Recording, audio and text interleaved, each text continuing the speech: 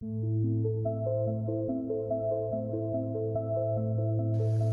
everyone. We are loading up UFO Twitter space. This is the festive beginning of the holiday season for ufology.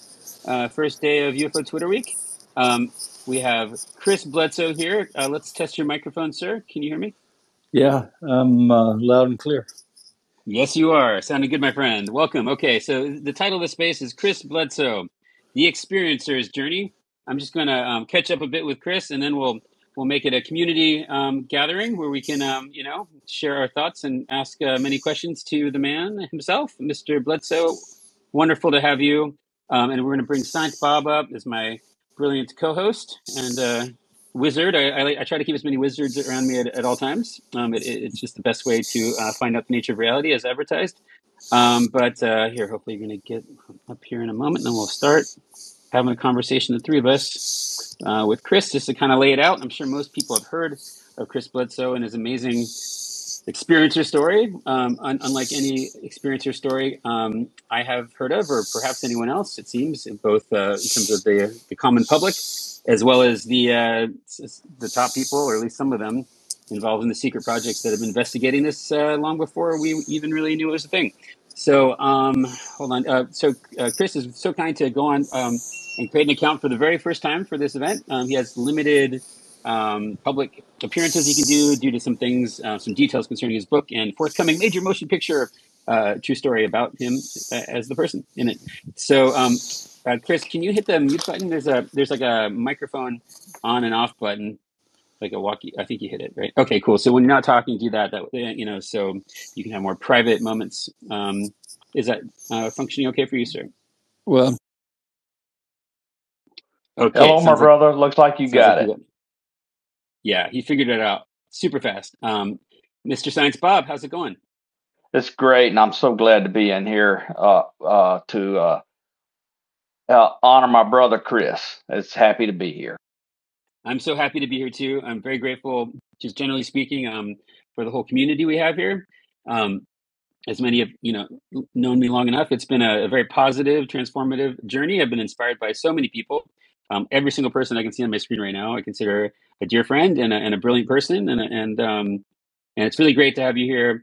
It's been I've had my first experience. I guess however long I'm bad at time management and perceptions, but about 2.5, 3 weeks ago, approximately, with the gentleman who is our very special guest. So I went from someone investigating this somewhat intentionally from a scientific point of view and also philosophical point of view when that became necessary. But always knowing that consciousness would be the center of it and the experience was the entire thing, but wanting to have as much of a sort of, of a fresh perspective as possible without being influenced by, beings that might have an agenda that are not quite my own yet. I wanted to figure out myself first and then work my way outward. Long story short, so it's a real honor to be here. And I guess let's start, Mr. Science Bob and Chris, in terms of giving a kind of summary for the, Chris Bledsoe and Family 101. Well, sure. Chris, look, I know you do this constantly, but we got a lot of people coming in here that will not have heard you, even though they've heard of you. So give as much of your history background as you feel comfortable. glad to talk with you, Bob. It's been too long. Thank you for having me, both you and Ross. When you say background, you mean the story? Yeah, the story. I'm sorry, I meant the story. Tell as much of the story as you feel comfortable with, because a lot of people in here will not have heard that story. Okay. Yes, that's a great idea. But before we do that, because it's a never-ending story. So we're going to go there as long as Chris has the time to share with us. But maybe Science Bob and friends, we can just give like a sort of a brief synopsis. Yeah, you guys want to do that? Yeah, go ahead and do it just like you want to, Chris, and try to keep it short enough that we can get a bunch of questions. Yeah, that's you know I get tired of telling it. I know you do, and I don't want you to have to run on and on. Yeah. Okay. Well, It starts back in 2007, January the 8th of 2007. There's a lot of important things that happened before that, leading up to that date. Buddy, my dog is acting up. I might have to put him outside, or he's just going to bark away. I'm sorry. Yeah, no problem. Second. I have a sheepdog that. Yeah, while you take care of that, Science Bob, maybe you and I can just kind of, for however many in attendance that don't have the basics. Let's start, Science Bob. Can you share, in your view, what are some of the unique things, generally speaking, without spoiling the whole story? We'll get to it. About Chris. What's unique with him as compared to? Since Chris was a kid, he had some odd experiences, including getting accidentally shot in the back from near point blank range and surviving it. And it was really, really an amazing, miraculous thing. And then he had other experiences which went on through life. But when he got into work and had a family, he developed Crohn's disease. And the Crohn's disease was really awful. It laid him low and it made him unable to operate his house building and other businesses. And so he was winding it up and he had a handful of houses that he was going to finish up, and they were the end of his house building career. So he took a bunch of the workers who had just finished their last house to a visit on the Cape Fear River in January of 2007. And while they were there, Chris had an unbelievable UFO experience, which we now know also involved an abduction. And just as much of his story as he wants to tell, we'll let him tell. And then after that, he had another major event happen in 2012 at Easter when he Okay. was. Well, let's let Chris tell that part. I was hoping just to... when he was saying he was done. Yeah. Okay, well. Okay, we got Chris back. Sorry, let me just reset. We got the dog taken care of. Thank you so much, Science Bob. I was just kind of hoping to give some sort of general data points about how, Chris is unique, generally speaking, because, he has a best-selling book published about his experience. It's a beautiful story if you haven't read it yet. And it is also, he appears to be the most verified experiencer in known history, examined because of his unique abilities, which he will, of course, express himself better than I can. Involving, I guess, the sort of first the investigation and then the sort of collaboration of some very high level members of secret projects, the CIA, DIA, I believe, and he can tell you more about it. Major general, colonel of the army, who is very famous, as he will tell you, for investigating such things. And a movie was made about one of his friends who's in the book. I'm sure you read about it. So anyway, he's a we know generally who Chris Bledsoe is. Of course, he's a very unique person with a unique ability to sort of communicate up and back with the phenomena. And with that said, and thanks, Science Bob, we're going to let Chris tell his story. And I guess we really have to just start with that. I mean, this is called The Experiencer's Journey. Let's hear about it, Chris. Yeah, well, Bob, you did a great job.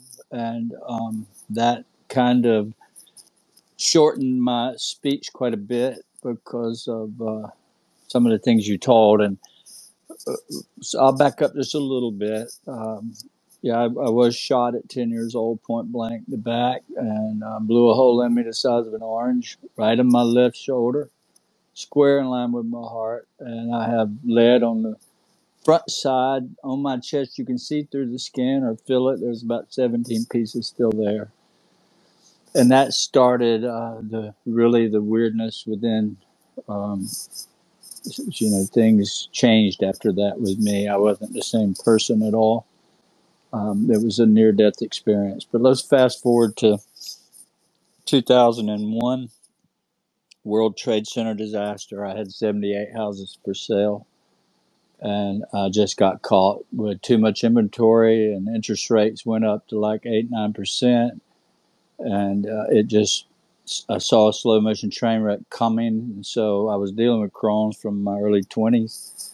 And anybody knows what stress and Crohn's don't mix. So the more stress I got, I'm spending about $100,000 a month on average in interest and overhead, and nothing coming in. And 4 years later, I had exhausted all the income and savings I had, and I had sold the business. But here I am now in 2006, with no job, I lost everything I had, living in a 5,000-foot house on the golf course.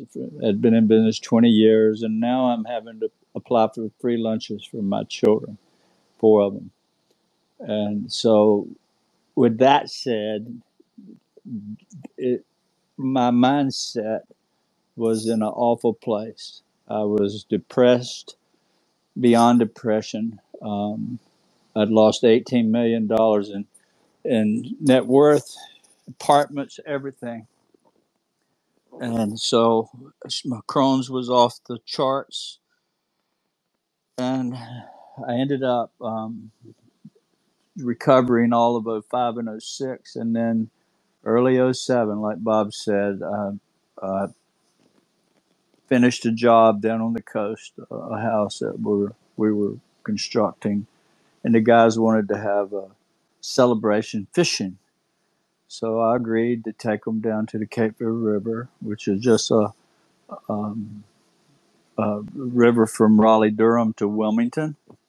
And it's very broad down in Wilmington in that area. It's a mile across or 2 miles across in places.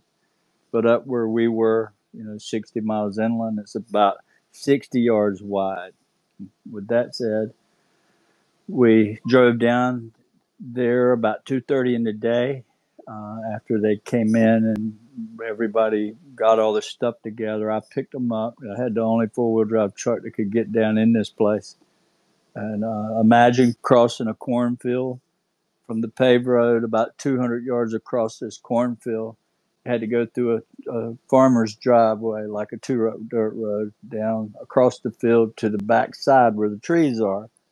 And when you get to that point, it dives downhill about 100 feet straight to the river. You're driving straight down and you dead in at the river, and then you make a right and you follow that path about, I don't know, an eighth of a mile or more to a cul-de-sac down in there. And so about 4 o'clock in the day, after they were all fishing, my son and these three men, they were roofers and framers in this, trade subcontractors. I I told them I wasn't fishing. I didn't care. I was stressed out bad mentally, and I didn't let them know that. But I told them I was going to walk off and go look for wildlife, and I did. About 3:30, a quarter to four, I walked down in the back of the cul-de-sac and went down in the woods and sat beside a big oak tree on a ravine. And about 4:45, it started getting dark. It gets dark about 5:30, or the sun sets at 5:30 in January around here. So at 4:45, it was getting dark down in the woods because of the canopy from the trees. So I made my way back out to where they were, and asked if they wanted to go home or fish. And of course, I wanted to go home. I wasn't into it, but they said, "We want to fish. We just got here." So I convinced everybody to get a fire going. So we laid the poles down. They did, and we walked around this acre grassy cul-de-sac area and picked up a lot of, sticks and twigs and deadfall, and got a fire going at 10 after 5. The sky was still blue, but I knew the sun was going down, and I told them, I'm going to walk up to the field, back up to the cornfield, and wait on dark to come, and I'll see you just after dark. So that was my excuse to get away by myself and to meditate and think about, life. I was struggling with suicidal thoughts. I had everything going on that, what do I do? Of course, I would never do that, but I hate even those kinds of thoughts going through. Here I am, 46 years old at that time with no job, sick with Crohn's, unable to feed my family. And so imagine that. So here I am walking along, crying out to heaven, to whoever's up there, help me. What do I do? And so as I made my way up to the field, now I've got to go up 100 foot of elevation. And to get to this gate, I could see the gate all the way up at the top of the hill. And the sky was starting to turn, not dark, but I figured the sun was behind the trees. Well, I got towards the top of that hill. I, I was looking up at the gate, right? So the higher up I got, um, I began to see what I thought was the sun setting just above the trees. And I'm walking along in this thick grass about a foot tall with ruts with mud and no flashlight. So I'm watching every step. As I'd take a couple steps, I'd look up. I'd take a couple steps, I'd look up. Well, next time I looked up, there's what I thought was the top edge of the sun. Took a couple more steps, and I realized real quick that's the strangest looking sun I ever saw. It was the color of the sun when it's setting, and you can look at it. It don't hurt your eyes.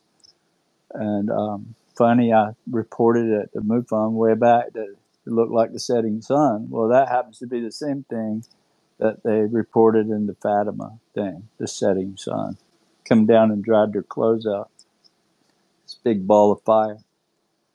So I took a couple of more steps, looking at this thing out of curiosity. My field of view got wider, and as I got 2, 3 more steps up, I noticed there's two of these things, not one but two, and they're side by side. They're on the other side of the field, just beyond the highway.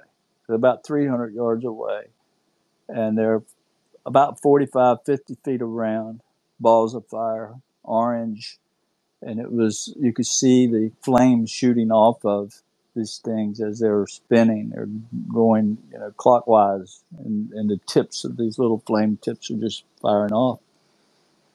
So it scared me really bad. I knew right away it wasn't anything from here. I'm a commercial rated pilot and a multi-engine commercial instrument, all of it. And I know aircraft, and I knew this wasn't anything Fort Bragg had. So instantly, the fear gripped me badly. So I squatted down to hide, and I'm using this hill in front of me to hide. So if I took 2 steps higher up the hill, they could see me. So I'm just short of the top. I ducked down when I saw them, and I really thought I was hiding. I thought I was. And I would peek up through the grass, part the weeds. These river cane was all through the side of the road there, so I just hid down in this river cane, and I was looking at this thing like a child and marveling over something. Um, you know, it was just incredible. But fear started to grip me. I worried about my son and these guys down behind me. They're behind me on the riverbank. And I'm going through all this. And so I turned my body. I decided I've got to go back. I got to run. I got to tell these guys what's up here. And so I turned my body. I'm still squatted down hiding, right? So I face downhill. I have my back to these things. And I've got the hill hiding me. So I thought, I'm going to look one more time as I take off to run. So right when I stood up to run, I didn't get not one step. I just stood up and looked back. And when I did, a third one appeared above me. It was up there watching me.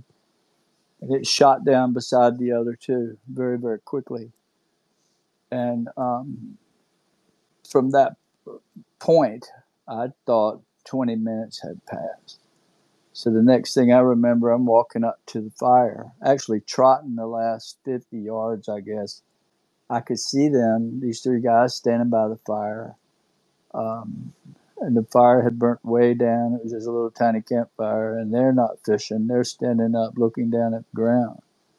And they didn't see me coming because I'm in the dark, right? And I could see them by the fire. And I walked up and scared them to death when I shouted at them about 20 feet away. I said, "Hey, you guys won't never believe what I just saw."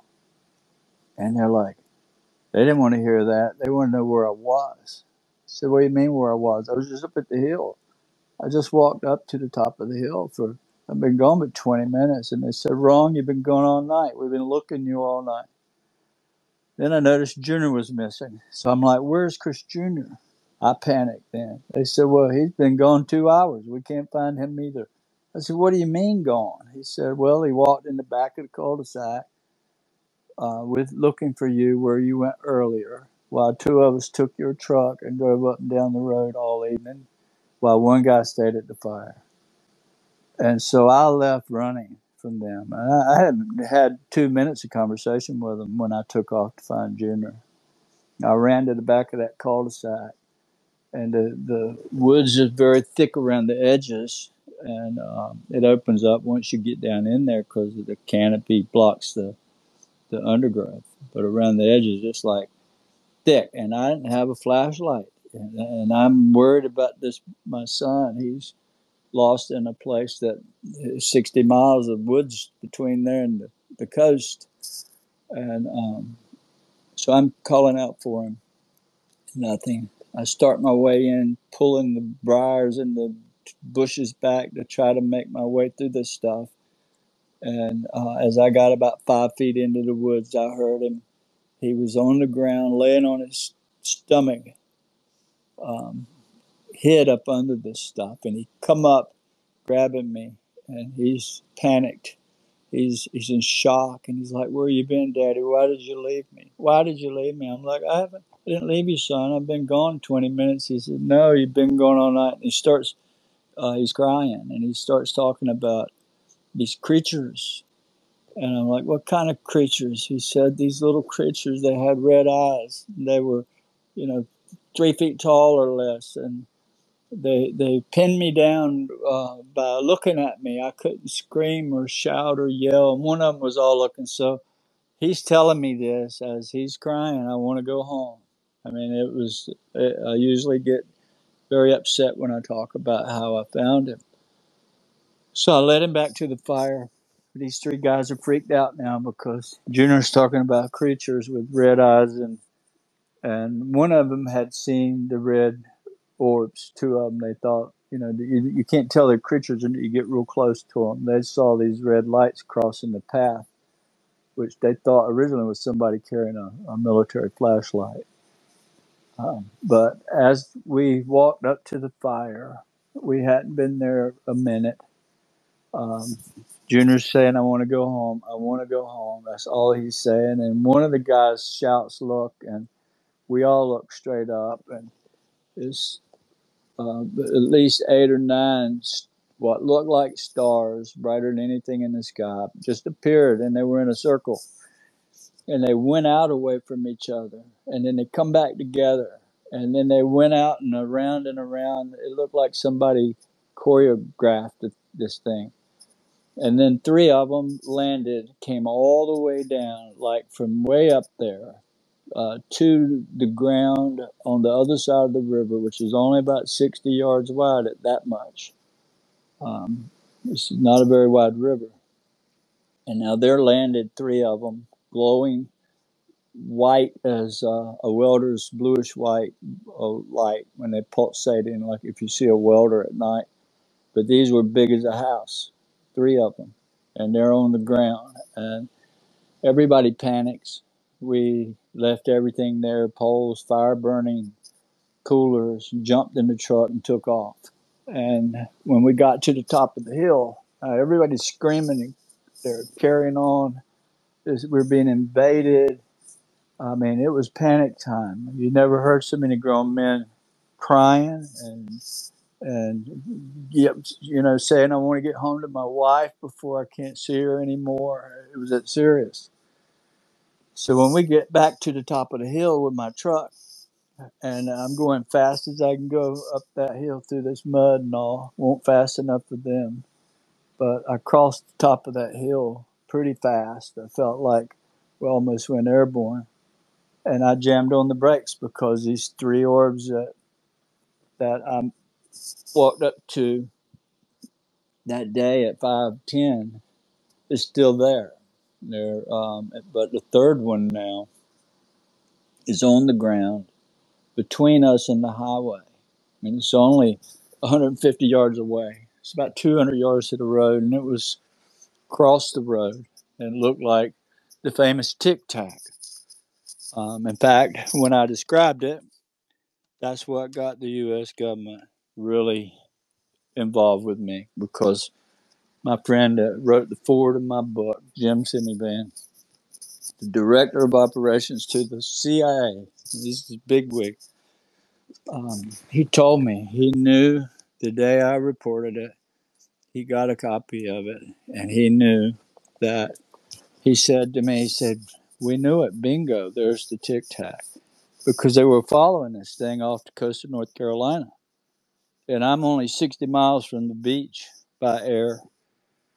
And he said that the F-18 Hornet radar measured it at 46 foot. And when I described it, it's now white. This light's going around this thing like it's just revolving light. And it's about 45, 50 foot long, shaped like a football or a egg sort of laying on its side. And they knew it. And that was a major thing that got them investigating me all the way back then. And so we couldn't go. We couldn't go. The road is blocked.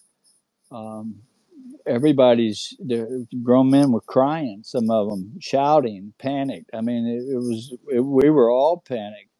Of course, I wasn't. It's a weird thing. I was afraid when I first saw it, but after I came back, I wasn't afraid anymore. I was more marveled at what I'm seeing. I wanted to get out and walk up to it. I would have, because I'd lost all fear, but they weren't having any of that. And Junior, he's so panicked and shocked. I was worried about him. And so this went on a good 5 minutes or more. This thing sitting in the road blocking our path. And there was a little mobile home in the back on the property next to this property in the back of the field. And one of the guys said, "I know who lives there. He plays ball with me, softball."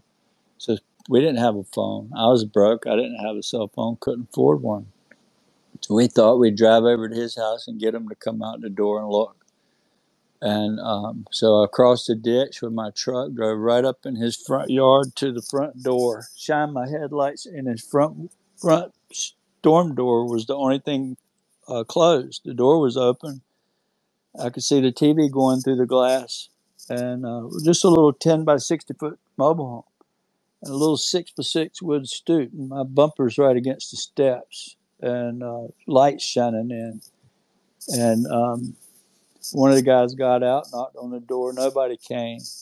Well, the weird thing was, next day they went back to get the poles and all, and went over there and talked to the guy. He said, "We were home all night. We never left." And so whatever happened there, and they investigated this. The NASA did, some of their scientists, and the government, different um, people have done a lot of investigating. They ended up coming. Hal Povenmire came and stayed for 11 years with us till he died, and we were like family. I was worried, scared of him to begin with, but he turned out to be a big teddy bear and loved my children. And he would come all the way from Cape Canaveral to go to my daughter's graduations, my children's birthdays. This is the kind of relationship we had. And that's just one of several people from there that I'm friends with. So we back out on the road. I crossed back across the ditch, and now we're a little closer to it because the house was up forward of us. So we're about 100 yards from it now. And suddenly we hear 3 gunshots. And we all heard it. We reported it to MUFON 17 years ago. But the weird thing was the gunshots, I don't know if somebody was shooting at the thing or what, but they were loud, and this thing turns. It pivots above the ground like it was on a swivel. It just pivots, pointing at us now, and here it comes down the road towards us.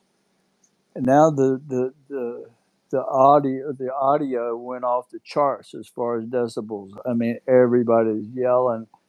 I'm not, but they are. And there's 4 other people in the truck, right? We crammed in this Ford F-150 4-door.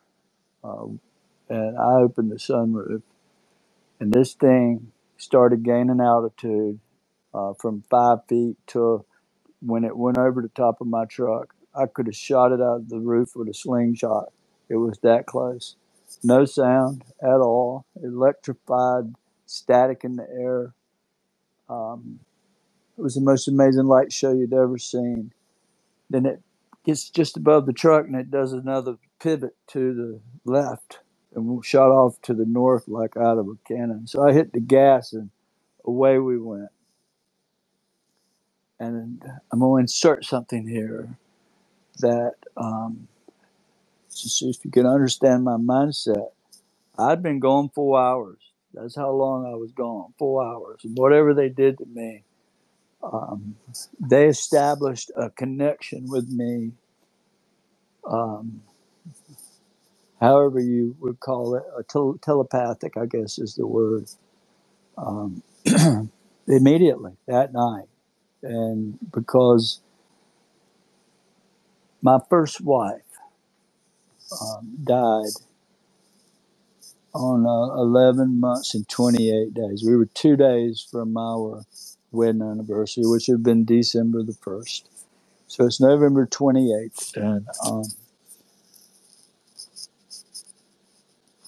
what I didn't know was I had been gone fishing or hunting. I'd been down on the coast hunting with my dad and some other guys, and there was a party. They were going to have a party, some friends of mine, that night. And I got home about 8:30 or 9, and she was already at the party.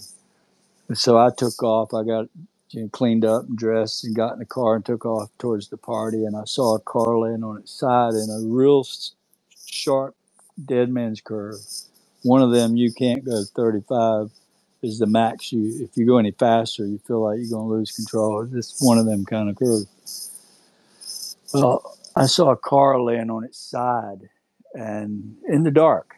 It's 9 o'clock or close to it. And I jammed on the brakes and backed the car up. As I'm starting into that curve, I jammed on the brakes. I backed the car up, and when I opened the door and got out, I'm in somebody's front yard. No ditch, just level road to those people's front porch. And they opened the door and stuck their head out because they heard it. Now the motor's still running in this car, and the tires are still turning. That's how quick. I mean, it happened just as I'm coming up the road. So I run up to the porch. I said, "Have you seen the people driving this car?" I didn't know whose car it was. I didn't recognize it. And they said, "No." I said, "Well, you better call an ambulance. Somebody might have got hurt." And because I looked in the car and didn't recognize it. It was dark and it was laying on its side and the motor's still going.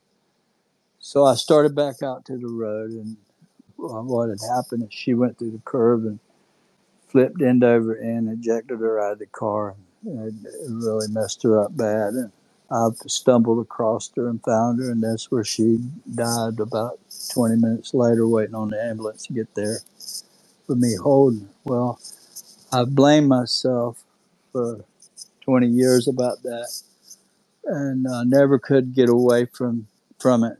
Just to see her, name her, hear it, it brought stress, trauma back that maybe I should have never went hunting. Maybe I should have been home.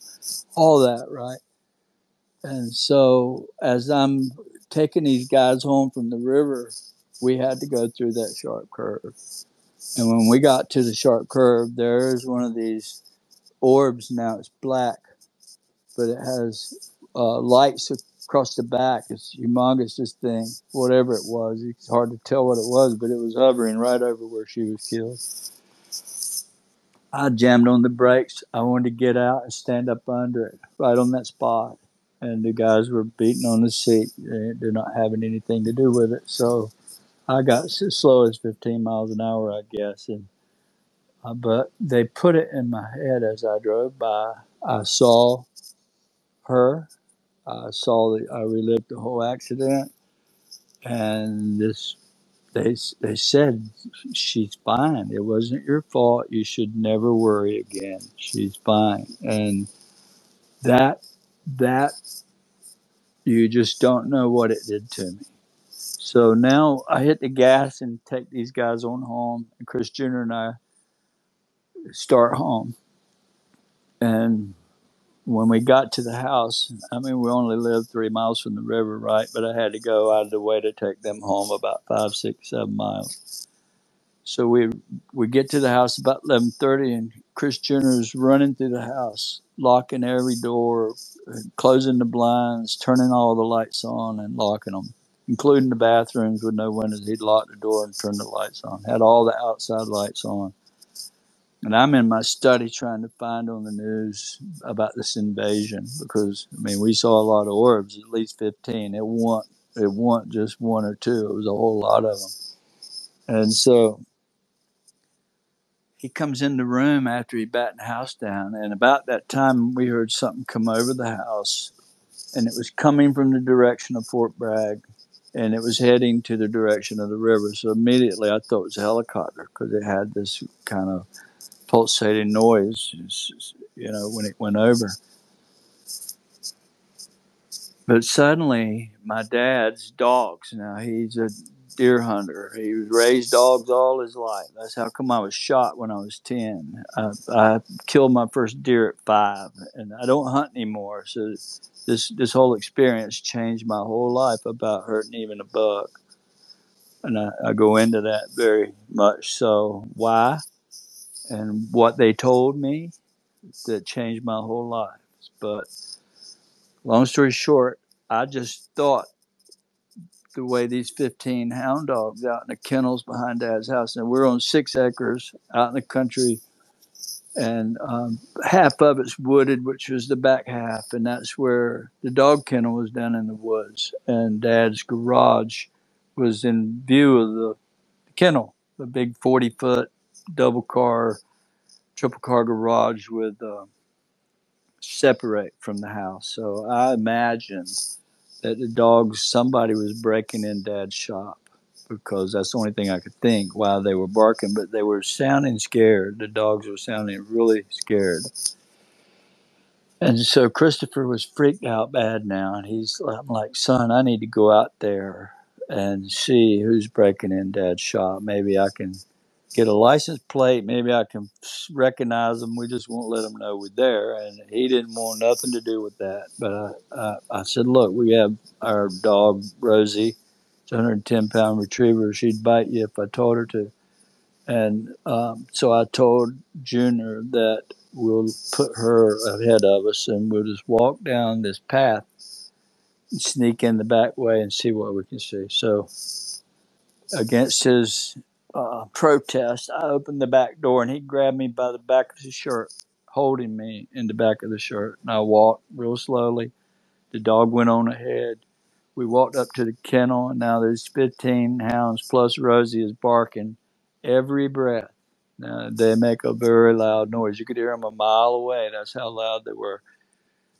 And I'm standing next to them, and my hair is up everywhere, and so is Junior's. And they're all looking behind the kennel. Instead of in the front toward the garage, now they're looking in the woods. And I'm like, this can't be a person. They wouldn't have, if the dogs exposed them, they'd have went back to the car and took off.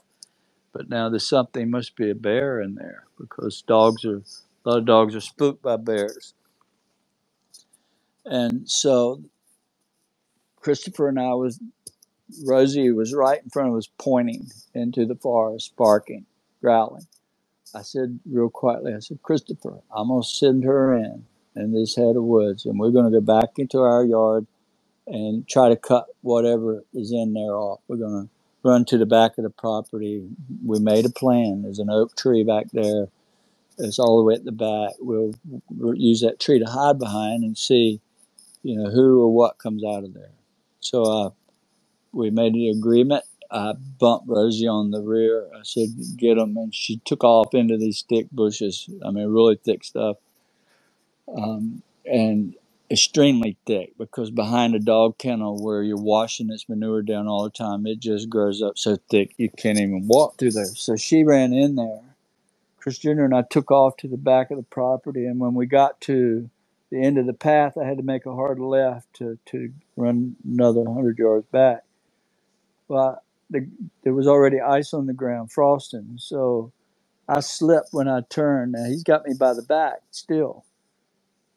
And I thought I just pulled away from him because I slipped. I almost fell, but I didn't. In a full run, I made that sharp left turn and kind of skidded a bit and pulled away from him. So I ran on back to the back of the property and ran up to this big oak tree, stopped myself in a full run, and I'm panting, trying to be quiet. I didn't want to scare or anybody to hear me. The dog's coming. I'm hearing these same hounds are going at it, but Rosie, I can hear her coming through the forest. So I ran up to the tree, I stopped myself, and I turned to look back to see if Christopher was coming. I just knew he was going to come up behind me running. And instead, he had all he could stand. He took a right and went to the house and went in the back door and locked it. But when I turned around behind me, about 3 to 4 feet away, if I leant over, I could have touched it.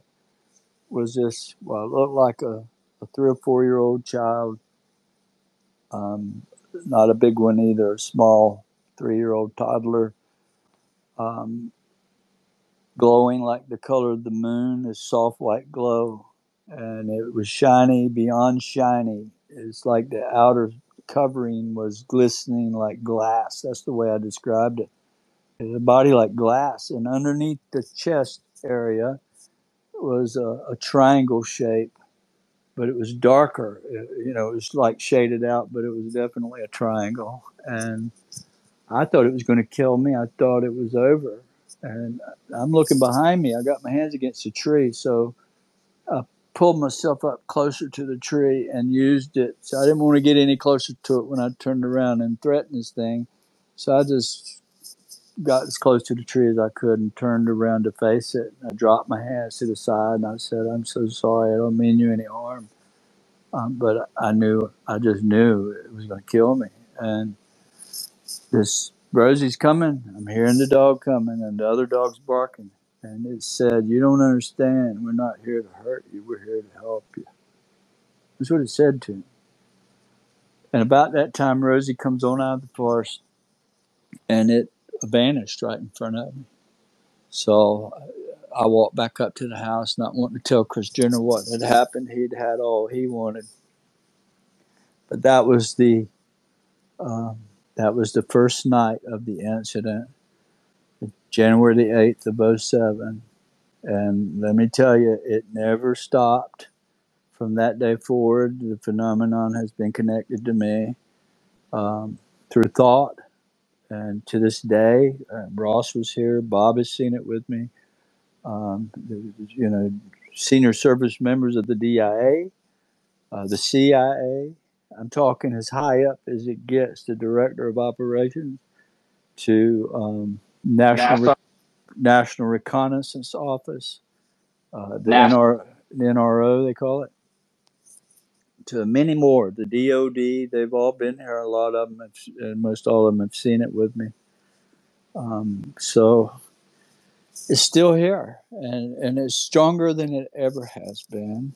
And it talks. It talks telepathically, most of the time with images. And that's how I know they're here.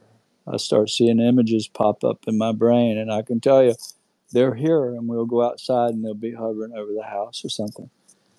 Yeah, I just got to jump in. That happened to me once so far. It's a real thing he's talking about. It might sound strange, and yeah, it was quite. It was a good experience, and I'm still trying to figure out how to explain it. Yeah, Yeah. So and it comes all sorts of ways.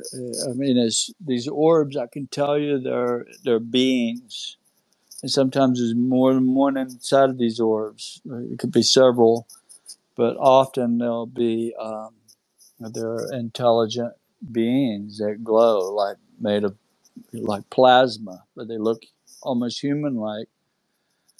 But they come as shadow people. They come.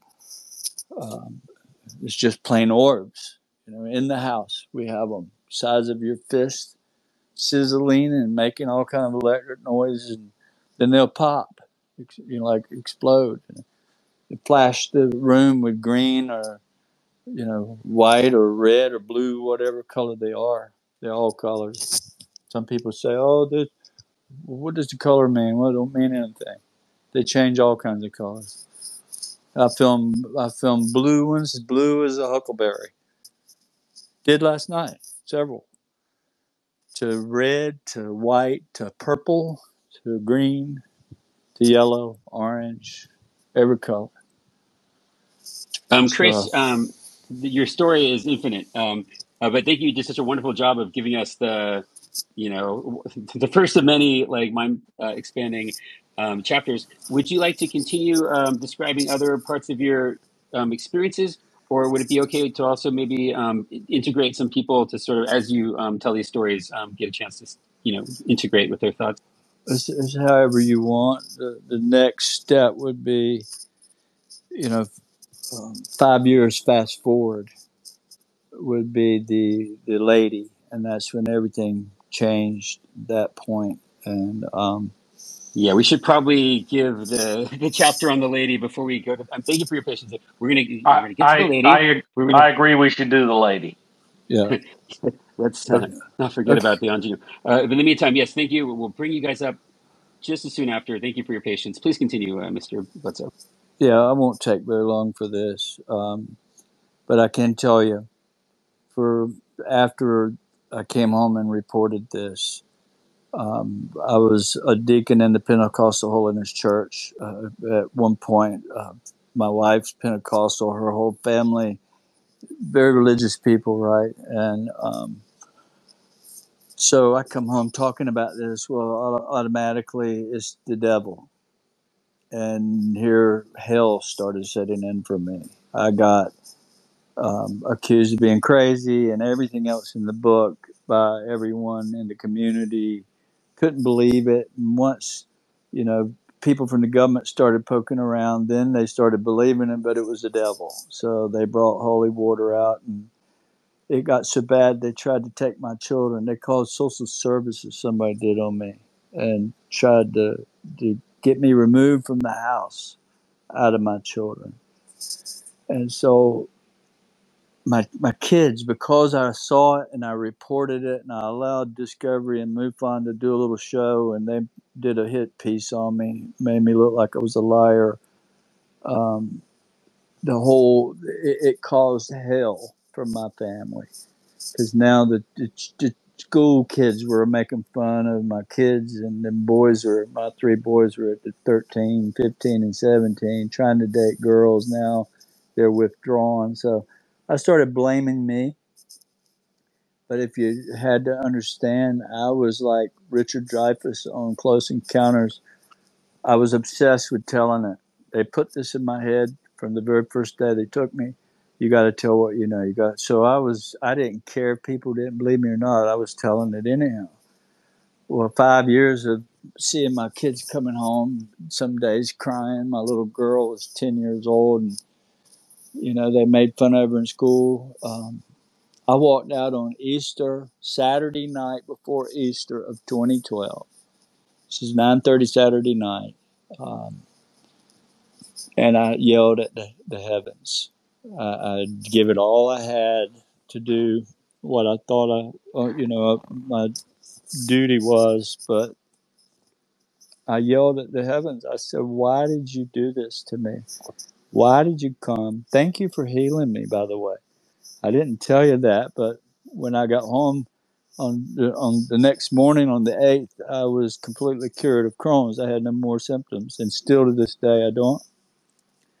And I'd taken medication nearly 18 years for that.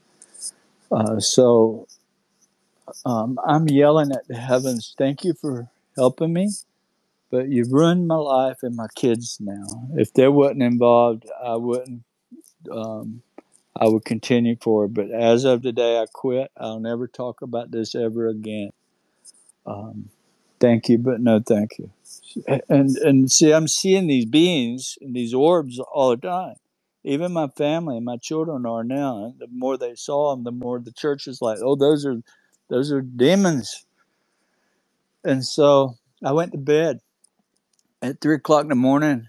I heard a loud voice. It was a deep, manly voice, deep as thunder, and it said, "Arise." And man, I jumped out of the bed, setting up, and it pitch dark in the room, and the clock said 3 o'clock.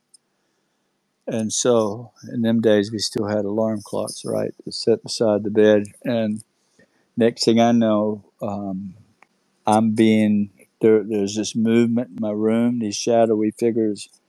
They led me out of the house. I got fully dressed at 3 o'clock in the morning, shoes, coat, everything. And I didn't know why, but they had me in control, I guess, and led me out of the house, out back to the dog kennel. And when we got up to the dog kennel, I'm just in tow behind these three shadowy figures. And one of them turns around and reaches out and hands me with two hands forward and put this thing in my hand that looked like a pack of sausage, maybe like, or hamburger, a tube, like a Tic Tac. That's what it looked like, a Tic Tac.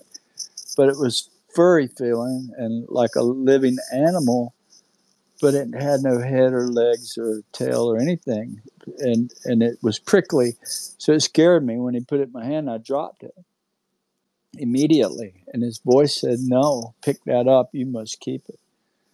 And so I reached down, scared of this thing, and picked it up. When I looked up, they were gone. There's nobody there. So I opened the kennel door, one of the kennels, and I set it in the kennel and closed the door. And the very second I did that, this wind, physical wind, and it was directed straight in front of me. It wasn't the trees. It wasn't the whole forest. It was a blast of air like somebody hit you with a blower. Blew me backwards with a force that blew me over backwards on my back to the ground. And when I landed on my back, I saw what was a huge cow come running over top of me, and it was translucent, and up through it I could see stars inside this cow.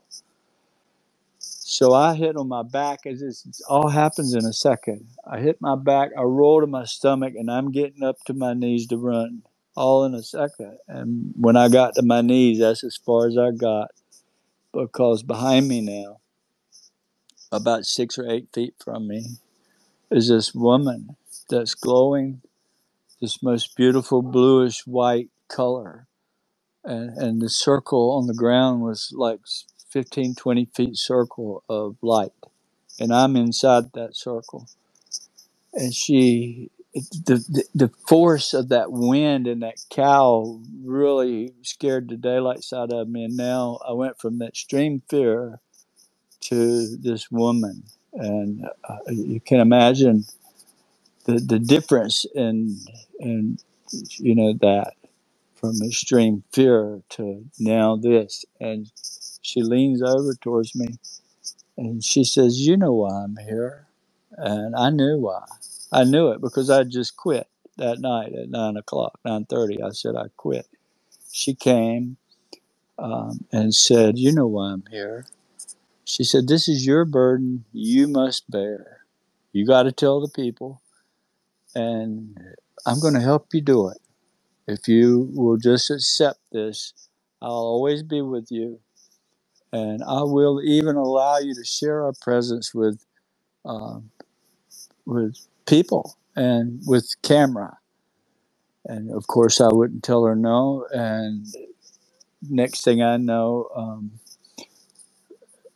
she vanishes, and so did this object. It vanished in the kennel at the same time.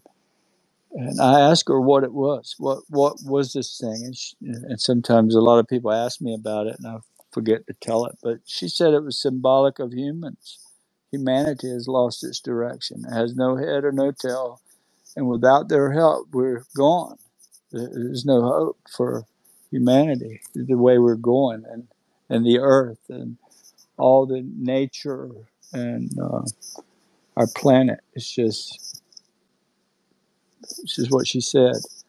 And so from that point forward, miracles started happening.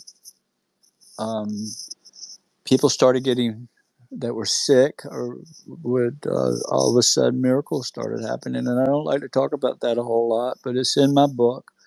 You can read stories of where, some pretty high level people in Washington, D.C. experienced a miracle. And even a dog, that was the first thing that clued me in. And the ability to film it, I started capturing the data right after she left, and I could, invite people over. You want to see it? Well, here it is. I'd go out, and all you got to do is think. You don't got to do no ritual. This summoning word people use, that's a terrible word to use for this, because it's not about summoning. That's some dark thing, I couldn't imagine. This is about being humble and asking these beings to share their presence. And I do it by thought. That's all you got to do is think about it, and it'll appear. And so that's pretty much.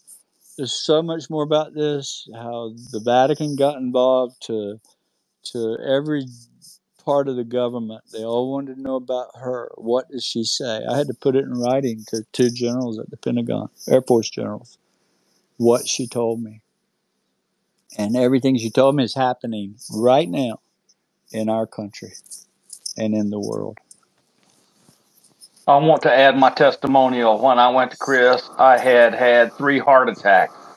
And after interacting with Chris and us going outside and observing the orbs and having multiple experiences, I went home and had a hitchhiker. And 2 weeks later, I began to feel better. At the end of that school year, I retired because it was the beginning of COVID and the school was going to be closed for over a year. So I was going to move. I went to a cardiovascular surgeon who was my doctor, and he did all of these tests on me and said that I had 0 loss of function in my heart, and it was the heart of somebody who was 30 years old. That was a miraculous healing. Amazing, right? Yeah. Very cool. While we're doing health testimonies, it's kind of hard to follow that one up, but it's early days for me. Upon visiting Chris, and we'll get the whole story, time permitting. My issue has been, as many of you guys know, very, very severe chronic pain for my entire life. It used to be the highest level of documented chronic pain, which meant I was literally tortured alive for about 23 years, and then it gradually got to the point where I'm just in really bad pain all the time. However, I wanted to report to Dr. UFO of God here that I didn't have a chance to tell you yet, but yeah, it's early days, so it's not go wild, but I've had some noticeable improvements actually, and we'll get into some of the details of how that started. But basically, but before going down to visit Chris and having that experience, because of my chronic pain, I was really limping badly, and I was developing like a really bad knee issue where I couldn't, walking is the main way I can relieve my pain, and I couldn't really even walk anymore, without like creating another problem.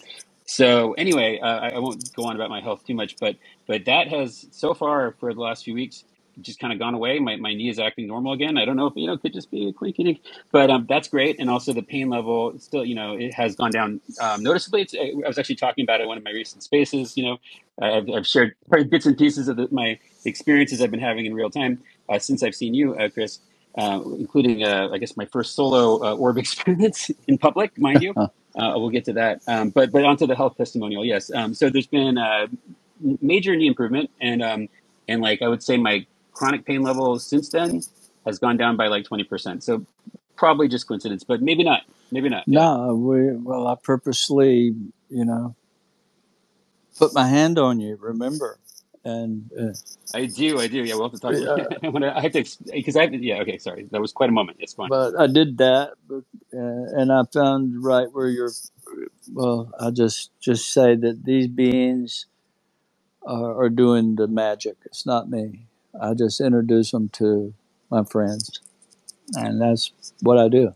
I like to introduce them to everybody, and once you meet them, then if you walk away with 0 doubt, at that point you'll start experiencing it often, a lot, because once you accept it.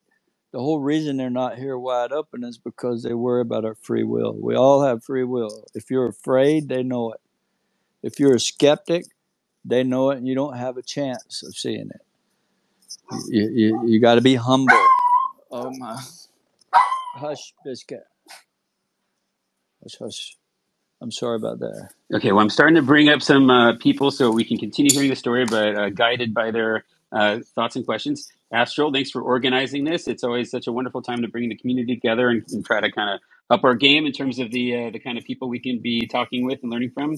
Yeah, we'll bring up some more people too. Thanks so much for being here. Hey, what's up? Thanks for having me. I have actually two questions for Chris, if that's cool. How's it going, Chris? Good.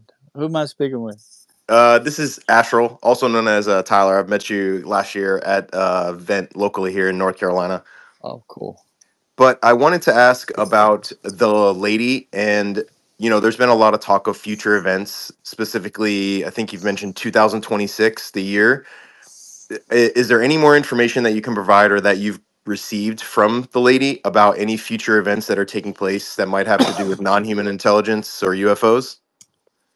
Well, what I will tell you is they're aware of our current situation in this world. And we're on the verge of World War III, and there's a lot of suffering and death, and they don't like that. That's what I'm hearing, truth be known. And I think that they're not going to let it go so far before they step in. It's just my thoughts on this. As far as 2026, I don't know what's going to happen then, but I have an idea. And if I said anything, it'd be speculating. But she did tell me there was a whole new knowledge coming. What does that mean, a new knowledge? I'm not sure. But I would say we're in the middle of the turmoil and the trouble right now. And I'm worried about the next 6 months. So Gotcha. And second question, thanks, Chris. A lot of the orbs that you experience seem to be very distant, far away. Are there any orbs that you've experienced that are extremely close, or even like on people, where they might be like fluorescent lights or something like that? we see them all the time. Here's the problem. I'm just me. I go out every night by myself, and I have to man a camera, right? And everybody's like, "Oh, you need a better camera." So I got this new $6,000 camera that I'm using, and I'm like an infant trying to use this massive thing. But even with the psionics, I could get a lot of data with it because I'm walking around with it and it's in my hand. But yeah, I film orbs right up close. I have them on my wall. If you look on Instagram, you'll see some 20 feet from me. So you just got to do the research and look. There's a couple hundred videos there, and some of them, there's one that's about 30 feet away in a pine tree, and it buries itself in the tree and makes a static electric noise, and the camera picked it up. But a lot of people come here, and Bob has seen this right close up. I mean, right over my head sometimes. And we have groups of people, 10, 15, 20 people sometimes, and it'll appear in the group 2 or 3 feet away. But the problem is so fast when it's that close. Um, I haven't been able to film it because it'll be a flash often. It'll appear and be burning like a candle, a light right by my shoulder or my head, or I could reach out and touch it, but as soon as you see it, it'll shoot off and or vanish or something. So it's hard to get video up close, but that time's coming because we're working on a project that will have a half a dozen cameras tagging along with me on an extended trip to film this stuff up close and personal. And so I need more cameras and help. Yeah, very cool. And I'm glad to have all these speakers up. We'll get to some hands, and then there's more people waiting, so we might cycle people after their questions, but they'll come back up, of course. So in no particular order, let's say hi to Jenny. Hey, Jenny. Mellow, I don't think you can hear Oh, Astral. Astral, I don't think you oh, can hear Mellow. oh, Astral. No, okay. Let's recycle you, buddy. Sorry. Hey, um, this is Jenny. Uh, Chris, what, I mean, wow. Okay. I have found you came across you a little bit ago from a show about basically how you're able to sort of bring your mind into a state of openness. And I found that extremely intriguing. I just want you to know that I hope my voice is conveying the absolute respect that I have for what you're experiencing, as well as what through Mellow. I love Mellow. I've been in a lot of spaces with him. His spirit and his experiences through you have been extremely uplifting to all of us that he shared. I've really enjoyed hearing it, and you can just kind of tell the presence that he has. Like my skin's tingling now that I think about it. When I try to I want you to know that we're grateful that you're here, and you have a beautiful way of telling a story. And my question to you is, um, I also am worried about the world, and to a more extreme probably than most should, but it weighs heavy on me. And I've come across some things, and I talked to Mello about this, about the world in the divine feminine, and just what appears to some people to be I feel like we're missing something here. And one of them is that essence of kind of the awareness that it comes from. What would we be called? Not just a woman, but like the feminine, sort of way of life. And what I'm wondering to you is, do you believe these people are not people or entities, what people, whatever, are actually are they with us? We just don't, like a hummingbird. We don't have the sense capacity to, like the red car syndrome. You don't really know it exists until you're given the until you see it once, then you know what to do with yourself to be able to see it more. Does that make sense? Like, is it simply because they're maybe always here? Only because I was pregnant with a Native American child, and the only reason I say that is because I felt like there was a little magic there, and I was uh, brought maybe 100 or more orbs that just kind of hung over my body, and I was awake and I tried to mess with them, so I've seen this before. So I guess those are my questions to you. And once again, I know I'm kind of excited, like I have your videos and stuff already, and I really like your procedures, so I hope I was not too dorky, and I thank you very much for taking my question. Well, Jenny, nice to meet you, and that was very nice. I appreciate everything you said, and um, they're always here. They're around you. Everybody has the ability to connect with the angelic world. That's what they are. And my best, if I had to tell you now in a court of law, put me under oath, I would have to say right now, I'm not sure. I don't know.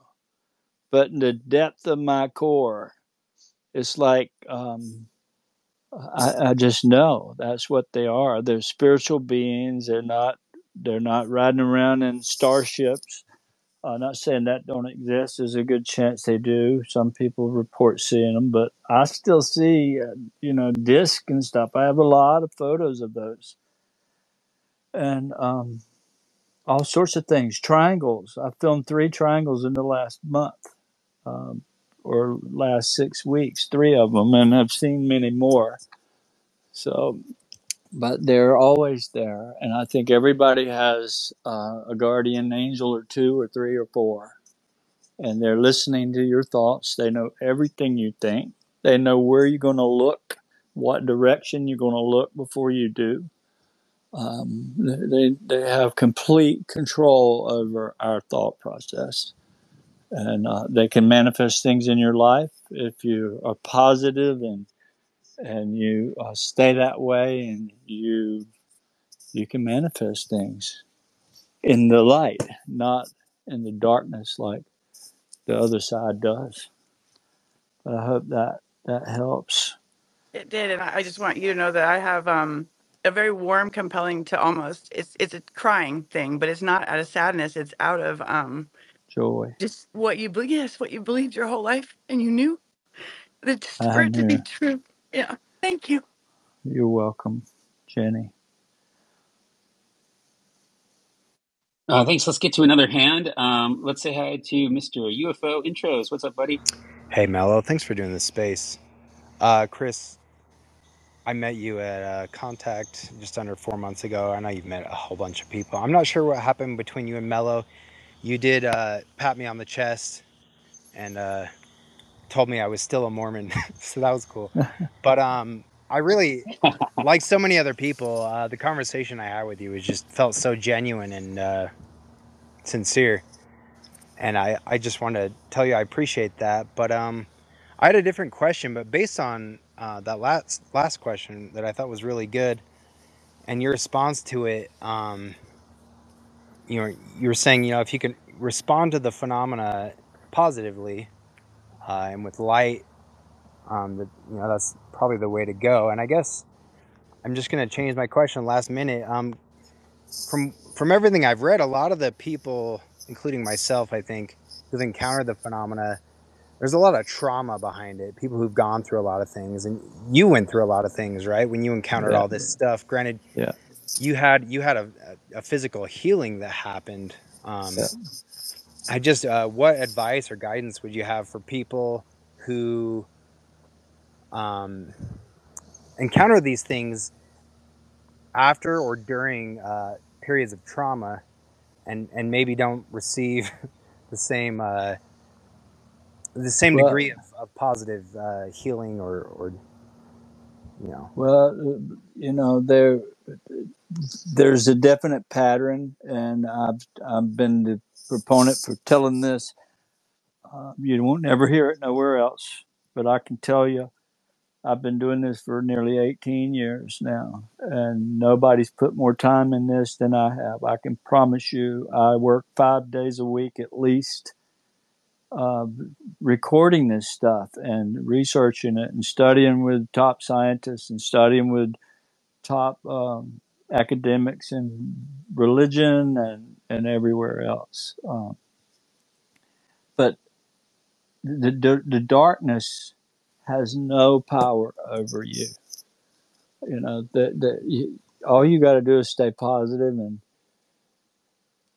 and just be kind and good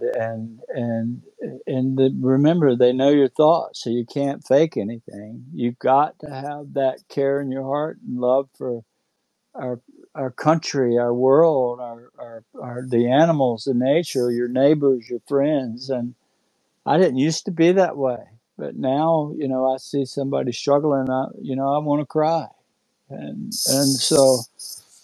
But it's that world for me. It's a positive, loving thing, and I'm not a church goer anymore. I don't go. I'm not religious, even though my wife goes. She goes every week, but she experiences this with me, and she still does that because her mom. But I'm just as faithful and stronger in my faith than I ever have been. But I don't need to go anywhere to find it. I can think about it, and church comes to me. People, that's just the way it is. We all have that access, all of us. right. Just a quick follow-up. So yeah, I don't go to church anymore either, but I guess what I'm asking is, had you not had the physical healing that you experienced, a lot of us just see these orbs or stuff in the sky, and that's kind of all we get. And I'm just, Yeah. so we kind of have to lean on you a little bit, it seems. Well, that's fine. Somebody's got to do it, and there's a big difference in seeing a ball of light. A lot of people see an orb, they see it fly by, and oh my God, it's real, and it changes a person. But there's a difference, another level above that, and that is what got me, and it got me so good that it's like that you're Mormon. I have a lot of wonderful Mormon friends. I love them. Um, th- that Paul, the story of Paul, which was Saul, right in the Bible. He was on the road to Damascus, and what does it say? And an orb or a light flashed around him. So he saw an orb, and it blinded him. But you know what it did to him? It interacted with him, and it got him. That's what it did with me. It came and it took me for 4 hours, and it's done it many times since. And I've had them land in my yard. I mean, I've got landing spots where they've come and burnt my grass. Um, So but thank you, go ahead. Chris, and thank you, Mello. So you consider yourself a witness, right? And I'll end it there. Thank you. I consider myself a messenger. Yeah, just to share a story of something that's not scary and mean, that's here for all of us and will bless you. And that's what it will do. And it blesses a lot of people. around me with health problems. Nobody even has a clue. I never talk about that, but just how many people reach out to me every single day of my life. Just there's no shortage of people with illness that just say, and that's what I do. That's what I like to do. Yeah, thank you so much. I'm going to ask you just one of my really quick questions because I know people are patiently waiting. Okay, so on the part about I have so many questions about the lady, of Go course. ahead, shoot. But before that happened, so you woke up with a voice that said Yeah, "arise," which is so great. Everything is so biblical in the best sense of the word. And could you describe what it sounded like it to you? sounded like the deepest, loudest man's voice that you can imagine. Um, Back in the day, Elvis Presley, if anybody, a lot of people wouldn't know about him, but Bob would.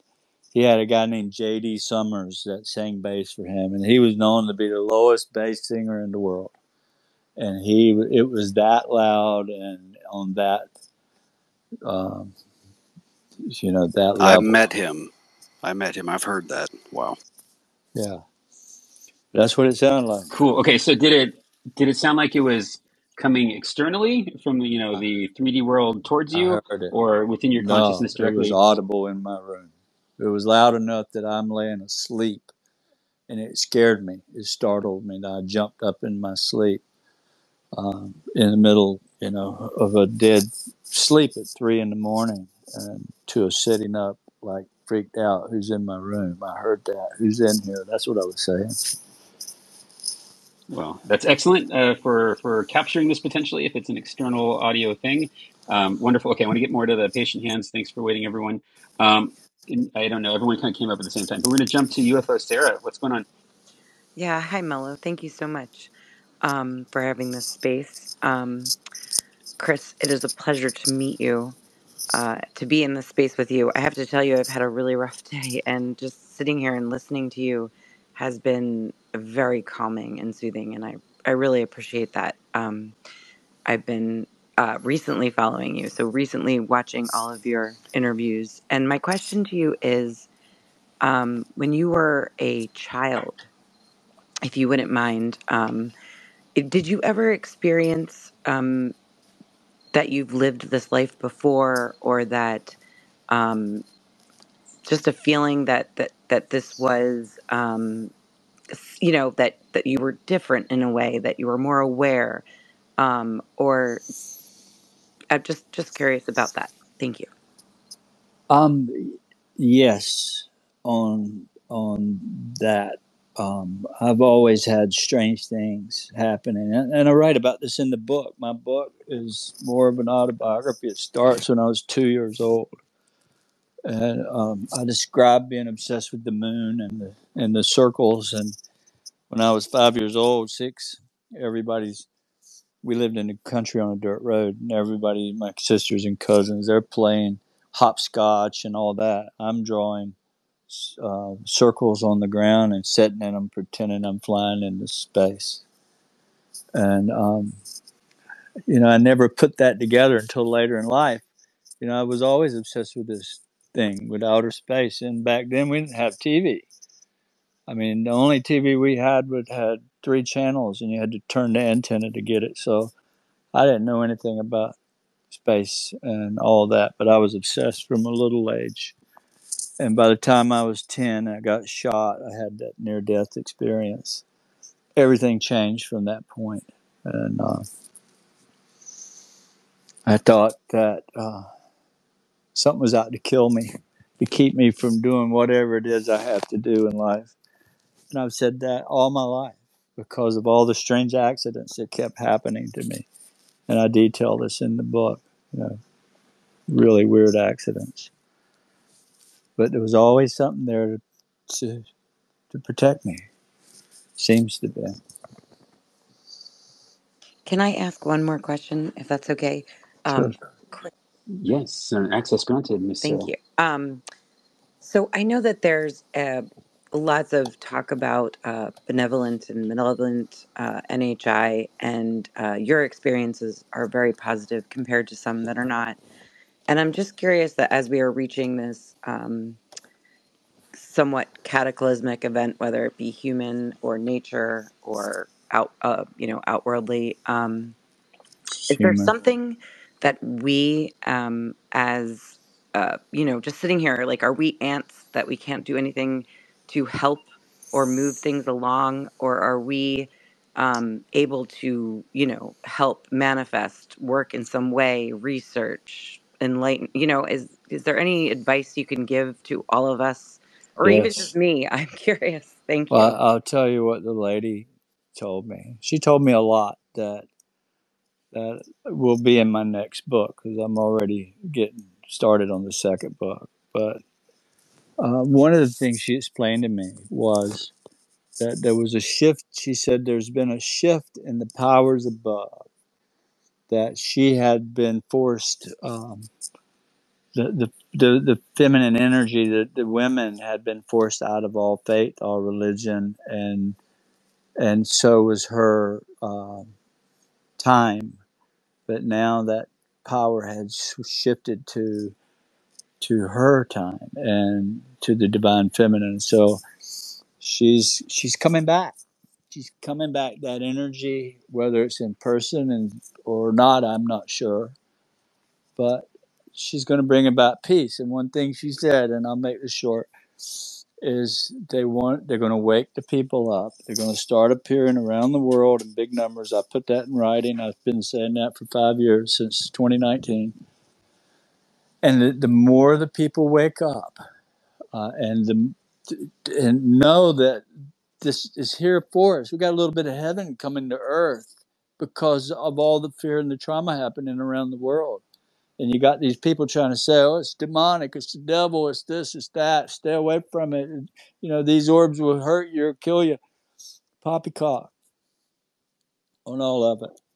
And the more we wake up, the more the collective consciousness begins to shift into fear and prayer, the more power that the light will have, and it'll push out all the darkness. This is basically what she told me. That their intentions was to wake us up, and that the collective consciousness of people will push out the darkness. So that's why it's happening. So we can all work to share the message, the best we can. Thank you so much. As you know, that lines up with everything I've been doing leading up to the moment of meeting you, independent of knowing you, of course. So it's cool that we're this universal effort to elevate Yes, the singular collective consciousness, yes. for the good of all. Yeah. Okay, more hands. I see your hands, and I love the patient hands. Let's say hi to Miss Taylor. How's it going? Sorry. Hey guys. So I've been on UFO Twitter a few years now. I'm like the resident Christian. I guess some people call me a radical Christian, but anyway. Um, But she's a so very sweet and loving and friendly, polite one. So we're so thank glad you, to have you Mellow. here. My kind of people. So, okay, I don't know if you're gonna like what I'm gonna say, but I want to tell you, okay, so I'm one of those people that believes a lot of the phenomena is demonic. Now, there's obviously real messengers, right? There's real angels, but I believe the ambiguity of the nature of the phenomena is not something that the Lord has shown in the Word of God. So, basically, I'm gonna tell you how I kind of got started researching this. So one of my family members actually believes in the Pleiadians, right? And so he said the Pleiadians are gonna come save us. I was like, well, do they ever mention God? Like, who created them? And he was like, no, they don't really mention God. They're just our creators, and that's that. So I did a bunch of deep diving into this whole Pleiadian thing. I've read the Testament of Solomon, which actually a lot of Freemasons are familiar with, about how Solomon built the temple. He used these demonic beings and conjured them up, and Right. then the Pleiadians were actually mentioned in there. And they actually went through the seven sisters, and they each described themselves. And what they described themselves as was not good. One of them, for example, causes rulers to fall, and one of them promotes anger and things like this. So, reading in some of these ancient texts, I found out that these beings, are not all good. And then that led me to studying like The Circles of Time by Kenneth Grant, which talked about Aleister Crowley and how he conjured up some of these beings and drew the notorious Lamb, the great alien. And then I came across Joe Jordan, who you might know, Joe Jordan, who worked for MUFON, was compiling cases where people would call in the name of Jesus Christ and have the abduction end immediately. So, putting all this together, along with the Bible, which I read about a year ago now, in the Bible, it specifically tells us like that Satan can masquerade as an angel of light. That and when it describes the actual angels, which are just messengers, really all they're doing is coming to deliver a message for God. They say that they hold to the testament of Jesus Christ. They don't really put much emphasis on them. Whenever you ask them for their name, they won't even give you one because they're just delivering a message for God. So Yeah, but you need to. There's a um, lot more study that I could put you on that would kind of make you think twice about. You don't know the whole story there. For example, if you read the Book of Enoch and you hear all that stuff, that book was written 100 years before Jesus. So I read the it's Book a of Enoch. late book. It's not an ancient book, and you got to stay out of these other books if you're going to believe in the Bible. Stick with the King James version and go from. Why not the Geneva Bible? The Geneva Bible was hundreds of years Well, before you the King could. James. I guess you could, but The Book of Enoch was in the Dead Sea Scrolls, the Book which of is up to, Enoch is thousands only of years old. So, right. Well, if you research it, I've studied this with the world's best scholars in religion, and even with the Vatican. And the orbs are angels. but wait, the Book of Enoch is in the Dead Sea Scrolls. I'm just Right, mentioning but the that. Dead But Sea Scrolls I was believe in all the hidden. ancient Old Right, Testaments. the Dead Sea Scrolls was hidden in 70 AD when the Romans were coming to conquer um, Israel. They took them out and stuck them in a cave. It's the temple books, but that book was But written at don't 100. angels in the Bible? Okay, okay, Taylor, we're not Yeah, here no, to you debate the get a ancient. question and move on. Yeah, Just we're this just Wow, is do the Taylor. this. Well, my experiencers. question. Do this. Read. Excuse me, Taylor. But I'm gonna give Tyler one thing to read. Go to Jude 6 and read what that says. Jude chapter 6. Thank you so much. Yeah, and just so you know, we're here for the title is the experiencer's journey, where we're very privileged to learn from the experiences of Chris and his amazing family, and not to have a religious textual debate from from the ancient past, which could be fine and a worthwhile pursuit in another space. It's just a waste of the brain power we have here. So let's get to more beautiful people. Let's say hi to Mr. John Strader. What's up, buddy? I think Spidey was before me. Okay, yeah, everyone just kind of popped in at once. What's up, Spidey? How's it going, buddy? Hey. How's it going, Chris? It's Paul. We've kind of caught up a little here on Instagram via DM. I really liked the fact that you brought up trauma and its association to the phenomena. I like the fact as well that kind of your intent has a lot to do with how this phenomenon presents itself. So, firstly, I just want to say thank you for, kind of setting the standard for people like myself and many others on here. There are others, right? And like you said, this is starting to ramp up. And much like my own personal story with losing my mother recently, there was this precognition that started to happen where I started to see them, started to see the orbs.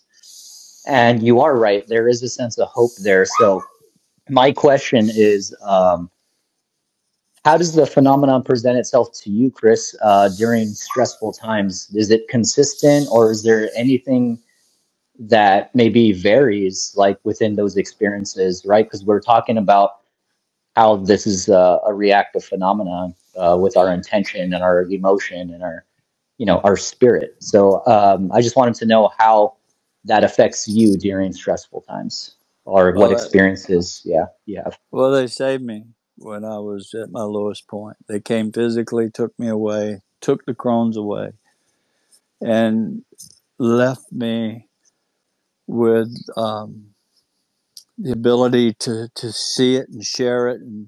And one thing I'll say, and Taylor, if you're listening, if you're a Christian, you know that straight up that the devil or Satan or the demons can't read your thoughts. Every Christian's taught that from the beginning. They can't read your thoughts. They whisper in your ear. They're parasitic. They, possess you. But these beings, they hear your thoughts. All I got to do is think in prayer. When the phenomenon comes, it's because I'm saying a prayer. That's how it comes, through prayer to Jesus Christ, the Father, the Son, and the Holy Spirit. That brings them. And that's what institutes or helps people when they're sick. I call on that, and that's when it comes. And so it's like Paul. They boiled these guys alive, dismembered them, hung them upside down because they knew what they knew, and nobody was going to change their mind. And that's where I am. I know what I know, and it's a daily walk with me. And so, I'm dealing with a lot of people's trauma, not mine. I'm doing so much better now. A lot of blessings. My health is better, but there's so many that I've seen blessings happen, and that's why I keep doing what I'm doing. I'm sorry if I got too long-winded there.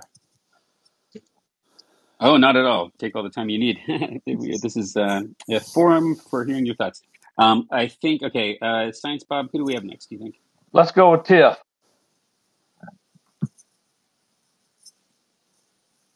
Thank you so much for your time. I have heard your story of the lady before, but recently I had heard some inclusions about Hathor, and that's just somebody I do a lot of work with, and I'd like to know how she ties into this, and also just a little addition that I know what voice you're talking about, that masculine voice.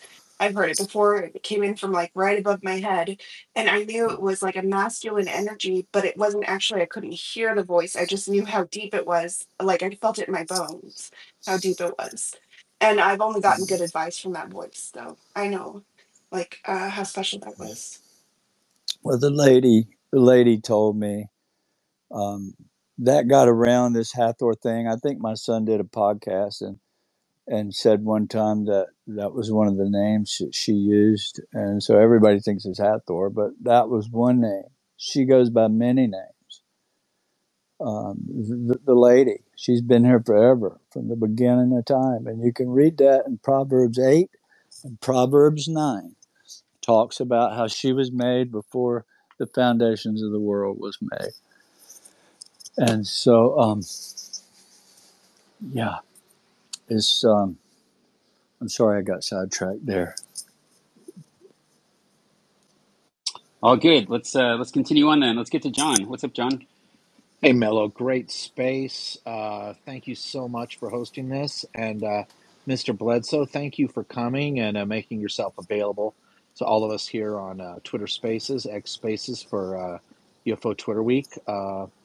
So my question is about the lady. When I hear your story, I feel like there's a lot of parallels between your life and my life. But I, I've been an experiencer my whole life, and I've seen a lady. I don't know if it's the lady, you know what I'm saying? So, and Yeah. this was when I was 9 years old, and it came right before the most traumatic event of my life, the death and murder of my sister, and it sparked a vision of her death that was given to me, and so it sort of traumatized me for life.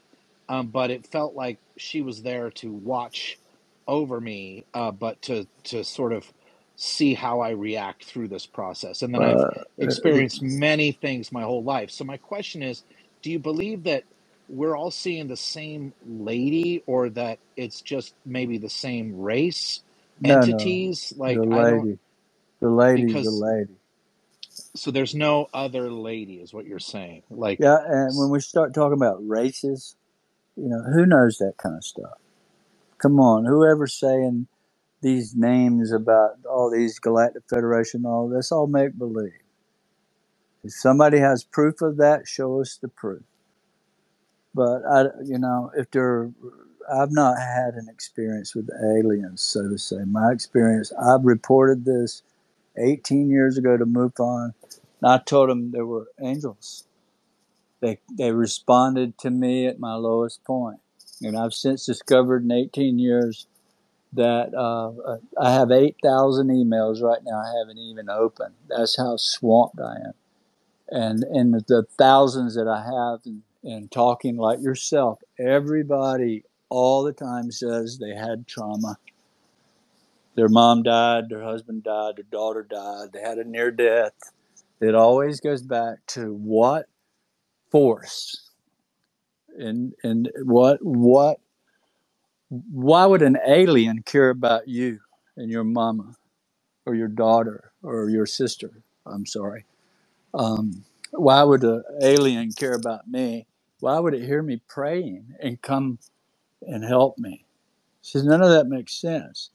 So when you start throwing the trauma in there and that pattern, I can tell you that about 5% of all experiences, and this is coming from my studies with the Central Intelligence Agency, about 5% is reported negative.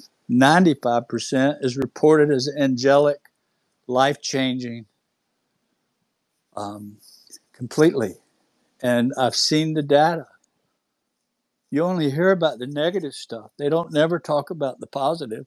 It's always aliens, anal probes, surgery, trauma.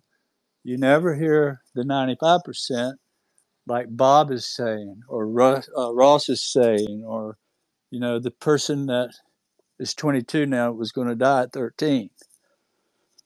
You see, so Well, I she know. came to me, and it was she spoke into my head and basically said she was here for her children. And I never understood it as a child. I thought it was a ghost. I didn't know what had happened because it was a missing time. Right after that moment, I wake up the next morning and I didn't know what had happened to me.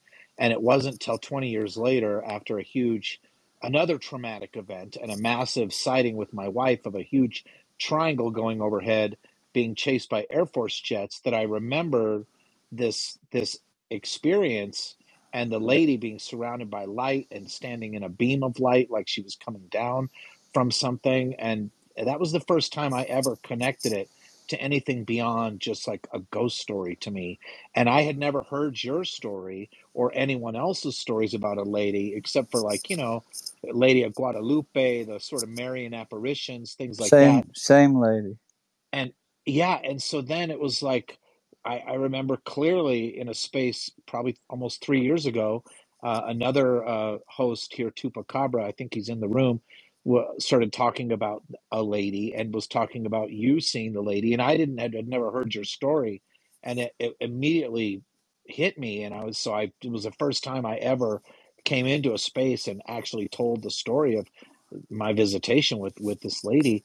But so I was always fascinated because for me it was a one-time event, and it was when I was younger, but then I've had many, many, many other experiences all my whole life.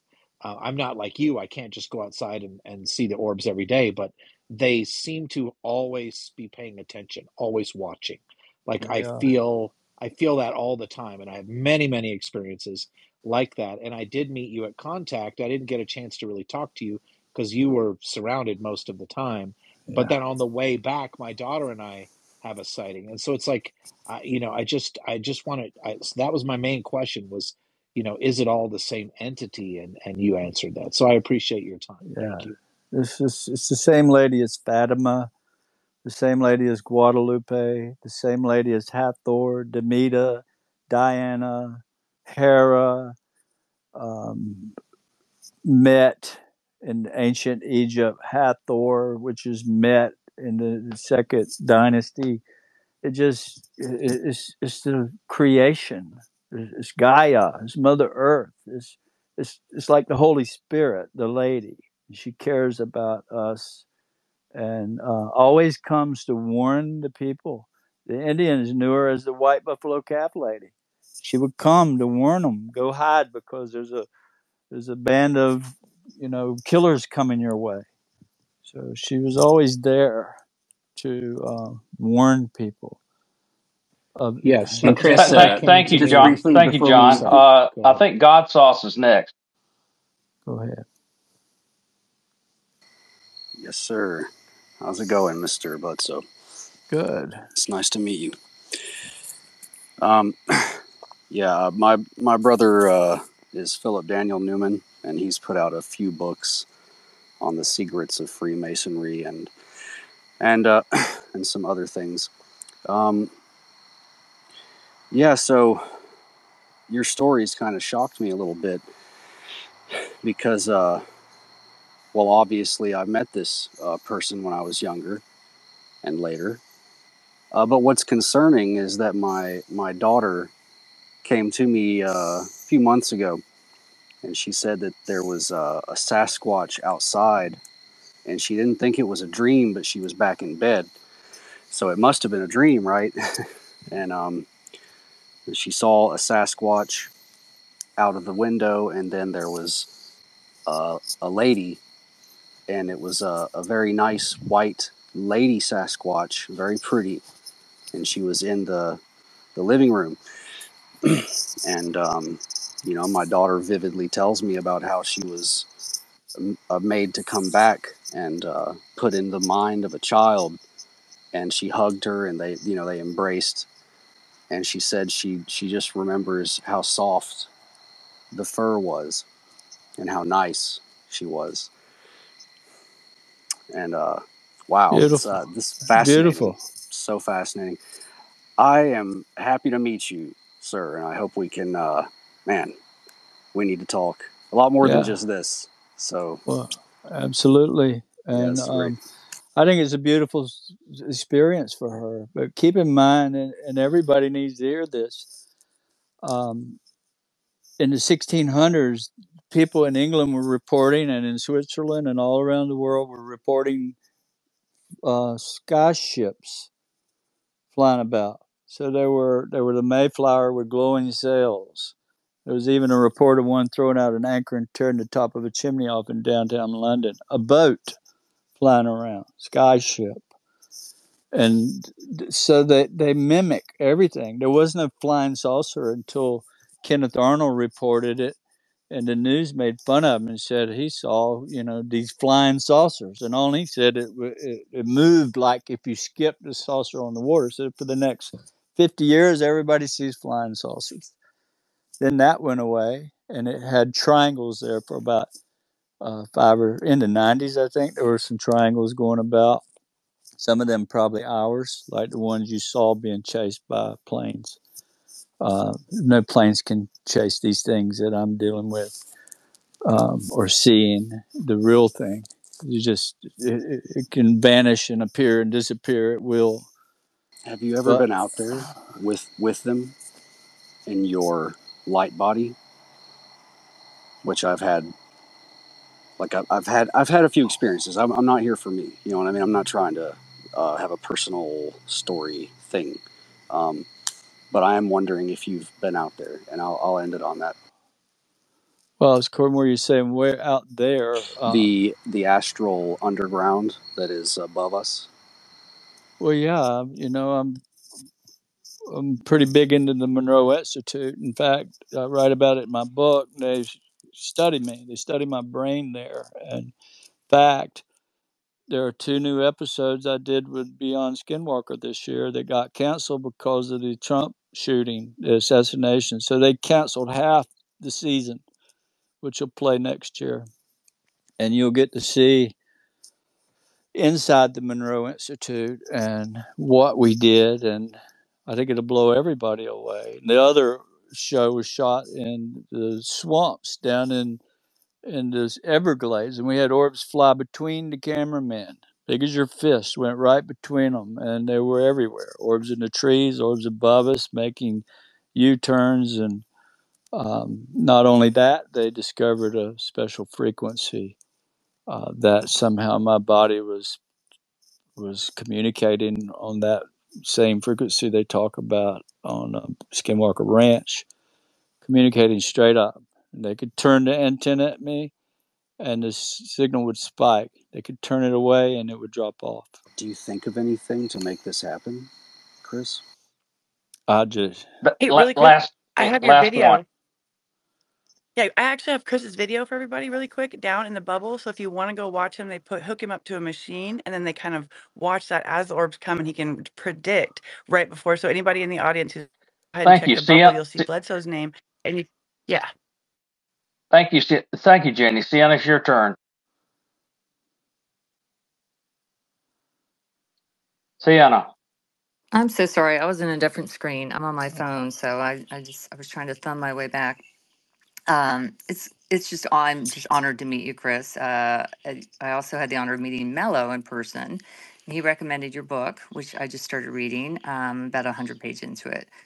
I'm fascinated by your story, but mainly by your experience, by your faith, and by the gentlemanly way that you speak and you connect with people.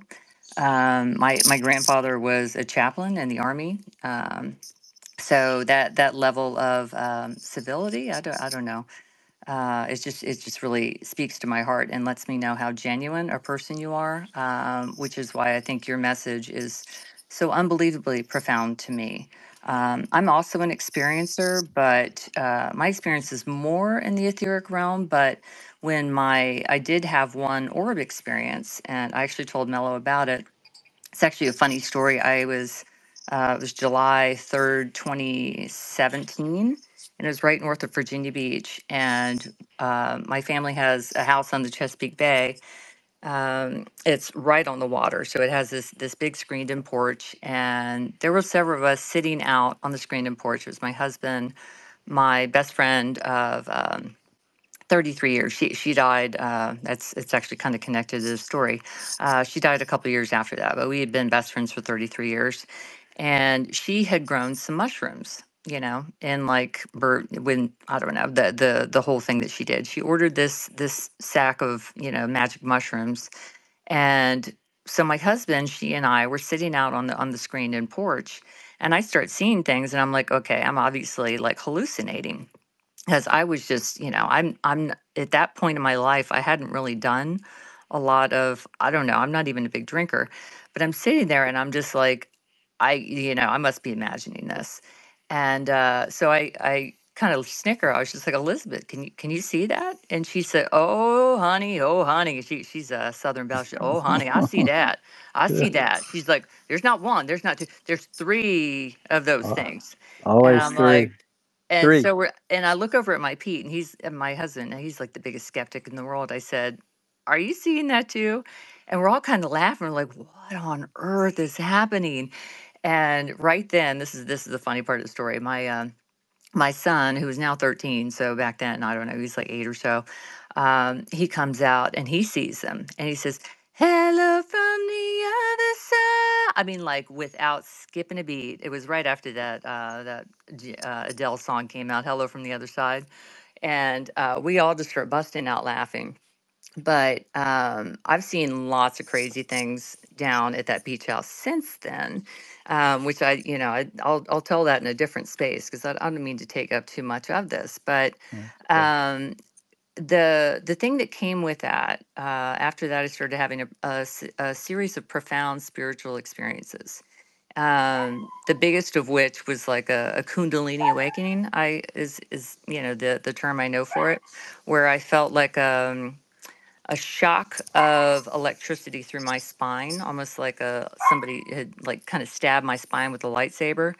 And, it was just like this electric experience where light just started I mean, like blinding white light.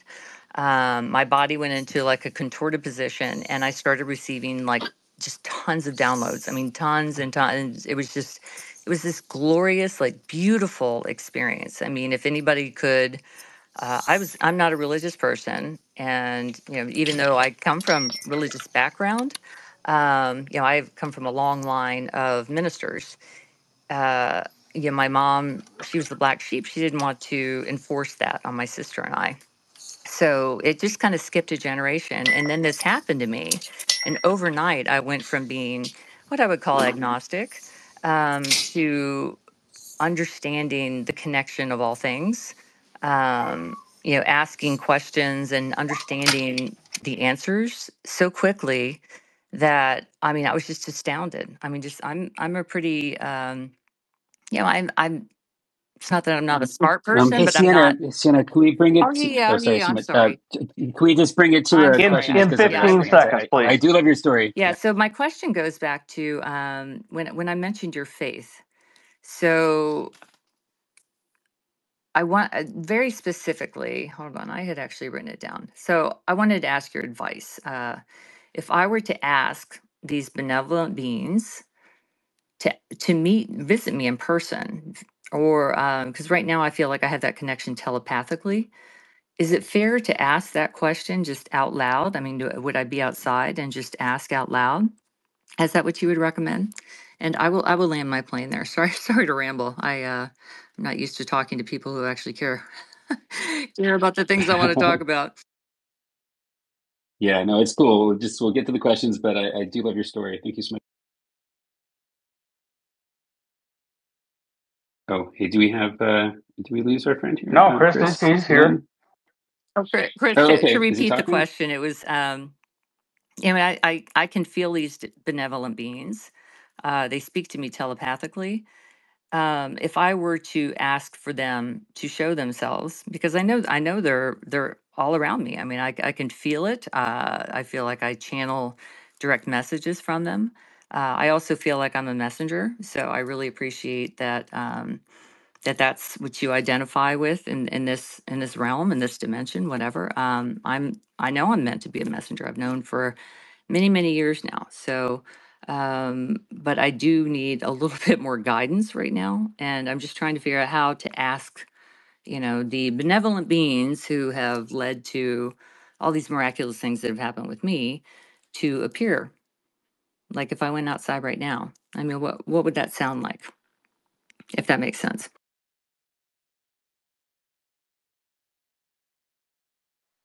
Oh dear, I'm afraid Chris's thing isn't working. Hey, Chris, can you hear me? Are you muted or something? Click the mic Okay, icon. Chris, we might have to recycle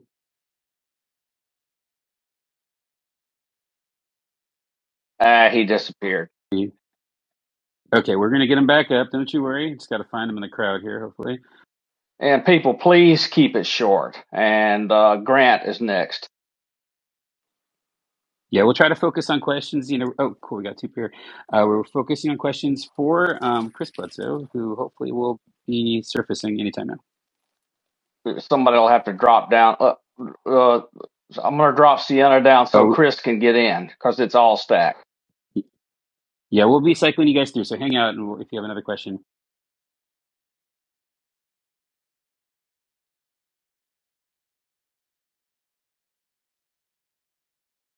Yeah, and thank you for all those requesting. We will try to really get to everyone. It's just a lot of people, and that's why we're going to keep it concise and snappy. But Chris, if he ever returns, will speak as long as he wants.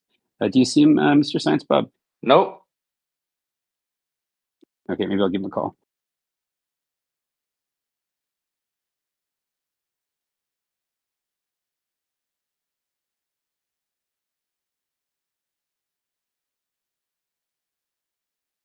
Hey, while you guys, Great space, Ashley's by the way. talking, isn't he? Oh, I didn't think I would like this man. Can He's you hear? awesome, though. Hello. Oh, We hear you, Chris. So, good. I don't, oh, welcome back. This is first time on the app, by the way. Bravo! Thank you so much. I had to really convince him that we're going to, keep him very safe and protected. And thank you for letting Oh, me, okay, Chris, did you hear you know, Sienna's question? yes, about what to do, and I was trying to say, if you read the book, the last page, I go into detail.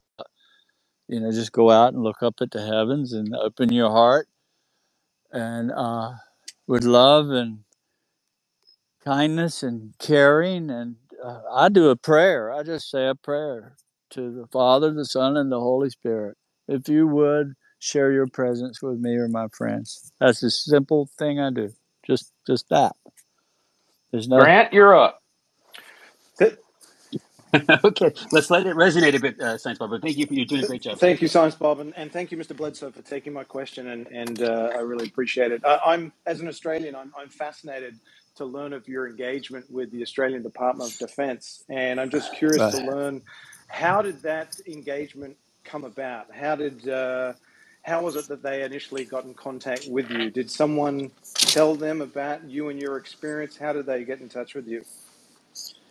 They started texting me to start with, writing me, and it led into months of discussions, weeks and weeks, months of discussions with one particular guy there.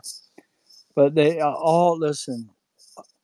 I'm all the intelligence agencies know who I am. All of them. In fact, I've been warned about China. The CIA friend of mine said, "Is China trying to? Are there Chinese women trying to friend you?" I said, "Every day, every single Tell day." me about it. Well, Tell me about I know. I can so relate to that. I know. It's a problem that yeah, we both feel, there's right? 1,000 of them. He said that the U.S. has 5 or 6 people that investigate UFOs. They have 1,000 in America that's trying to gather anything they can get. Fascinating. I've been investigated by people from the Mossad, reached out to me, to every other agency out there. So it's no surprise that Australian DOD would be interested. And I would hope they would be. do you happen to remember, Mr. Bledsoe, when that first engagement was? Approximately what year you had engagement with them? 2017, maybe. 2017. And Yeah. when they called you, when they spoke to you, did their phone calls originate from within the United States, from Australia, if you can No, recall? from Australia, from overseas. Interesting, fantastic. Okay, thank you so much. Okay.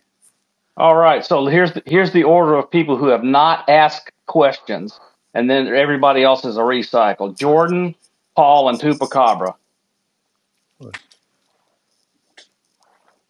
Jordan, you're up. All right. Hey, Jordan, it's great to have you. It's I've been reading your timeline, and you're awesome. I have so many things I want to talk to you about. Subsequently about manifestation and all the things you do. So welcome. Please join the conversation, man.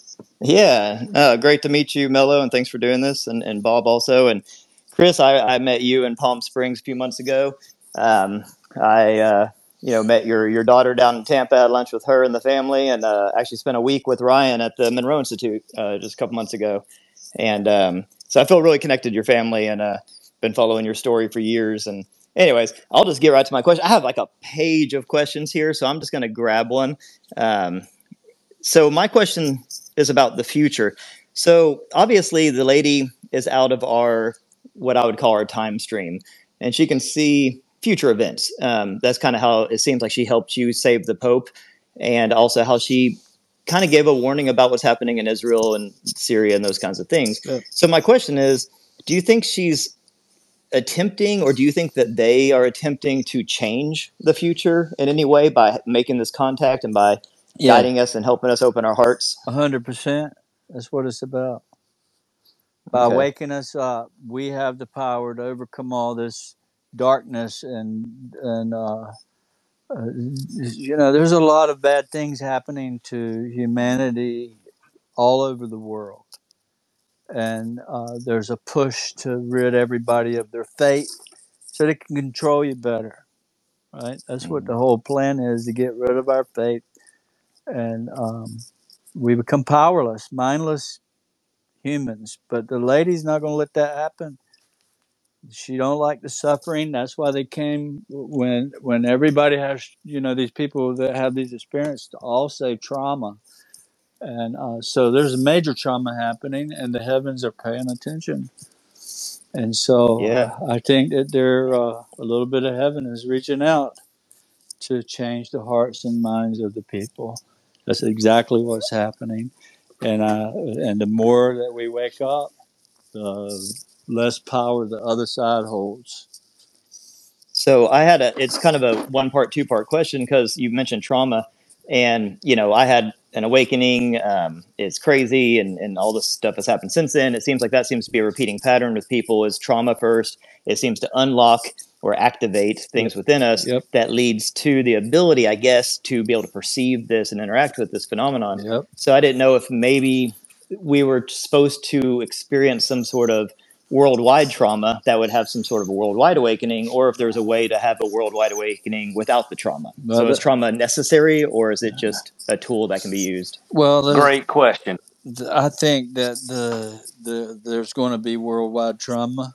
I'm afraid. I don't know that 100%, but the things I was shown points to that.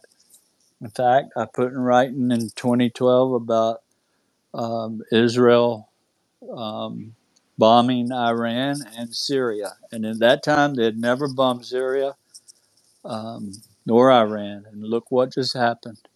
I have people Yeah. everywhere calling me and saying, "Oh my God, you were right." In 2012. Yeah. So that makes me think that maybe some things in the future are not changeable. Oh yeah, it is changeable. That's what she Okay. told us. We can change it, but we've got to wake up. Yeah. Awesome. Well, hey, it's good to know there's still hope. She made a prediction, but we haven't changed. Right. Paul, you're up. We got to change. Thank you, Chris. Yeah. Yeah. Okay. Hello, everybody. Thank you so much, Mellow, for putting this together. Great to see you. Thank you, Bob, for holding it together so well. Chris, thank you, of course, for being here. I also had the pleasure of meeting you briefly at Contact in the Desert, as well as your lovely wife, Yvonne. That was a wonderful experience, and you gave me some very nice words in terms of I told you about an experience that I had shortly after my late mother passed away, and I encountered a lady, not the lady. It's the lady. It's the lady. Right. Yeah. Same lady. Okay. Yeah, definitely. Was she levitating with like a beautiful, dress? She had the beautiful dress. I couldn't see her feet or anything because she was at the foot of my bed. She had a white robe on, kind of like a foldy robe. I don't know how to describe it exactly. And did it glow? Wow. A sort of bluish glow. Yeah, bluish white. Okay, sorry. The face. Can you see the face? Yes, Or, yes, I don't want to keep impressions. Bada bing, bada boom. What color was her face? Her face was quite visible. Okay, seems like maybe just a coincidence. Yeah, please continue. Sure, no, her face was quite visible. She had a very neutral, or I would even say stern look on her face in my case. And I woke up, my bedroom was vibrating. This was roughly 2 weeks after my mother passed away. Everything was vibrating and she was staring into my eyes. She didn't say a single thing. I had a kind of a reaction of just like, ugh. And then she just stared into my eyes for about 5 or 10 seconds, turned her head, and drifted away. And that's all that happened. Well, she didn't have to speak to you.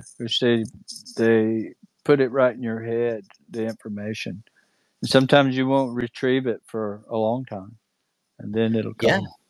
Yeah. No, I feel that. So thank you again. And at the time, it was very very helpful what you said at Contact. So anyway, my question is this: it's kind of piggybacking off of what John Strader was asking earlier a little bit.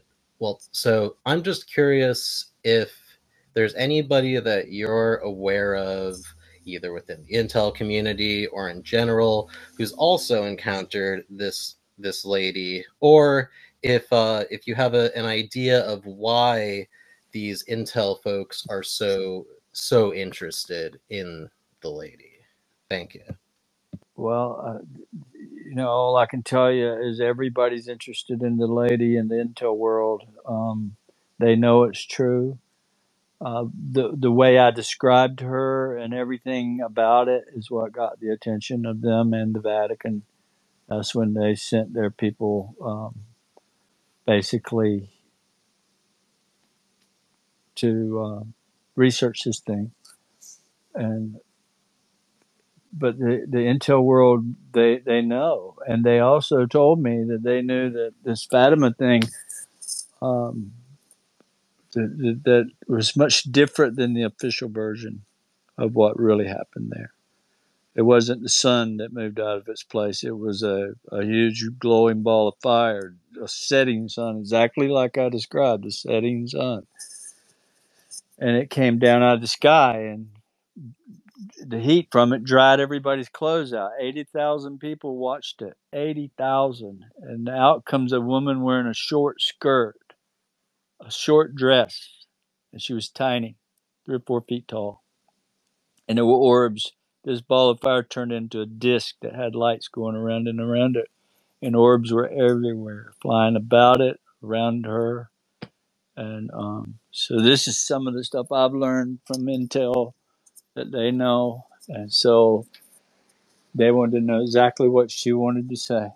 That was it. What did she say? And it was so important to them that I got a call from the National Reconnaissance Office, a person there, and asked me would I put it in writing that he could hand deliver to the Pentagon. And I did that in 2012, and I put down what she told me. And it was from that point forward, everybody wants to know about the lady. All these, they believe in her. Trust me. Wow. Just a quick follow up before the hands. Oh, terribly sorry, and then also back to you, Paul.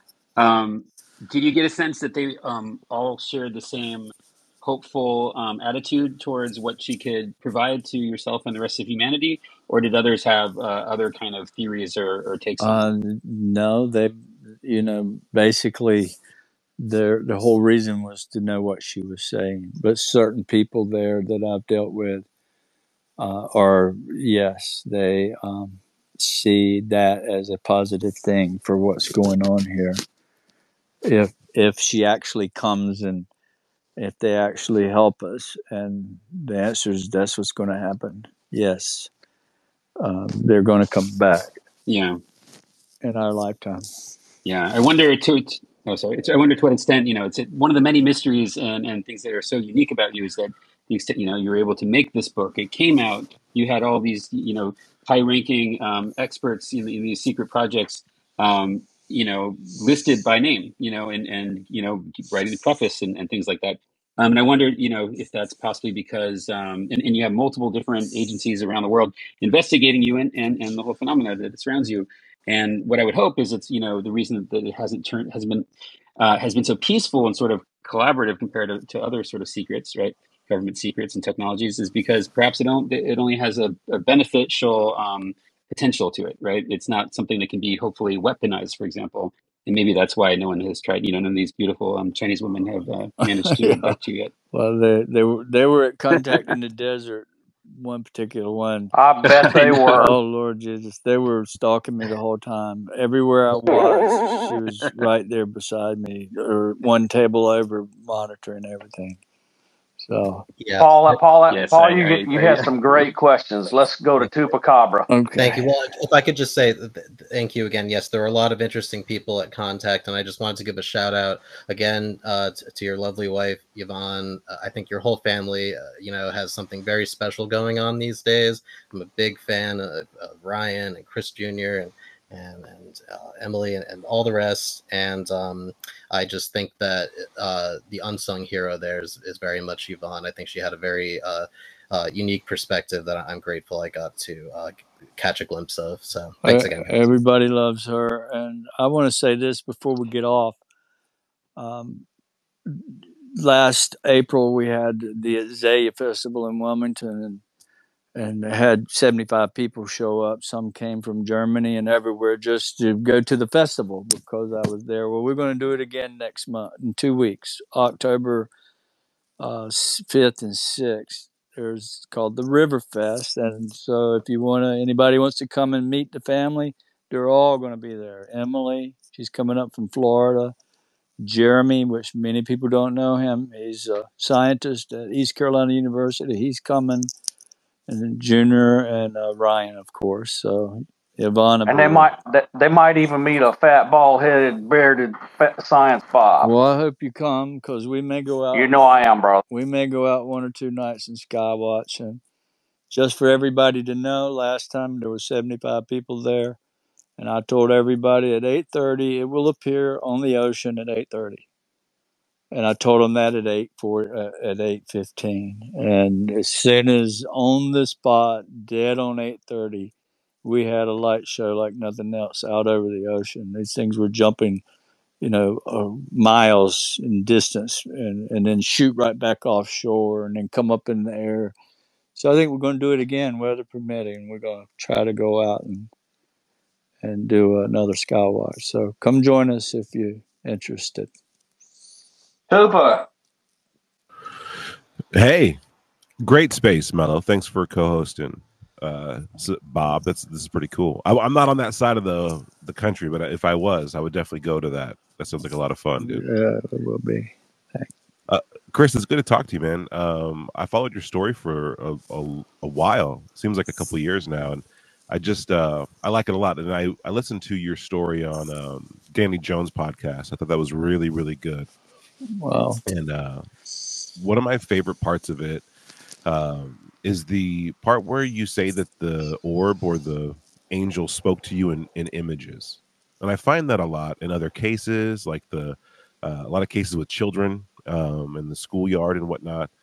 And it seems to be like a pretty vital part of this experience. And I'm curious, like a lot of people don't talk about that, about the images that they get or the mechanisms in which they get them, right? And so there's these old ideas that angels are the ones building these images in our mind. And could you speak more to like what that's like and if that happens a lot, not just for you, but just in general for people like every day?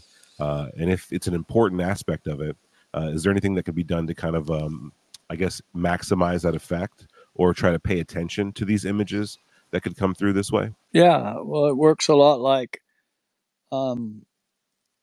say your wife calls you. She's out somewhere and she calls you, and that thought of her calling you comes in a second or two before the phone rings. That happens to everybody, right? So why did you have that thought? It's because she thought about you.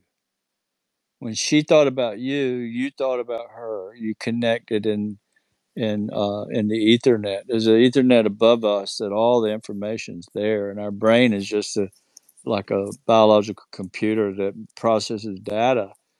Not saying all your memories there. Your memories are everywhere in your body and your heart and all over, but it's just a processor. And when you see that, but in my case, um, I've got this feeling thing that often I will feel it, this adrenaline or this euphoric type feeling, and when I feel it, I know the images are coming immediately. So it works hand in hand, and that's how I learned it.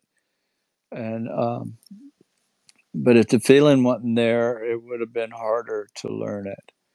But I knew what that feeling meant, and I knew at that point to pay attention to the images that are coming through. And but you just work on it. Start paying attention. It's just like remote viewing, how they do it, how we do it, is these images that pop in your brain. And it might be very quick, like in a split second. You just got to pick up on it. And that's a way to start learning. But yeah, the difference here is that they're calling on me. So I don't have to go out and do a whole lot of trying to get them to come. Most of the time, they're waiting on me to come out the door, and they'll appear. Or when I go in at night, always when I to go after a session of filming, they'll say goodbye. You just come, flashing me or something. Always this night goodbye. So it's a relationship that I've established with these beings, and they're magical. And remember, they know your thoughts. So they're thinking about you. You learn to think where that's coming from. Like you picked up on your wife thinking of you, I pick up on the entities thinking about me. I've been part of the magic of that, and it's a real thing. It sounds kind of esoteric, but once you've lived through it, and you've been through it for decades, Yeah, it's truly feels like a natural, authentic conversation between people and etheric beings, and I quite like it so far. Okay, we got the patient hands. Some people had trouble being heard, like Miss J Just, and then we'll get to Miss Ursula. What's going on, J Thank Just? you, Chris. Appreciate it. Absolutely. Oh, I'm sorry, Tupa. Did you finish your thought process before Oh we no, move it's on? getting late. No, let's run through these hands. Thanks again. Thank you. Okay, cool. Yeah, stick around. Hopefully, we can keep cycling through the great ideas. J Just. Hi, Mr. Bledsoe. Thank you for being with us. I think Ursula was first, but I'll go quickly, though I have so many questions. Um, Basically, how do we change our society if we don't care about the poor, if we don't care about the sick, if we don't care about our neighbor? How do we change our society and make it a better world for us? We know our leaders, it's a big job, but I don't know if they're doing what's best for us or for corporations. Good. How do we make things change? We can't. And I've said this in a meeting with in Washington D.C. I was there for 15 days last month, and I met with some of the diplomats and congressmen and heads of the Pentagon. And I told them straight up, I said that the only way we can change this world is we have to change inside. Our hearts have to change. You can't just make a policy or and change the division that's in this world. The politicians have divided everybody. It's like ridiculous how bad it is. And but if you have these experiences with this divine world, it will change you from the inside out. I will say that a friend of mine, a religious um, scholar, which everybody would know who I'm talking about, very famous in the UFO world. I studied with her for a long, long time, and this is how I've gotten so much information about this. But we know that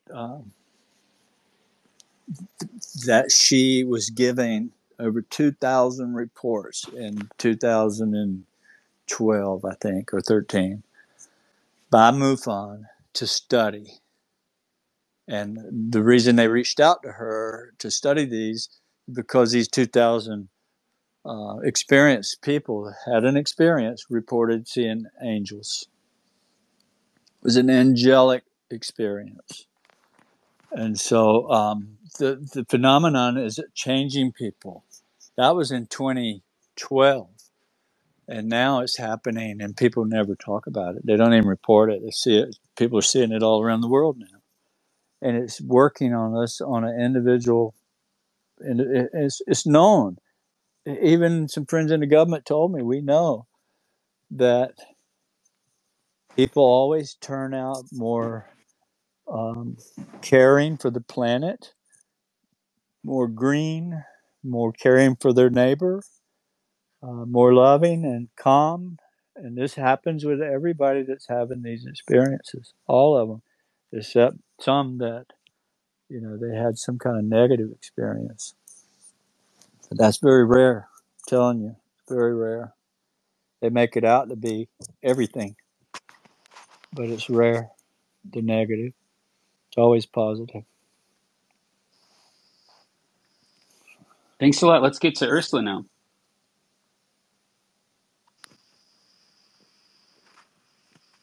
Urs, do you hear them? I think we hear you. Oh, Ursula, can you hear Ursula, you're me? next, sweetie. Oh, okay. Hi. Hi, Chris. I just want to say hello, my language, Yate, and I want to say thank you for being humble and kind and answering all of our questions. I wasn't really sure what I should ask. I was up on a hill and I was thinking like what should I ask Chris, and all of a sudden I was with my daughter and it was in a short span of time that we started seeing these orbs and we were just so shocked. We saw 5 of them, and my question at that moment was answered, that I think it led me to think that I would talk just a little bit about my kids. I have a cancer survivor, and I was recently told that one of my daughters will not live long like other children, and just having faith in that, like, to prove to these doctors that my child will live a long life. Do I just continue to have that faith? And then what am I seeing? What are these orbs? Are they people that have passed on? No.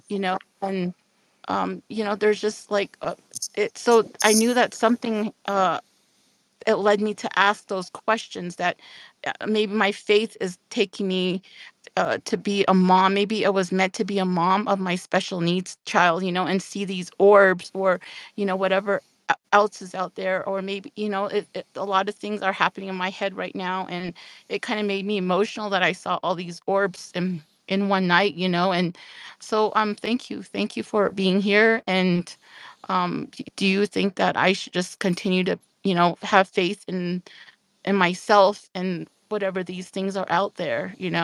Well, here again, classic trauma. Mom, heartbroken because all this with your children, and heaven sent a messenger here to tell you we're here with you. So yes, you keep your faith that your child's going to be fine. And after this, DM me and send me a picture of her and her name, or whoever you want, so I can remember. Every day, I'll keep your children or child's picture near, and I use that to ask the heavenly world. It helps me connect, is what I'm saying. And so, but yeah, keep your faith, and they're coming because of the trauma, and they're here to comfort you.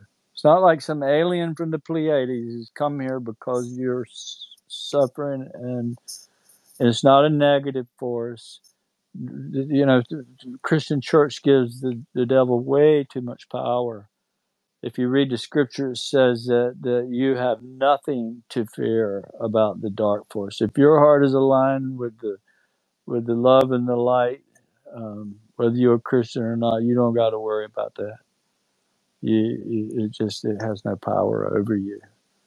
But yeah, do send me a message after this, and we'll discuss it further for sure. Thank you. Thank you so much. You're welcome. Thanks, Ursula. So glad you could be here. And yeah, your story, as a parent myself, it's very touching to me. So I'm glad you guys connected over it.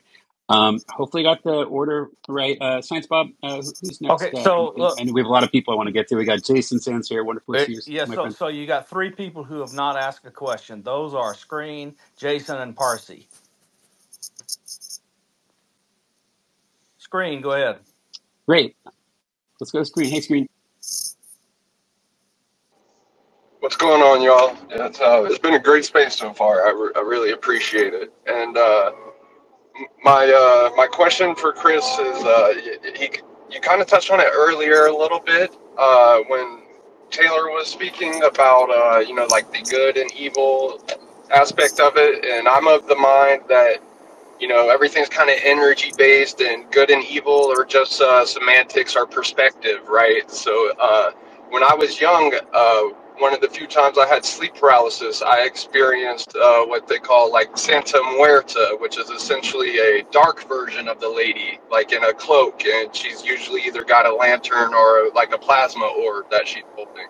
And interestingly enough, I saw her only in the mirror, and that's usually how she's depicted as well when she visits people at night, which is the opposite or the reflection of the regular image of the lady, right? So that's very interesting to me. But when I hear things like the tree that caught fire, and it seems like everything around you is really charged up. And Taylor also brought up the King Solomon story where he used the jinn or the spirits to help build the temple. If you go deep into the story later on, he wishes he never did that because of the after effects. And in magic, the lore usually is, because I guess of the divine feminine, that usually women are the ones that wield this stuff the best, and guys, if they use it too much, they kind of have like side effects essentially, right? And I was in close proximity to a TR3B where it vibrated my whole body, and I experienced these health effects like the mental clarity, being charged up, the good health. And it turns out that Tesla actually writes about this stuff, right? But it seems to me that maybe, because I also had some other effects that kind of came a little later. And it's like, you get good health effects on this frequency, and then maybe if it's a little out of frequency, you might get something like Havana syndrome or something. So, I don't think there's any like evil attached to it, but has it always been just like positive things, or have you experienced anything that may, be considered negative, or, like not the best, if that makes sense? I've never experienced the negative, only the positive. For one, I don't allow myself to be around any negativity. I don't listen to it. I don't have TV. I don't watch the news. All that keeps people's brain all screwed up. If you want to connect, you got to rid yourself of all surroundings and negativity, because it just hampers everyone.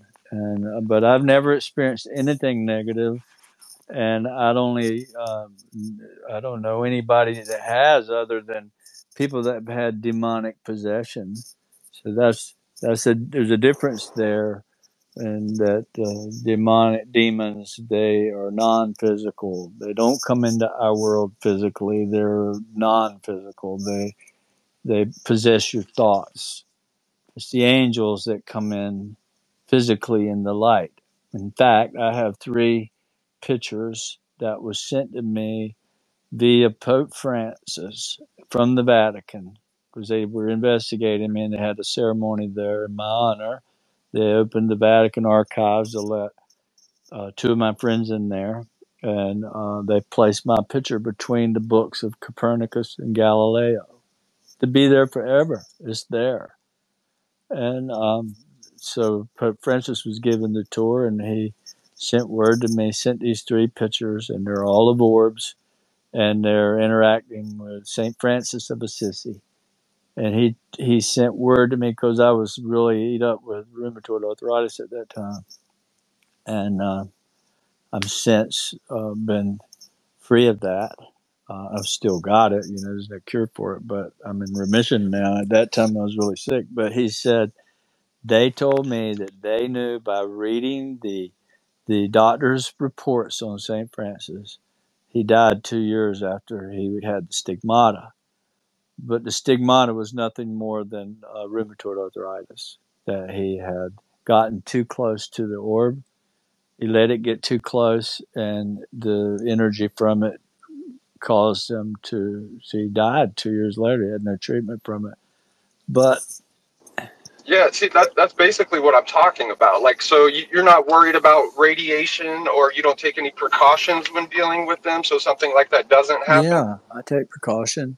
But, I do know that I'm not worried about it. I'm not worried at all. Listen, you're talking to somebody that has more data about this than anybody. I have 18 years of experience with this, and I have more, I'd play show and tell with anybody from the government. I mean, they give you 2 pictures, right? In 20 years, and all words, but you don't have any data. And people believe everything, and they believe these Pleiadians and Galactic Federations and Octurians. Who knows all that stuff? Nobody. Where'd it come from? So I would say follow the data, follow who has experience. I'm not saying I'm the only one. There's a lot of people that are seeing it now. But Okay, I really appreciate that. And it's like you said, you do take some precautions. Is that just like your mindset, or do you like take physical precautions? no, I just last time I had one approach me fully energized. There's a difference. When these orbs are not energized, I can tell when they're energized. They're energy. Their color, it all changes. When they get bright white, they're energized. When they're sitting there red or orange, they're idling. And when they appear up close to me, they'll be idling. And they'll be smaller. The orbs get smaller when they get closer because they know. Because the last one that was energized was in 2019, and it come within 20 feet of me for 30 minutes. I filmed it for 17 and a half minutes.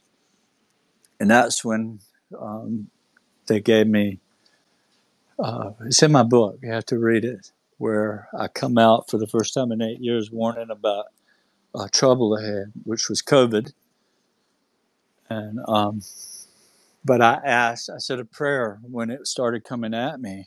I watched it come from out of the sky, way up there, come all the way to the ground and approach me. And all I did was got to my knees and I looked up and I said, thank you so much for coming, but please be mindful of my health. And it came up 20 feet away and stopped and sat there for 30 minutes. And I was really putting on a show. But yeah, you just talk, think. Remember, it's all thought. Everything is thought. You don't have to have rituals. You don't have to do all that. If you're doing all that, you're not connected. You're trying. And people will get a little spark or a little flash here and there because the phenomenon wants to connect. But if you're calling an alien, if you're calling a Pleiadian, you're not going to see anything. Just remember, it knows your thoughts. If you're calling a dog like you would call a chicken, well, the dog's not going to come and you call here, chick, chick, chick, because it's a dog. And I figured out what I'm dealing with. I met them, what they told me, and my connection's stronger than ever because I understand what I'm calling for. Great That's, question, Screen. Thank That's you very awesome. much. I appreciate you yeah. sharing that. Parsi, you're up. Parsi. Hi, sorry, can you hear me okay? Hopefully, Parsi. Yeah. He's there. Oh, yeah, great. Yeah, Yeah. Parsi is a very interesting. Oh, if you can hear me. Oh, hello. Thank I want. Yeah, glad. Hello. Nice to see you, Parsi. Parsi is another really wonderful person with extensive experiences. So I'm glad you made it up. How's it going? thank you, Mellow. Thank you, Science Bob. Chris, this is a lifelong dream come true for me. I'm actually at work here in Melbourne, Australia. My name is Mac, by the way. Chris, I just wanted to say just the deepest thanks from the bottom of my soul because I'm a lifelong experiencer. I was born in Mumbai, India. I've had a sighting of a craft up close with my twin brother at age 11. Ever since then, the orbs have followed me, Chris, in the last 2 years, and it just hit me today that, and I'm sorry I'm a little emotional, is that No, that's okay. after It's okay. after I read your book, it gave me great strength to know that I wasn't the only one going through this mental suffering. And Chris, the owls started for me. I just realized it right now is that I had read your book and I'd done a meditation. And these owl-headed NHI turned up in my meditations. They had the face of an owl, but the body of a man in golden armor. Yeah. I I don't know if you've ever experienced that before, but they're the ones that come to me as these orbs, and they tell me that they are fighting a war, apparently, in the astral realm against negative species. Yeah. I don't know if you've ever had that. Yeah. Yeah. Well, In fact, I've studied it extensively about the owls because they've always been into my life and they're synonymous with this phenomenon. But if you take a look at Egypt and all their deities, right, they were all birds and animals. Look at the book of Ezekiel in the Bible where it describes the angel that came down for Ezekiel. It said two of them or three of them came down and he walked between two of the orbs. They were orbs of light, spinning and rotating. And the being that came out was 3 parts animal or bird and 1 part human. So it had a human face and a face of an eagle and an ox and a lion. So what does this mean? that I mean, why are they portraying themselves in nature as forces of nature? And so there's so much to say about this, that the spirit world interacts with humanity with messengers from the natural world, animals, birds. Thank you, Chris. Yes. And you just said the word lion, and it shook me to the core because 3 days ago in my room, I felt a presence. So I pulled out my phone and I filmed an orb, and it had the face of a lion, like a feline being. And it's clear as day. You can see the eyes, nose, the cheekbones.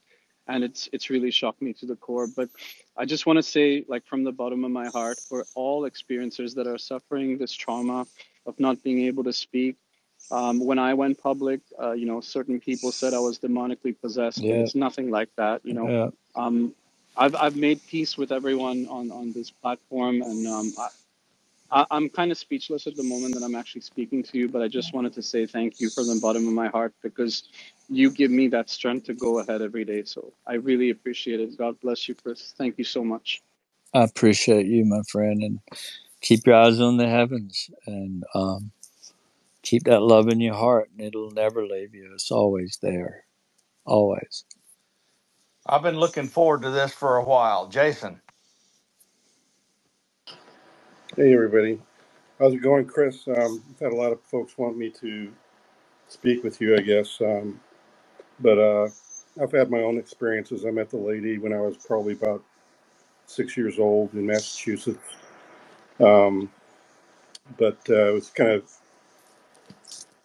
I don't know, just a beautiful day, and ended up meeting her. But it's been following me around ever since. I ended up later on in life having an experience while I was still in the Air Force. And just wanted to kind of ask you, I know you mentioned the freedom, and I have to also say to you, Chris, that I agree with a lot of what you say about freedom and what the positive energies are, and that you should Yeah. always seek the positive energies, and that each of us, it's really, something I believe in too, after my experiences, just like yourself, that you have to really, it's about tuning into yourself and understanding who you are, what your purpose here is, and to stay on the positive side of that purpose. But when you talk about the way that they speak to you, this is something I encountered too. I wanted to ask you. There's a difference between when they're communicating and when the emotion is there.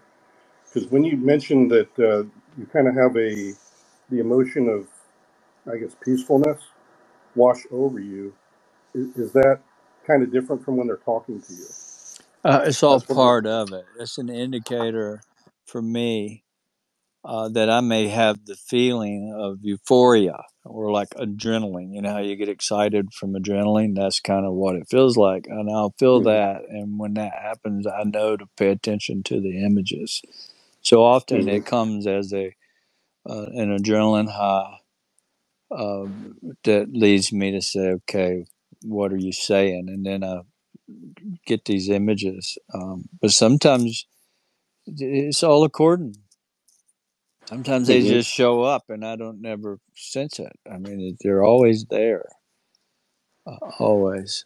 So, and there's nothing to worry about. People, the church has done a very good job at scaring the daylights out of everybody, especially in the Christian world. Everything's the devil. Everything's the devil.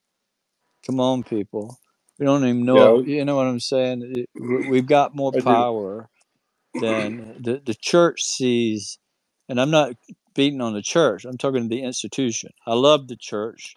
I love what it does for communities and for our government sure isn't taking care of the soldiers that are on the street, but I guarantee you the churches are. And everybody wants to criticize the churches. The atheists do, but they don't see. They do a lot of the people there do a lot of good work, but the institution made the decree 2,000 years ago or 1,700 years ago when they made this Bible that anything paranormal, anything with lights, anything with the spirit world was only for the priest. You can't touch it. You can't deal with it. If you do, they burnt people at the stake. They called all the women as witches and burned them up, thousands of them. You just burn people because they were seeing lights in the sky or other reasons. But they've controlled that, and they put fear in everybody to oh, it's a demon. It's a demon. It's a demon. It's evil. They don't have a clue, but yet they're saying this. And so it's Funny you mentioned that, Chris, because I was going to ask you about the negativity because I do feel sometimes that people like yourself and other people I know, as well as myself, that kind of when there's a movement of kindness and good going on in the world, there's some negativity that is a backlash. Do you kind of feel that? was always negative where there's positive. This whole world is made that way, and this is what people say. There's no such thing as demons or angels. Well, they're totally wrong, 100% wrong, because there are demonic entities and there are angelic beings. Now, if there are aliens, that's not in my swim lane. I haven't met them, but I'm sure they're probably out there somewhere. Other people say they see them. Well, that's the part that I wanted to kind of finish up with on my questioning is that I was in the program and I do feel that they have touched on what I call the gates of hell or the demonic activity. They don't even know what they're playing with, or they do know what they're playing with. They know what they're And playing with, and they're calling on it. that's what I thought, Yeah, because I agree with that also. So, did you hear any of that from any of the interagencies? That yes, that's the fact, or just that that's your impression? yeah, I hear it all the time. I hear it through. There's people I would never talk about this with, and then there are people in these agencies that lay it out just like that. Yeah. In fact, And Um, some of them might even threaten you. yeah. Well, I've had that happen. You know. You already know who I'm talking Oh about. yeah. All Yeah. right, let's go to Jason. Was that it? You got another one. no, that's it. All right, let's go to Jay Just. So, Chris, I'm interested in what you were told that made your views change about the world and how you approach it. Because you said after you were told something, you stopped hunting. So, Well, it's in my book. I would say if you want to know a whole lot more about this, there's so much in my book that I haven't even mentioned here. But I detail when that happened, and that was I didn't even bring it up tonight. But on 2 nights later, remember I told you they never left; they keep coming back. Well, 2 nights later, I had a very close up experience with two more of these beings, the same little ones with red eyes, and they landed this orb in my on the property next to me is a Christmas tree farm, and they were down in there, this bright white pulsating light. And so my son was going through so much trauma. I don't know why I did it, but I had this when he saw it pulsating in the backyard in the Christmas trees next to us. He freaked out. He freaked out bad. It's back, and he was reliving this shock. And I said, okay, I felt like the protective dad. I'm gonna help. I'm gonna stop this. So I reached in the gun cabinet and drug out a Winchester 44 Magnum rifle, little saddle gun. I knew where I had to go. I had to crawl under some stuff. And I went into the forest and approached this orb sitting on the ground, and it was about 30, 40 feet around.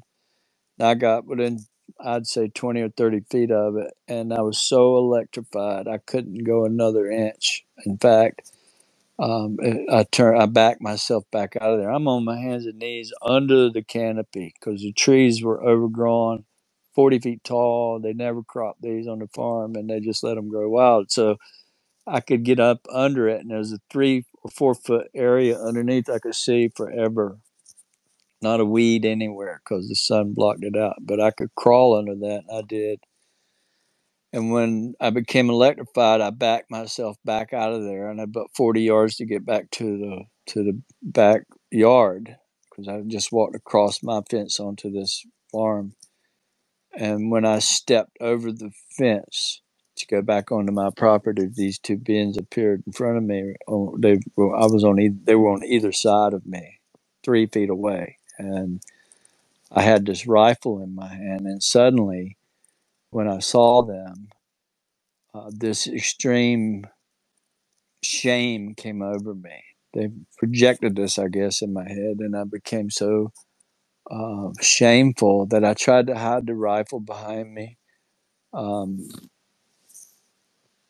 and they spoke to me, and they said, understand that everything has a consciousness, not just you, but all living, all life, including the trees and the plants, especially the animals, that they all want to live just like you want to live. And it's, the way they explained it to me, I walked away from there. I got rid of all my guns after that. I had no more guns. I didn't never hunt again. And from that point, I take bugs and pick them up and take them out of the house if one comes in. Snakes, I was afraid of. I used to kill them. Now I put them in I was in Oregon just a month ago and caught a rattlesnake, put him in a 5-gallon bucket, drove him 15 miles up in the top of the mountains and turned him loose. And it's just the person I became is not the person that I was. Totally opposite of who I used to be. And so, but it was because they told me that. They told me, it wasn't my place to take the lives of anything for fun or pleasure. If that bug runs from you, it's because it's scared of you and it don't want to die. It wants to live. And the way they explained it, just like that. And so from that point forward, I knew that even in your body, you have cells inside your body that does its own thing. You don't tell them what to do. They do their own thing because they're communicating with that above, the light. The light has all the information of life in it. And we know this. Aren't we all the light? Aren't we all the light? Yes. And we are God, every one of Well, us. we are part of God, and that's the same thing as the angels. If Taylor, if you're still listening, I'll send you some information to read from scholars analyzing the Bible about angels, and that the angels are just fractals of God. They are God. That's how God can become personal to every living person on this planet at once. I mean, we think, oh, there's the devil. Well, there's 7 billion people experience that at one time, right? How is that possible? Because there's a living world around us and above us full of negative and positive energies, beings. And if you are falling by the way and doing bad things, well, the good beings will walk away and leave you up into the negative. So you got to be a good person and caring and loving to keep that protection. Thank you. Yeah, the path of least resistance is to be a good person and to, Yeah. that vibes with what I do and practice that. But I want to thank you for the patience, everyone, with your hands. We haven't heard from our friend Rich yet. How's it going, buddy? Hey, sorry about that. I really appreciate you you looking at my hand. Chris, thank you so much Hey, for Rich, you being working? here at UFO Twitter Week. I'll make my question really quick. Um, Can anyone hear Mr. Universe He's there? here. He's talking. can you hear me? Oh, sorry, I can't hear you, man. Try again. I think I have to recycle you, but we'll bring you right back up. So sorry. Let's try this real fast here, buddy. Thanks for your patience. I gotta find you below now. Okay, 1 second. Where are you? A lot of people down there. Oh, there you are. Okay, bring you back up, Rich. Can you hear me? Sounds good. Oh, Thanks a sorry lot. about that. Yeah, thanks for being here, Chris. I really appreciate you coming for UFO Twitter Week. I'll make my question short. Um, you mentioned that Hathor and Shemet are one and the same in our past. Are there any archetypes or symbols or spiritual movement or even ideologies that we should be looking for that represent the next Hathor or Met in our civilization? Well, that same Hathor Met would be The Catholics call her the Virgin Mary, which there's a lot of belief in the scholarly world that she's just the same lady that's always been around this world. From, there are statues, figurines, lots of them that they've unearthed out of the ground that is as old as 800,000 years old of the lady. Fact. The Uhlendorf figure in Germany, 50,000 years old, is of the lady. And when Christianity was created, they knew, the Romans knew that they couldn't get rid of the lady. They wanted everybody to believe in Jesus, but they couldn't get rid of her because so many people around on every continent, from Parvati in India to the White Buffalo Calf Lady in America to, the Virgin Mary in Guadalupe, to she is just it's the same lady. And she comes to warn us about scary times. Well, in 2012, nobody was talking about the end of the world, right? And here we are approaching 26, and everybody's worried about the end of the world. Everybody. And but there's hope coming. So I'm giving out a message of hope, and because that's what I was given, and I stand on it. Sorry if I got sidetracked from your question there. If I No, did, I appreciate that. Maybe, is there any symbols that we should look for in society? And then I'll land my plane. just keep watching the massive awakening happening by, the paranormal world. People are seeing it around the world, and that is the biggest hope we have, is to have a mass awakening to where everybody, accepts it and takes the change inside and aligns themselves with the positive. And prayer is powerful. I'm telling you. One of the first scientists at my house was from NASA, and he told me straight up, "This is just like the Bible. This is from government people, from NASA, National Reconnaissance Office, the people who know. If anybody wants to know who has the goods, is NASA. They have it. They have this. They I have guess the space in that's their realm. I mean, they have control of all that." But Well, I have a lot of questions for your friends there yeah, once they're ready yeah. for them. And it would be fun to bounce off this whole philosophy with them and see what they think, because it lines up with all the things they're saying behind closed Yeah. doors. Let's get to our friend, non-credibility UAP reports. How's it going, man? Oh, it's going good. Thanks for having me up, Mellow. Thanks for being so generous with your time, Chris. I had a question about something you mentioned earlier. Just for context, I've had 2 sightings of craft. Is he talking? Can you hear me? Are we having Uh-oh. No, no, another We got to recycle. he's talking. I hear him. All right, maybe I can recycle myself. Hold on, I'll be right back. All right. Should I go ahead, Bob? Yes. All right, thanks. Yeah, so just for context, like I've had 2 somewhat near sightings with the orbs, had 2 sightings with craft. Only one of those was before I was interested in the subject when I was 7, my mother and my grandmother.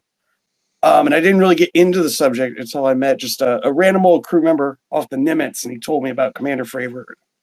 Kind of down the rabbit hole from there, went through several weeks of like intense ontological shock, kind of capped out when I started reading about the miracle of St. Fatima. And I was like, okay, wow, this is real. But I've been, sitting here reading this stuff for 8 hours. Like, I need to go get some food. It's like 4 a.m. I walk out behind my apartment and I hear like a feminine voice, like in my head, like telling me to like look up. Only time since and only time before I had a voice like that in my head. But so I was just like very curious, like your rendition, like of the story of the miracle of Saint Fatima. It's like where does that come from? Like, where did you get like that detailed version of events? I got that from the chief engineer for NASA at Jet Propulsion Laboratories, and he's going to write the foreword of my next book. That should tell you how deep the rabbit hole goes with me. The lead engineer for NASA, 41 Wait, Chris, I years. thought I was going to write your forward. You're saying I've been replaced by someone like that? I mean, that's kind of insulting, but I okay. What was that now? I was being so funny and you just Oh, didn't I know what got happened. you. He was busting your chops. Yeah. Okay, Well, this doctor. I do have a detail. Okay. There's 3 co-hosts and we are maxed out. There are 13 people waiting in line. We need to be a little more equitable. Yeah, we have to do it Yes. quicker. I can Yeah. drop down. Yeah. You guys, if you don't have a question, No, we no, can no, cycle you Jason, through. Jason, Oh, no. don't drop out. We have you as a co-host. We need you. Access denied, Oh, okay. Jason. You may not fall on your sword. Thank you, sir. Okay. If I could just ask a quick follow up, Chris, is the name of that person known, or should I be able to is that their specific title? Well, yeah, that's his title. I can't give that name out without him I knowing gotcha. about it. But yeah, he's come in, and let's just say nothing goes into space that he don't have his hand on. And there've been 2 movies made about him. So this is as big as it gets. And, Thank you very, very much for your answer. I will go ahead and drop down. Thank you guys for the time. This question's related to that. Okay, hold your horse, Jenny. We got a lot of people here. Who's next, Mr. Bob? Hang on a minute. UFO Paul. UFO Paul. What's up, buddy? Hey, Chris. Yeah, I just wanted to maybe get your perspective on synchronicities. You know, I think there's a separation a little bit between an experiencer and maybe like what the term being used lately, a super experiencer, right? right. Where a lot of these synchronicities start to happen. And I just want to get your take on that because tonight, when you were speaking, a lot of people personally have reached out to me, and I'm sure each other. We kind of are like our own little orb network, if you will, Right. where we kind of communicate here on UFO Twitter because we see them as well a lot too. So the energies are very high tonight, and a lot of people have been seeing things while this space has been going on, and even myself too. I don't want to go into detail to waste time, but what do you think about synchronicities and how that relates to when you start to have these experiences a lot more frequently? And what message do you have for the people experiencing these synchronicities that would be something positive but also mindful to keep an eye on? Well, I don't see that as a synchronicity. I mean, that's what I used to think of it as. But now I know different. And now I know that the phenomenon, these angelic beings, manifest things in your life. And I've learned it's just so hilarious sometimes. All I can do is look up and say, thank you. So I walk this walk with them, this connection to the divine world, knowing that if in the world of magic and the dark force, they've known this. They're smart. They've hidden it all from us. We've all been told that the spirit world's only for the priest. If you mess with it, it's the devil. But while they're using magic, you know what the word abracadabra means? Simply says, I manifest what I speak. So they're manifesting synchronicities through the dark force, but they always end up crashing and burning in the end. But in this world, there's a positive force that will manifest things in your life. You just got to know it's them, know it's God, know it in your heart, and give thanks about it. So, with that said, manifest what you want in life. If you want to be happy with your wife and you got problems there, every day of your life, get up and say it 3 times. 3 is the magic number. And I guarantee you, in a week or two, you'll find a newfound love for her, and things will work itself out. If you need a car, you need a house, you need a whatever you need, you can get it if you live right and you ask and you walk that life. So it's not really a synchronicity. There is a force of angelic beings around you. Watch the movie The Adjustment Bureau. That was one that Tim Taylor from NASA, when I first met him, he said, Chris, you need to watch The Adjustment Bureau. I said, well, what's that about? He said, then on there you'll meet the hammer, and the hammer works for God. And that movie was made intentionally.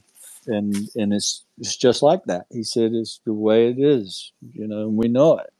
So what's the movie about? It's about angels directing Matt Damon's life, knowing he's going to be the president one day. But if he meets this girl, she's going to mess him up and he'll never be the president. So they work the whole movie trying to keep them two from crossing paths on the street in New York or in a theater.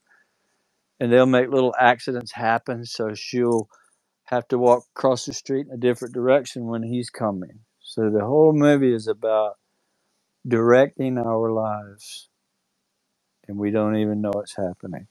But with this phenomenon, when you connect with it and you understand that, they're doing it. It's them.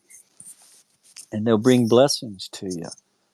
If you read my book, I write about a story that Jim Semivan, which is the director of operations for the CIA, Jabba will tell you, they don't get no bigger than him.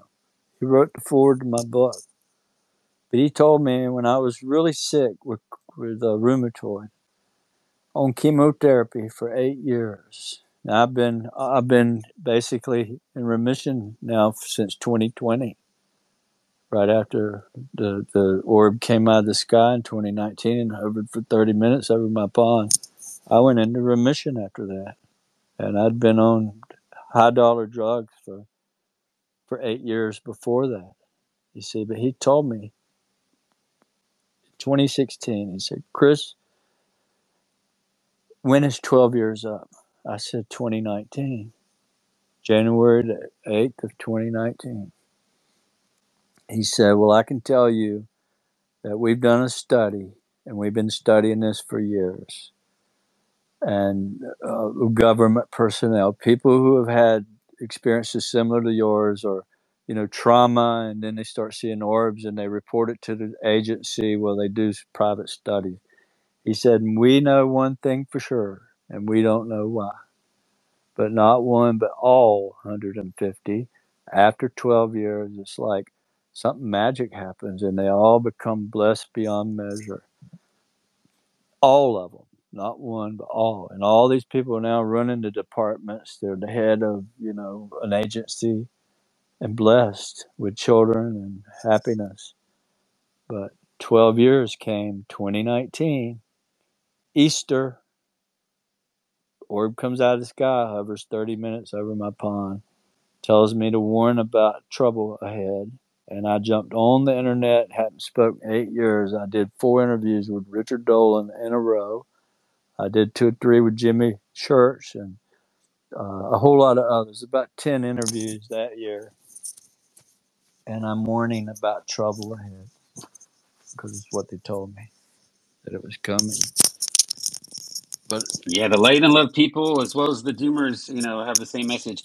So hopefully we can all, or at least some of us, can survive. Oh, I think you have a microphone problem there. Mute you so gently, sir. Oh, it's all good, buddy. But okay, this is sort of intentionally sort of 3D oriented point of view of a question. But you don't have to answer if you don't want. These angels, of the Adjustment Bureau, what's in it for them to go through all this effort? Would you hypothesize?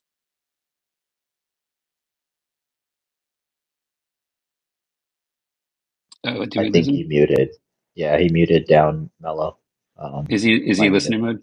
Is he recycling? He says speaker on my end. Yeah, it says uh, speaker and muted. no, I'm back. Chris, I'm back. there you go. Oh, Okay. hey, did you hear my question, man? Yeah. Well,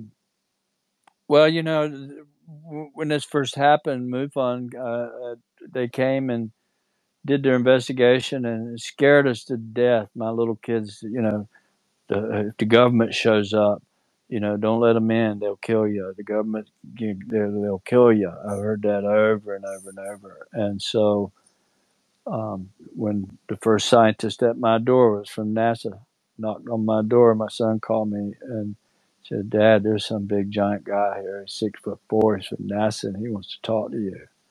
I said, "Well, tell him stick around. I'll be home about an hour." And he did. And but we were definitely afraid of them bad because the Men in Black was out then. That's when the shows were going on, and so I was clammed up bad to begin with. And then I asked him out of anger, "Why are you here at my house?" I asked Tim Taylor this. "Why are you here? Why do you need me?" "Well, you just aggravating my family. We're scared enough as it is now. We're worried about you killing us or Men in Black. You own all the rockets and you got all the money in the world and a space station and telescopes and all, why are you messing with a poor guy from North Carolina?" He looked at me, he said, "We see it. We see it all the time. But it has absolutely nothing to do with us or anybody we know. And we know that it likes you and we would like to study it with you." And that's how that happened. I mean, it started all the way back in 2008 when they first showed up, and so I hope I answered the question halfway there.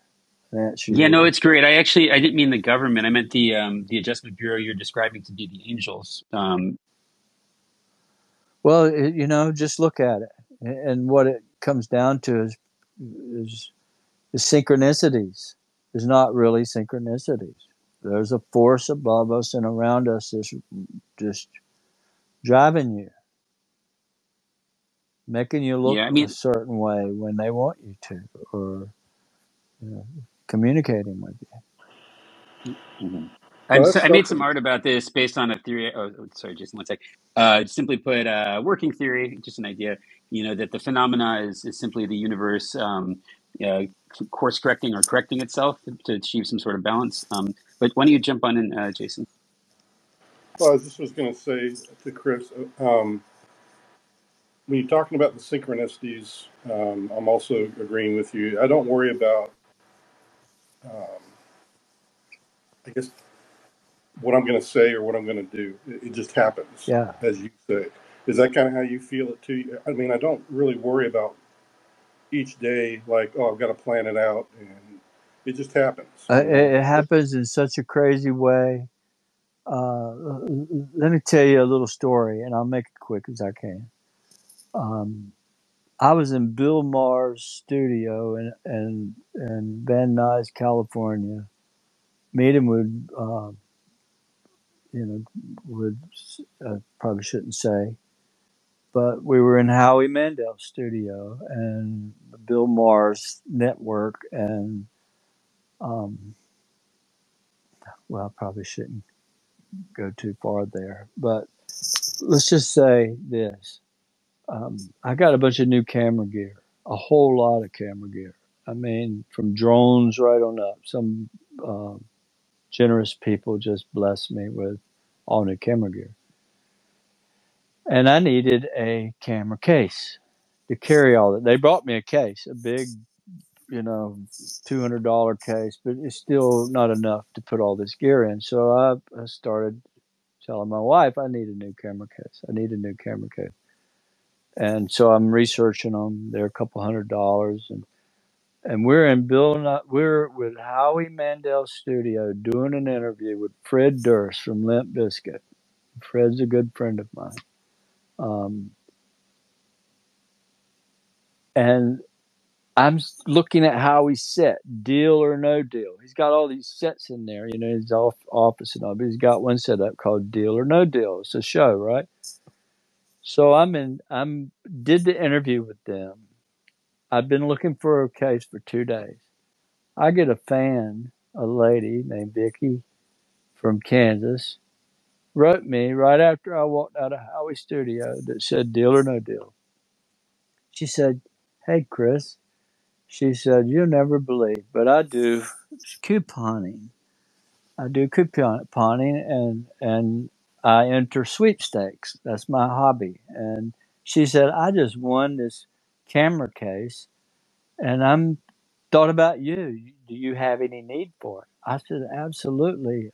What can I pay you for it?" She said, "I'll just ship it to you." So I get home a week later. The box is laying at my front door, and when I opened it up, there's a $200 Pelican case in there, and inside the Pelican case is a blanket or a big velvet, like a blanket bigger than a towel, that had "Deal or No Deal" written on the blanket. Came from Howie Mandel's studio. Wow. I think it This was a deal. Yeah. this is how it works. I'm telling you, it's so funny. I just shout to the heavens and say thank you for that. Thank you. So it's a fun thing now to me to see all this happen. But hope that wasn't too long a story. But No, it's awesome story, and I'm so grateful that the phenomena is supporting the documentary filmmaking efforts. So grateful. yeah, yeah, they really are. And there's a lot more coming there. Okay, we're gonna get to more hands. So many questions. I'm just going to hold them till the lovely people have spoken. For example, we haven't talked to Cassandra. Welcome. How's it going? You know, it's going wonderful. And I just have to say, the more and more I come into this room and to all of you and the community, I'm just falling more and more in love with everybody and everybody's stories. So thank you so much. I'm learning so much. It's a very general question. And first of all, I'm going to buy your book, my dear. I'm super intrigued. And when you speak, there is an immense amount of light that comes from you. And for strangers to come into these rooms or try to wrap their head around it, I've kind of been in this streamline for quite some time, but there's still a lot of fear. And so thank you for being such a bright light in this community and just showcasing such truth around the benevolence. And, you know, when we do evil things and think evil things all the time, those things can creep in. But Sure. with that being said, my question is this. As an intuitive, as someone that's extremely dialed in, I do see orbs when I'm on a Zoom or I'm looking at pictures, but the acuity and the attunement, my question is, why are some people gifted this in your mind, and why are some people, like even that are dialed in as I am, that asks for these kind of experiences? Is it the person that's blocking it? Is it that we can't see? I'm curious what your perspectives are on that, and I'm sure other people would have that question as well. Again, thank you for being such a blessing, and I'm complete. I appreciate that. Nice to meet you.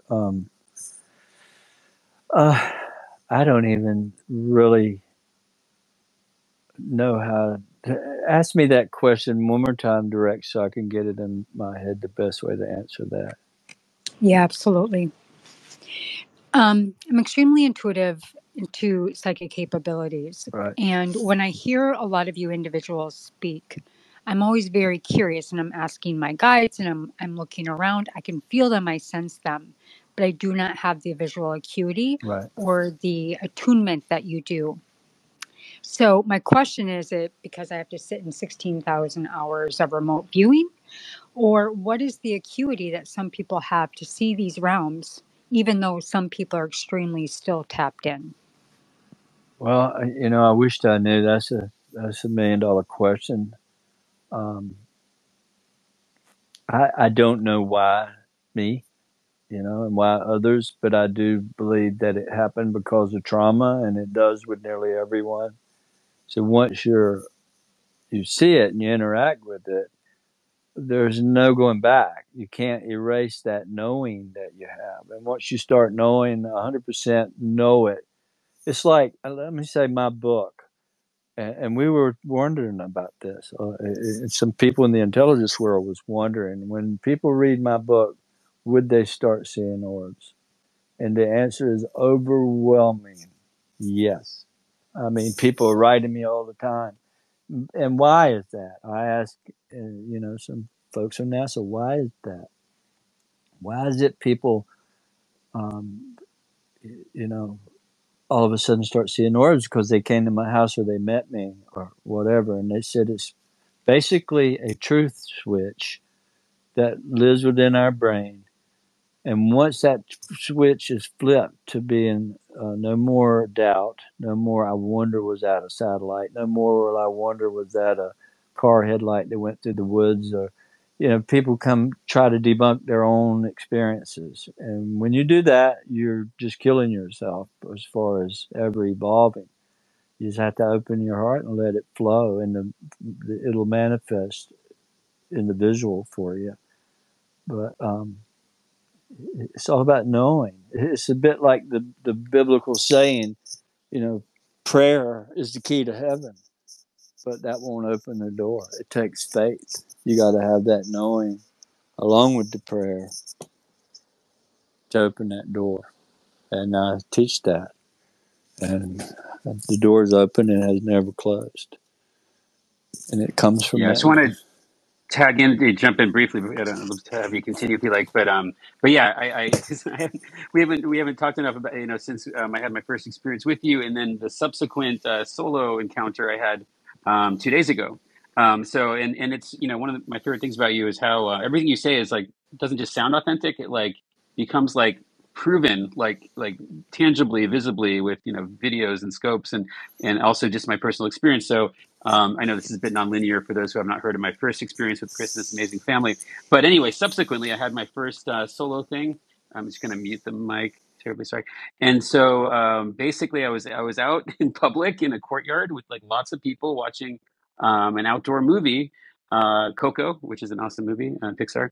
And basically, what happened is all of a sudden, it's a very absorbing, wonderful movie about paranormal things, coincidentally enough. And everybody was rapt watching this movie until all of a sudden I was like very confused why people were staring at me. And I guess it was because, little kids were whispering and pointing, and everyone was looking at me, very strange. And then over my shoulder, as I turn, there's one of these same orbs, like basketball size, like just like a foot or two over my shoulder, kind of like the same side of my face, by the way. Where this is a spoiler for the rest of you, where a certain thing to be described later, kind of glided past my face and into the sort of distance that we all saw. So same place for some reason when I was discussing channeling through creativity with your amazing daughter. And anyway, so this basketball sized orb right there, I turned to it and I'm like, oh, hi. And then it kind of like, blobbed around a bit and blinked a bit and went straight up. I guess it was almost as if like it was like we were both kind of like a mirror aware of how awkward it was to be in public doing this, and and then it kind of just shot up, and then I caught it. Then I finally got my phone out. I was like, oh okay, yeah, I got it. As it's like up in the sky, and then it kind of veers off to the left, and it kind of made a strange shape, which I caught a little bit on camera. I can show you. It's not like I don't have one of your scopes yet, so sorry about the quality, but I do have an iPhone 15, which is pretty good. So it's and then it like started. It changed shape from like an orb to this a similar kind of like bird that wasn't a bird kind of thing, which I have a lot of questions pertaining to this, by the way. The texture of this thing as it went right by my face and, went down, into the distance like we all watched was pretty unique. But anyway, the shape, however, was reminiscent of what the orb turned into as it turned left, which when I saw it, it also went left. So for whatever reason, same kind of parallel experience. And then, but I caught it as it was kind of gliding off into the distance, like way up and, past the clouds in the sky. So anyway, long story short, that obviously resonated with me in terms of, once I experienced it so clearly and knew, that to me did seem to be the thing that kind of opened up these other perceptions of what's going on. Very cool. We've got some new hands. Neanderthal. Hey, Chris. It's funny you finally brought up Tim Taylor a little bit because that's kind of what my question was about. I know you've had a lot of interactions with him, and I've read your book, and I find him a very fascinating character. And I'm just wondering, one, if you're still in contact with him now, and two, what you think his intentions are as somebody that's sort of like popping up everywhere in the background with this whole story, but he's still like largely a mystery to us in the public. And I was also wondering if you're going to be back in Oregon anytime soon. Thanks, man.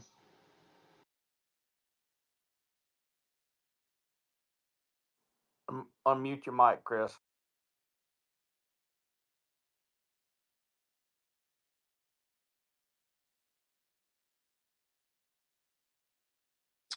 Okay, I don't hear anyone yet, but we'll get this functioning. Chris, are you still with us?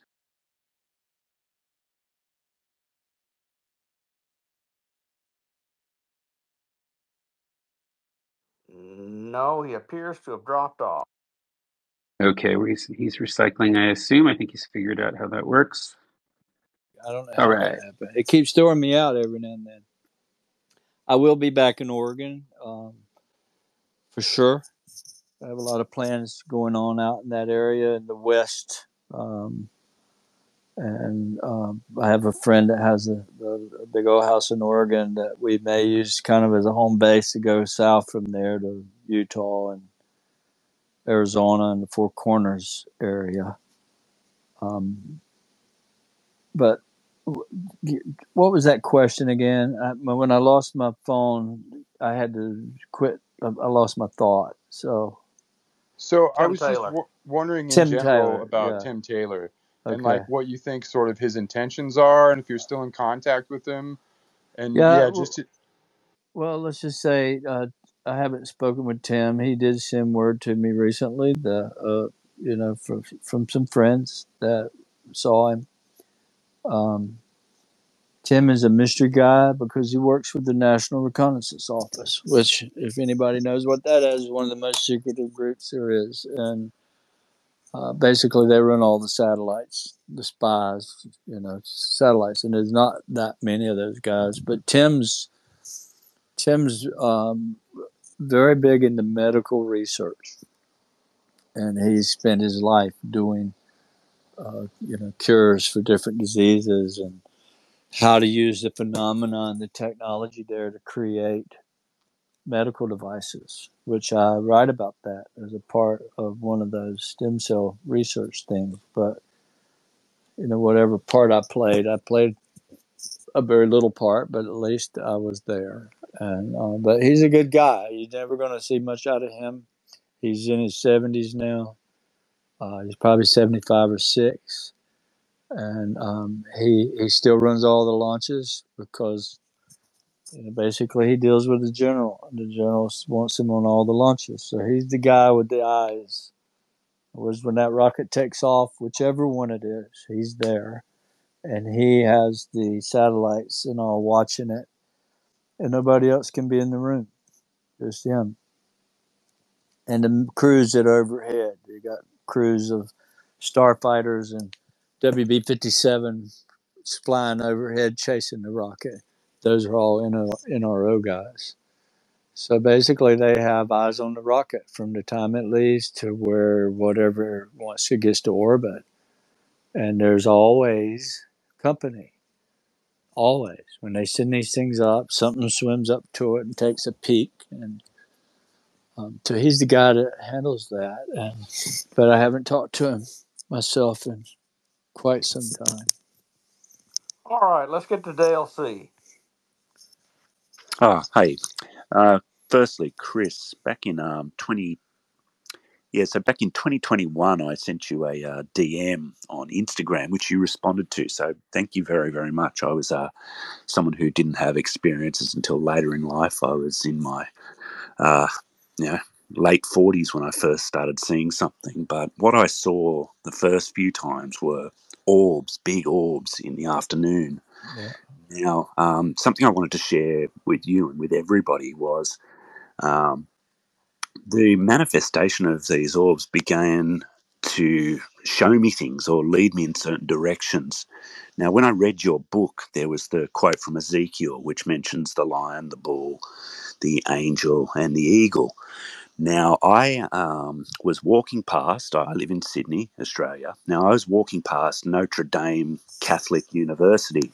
Now, there are stone statues of the eagle, the bull, the lion, Yeah. and the angel there. Now, as I looked up, I was thinking about, your book and thinking about my own experiences, and an orb, a huge white orb, appeared directly above those statues as I was walking near them. As I was thinking about that exact topic, the orb appeared. Now, it's repeated since that. There's someone else in the room, Orb Guy, I think he goes by.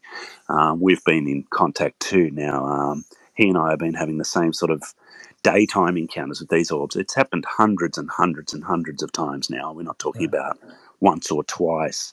But then it happened again. I was walking past a statue of an angel, and I had this thought: well, they're angelic, aren't they?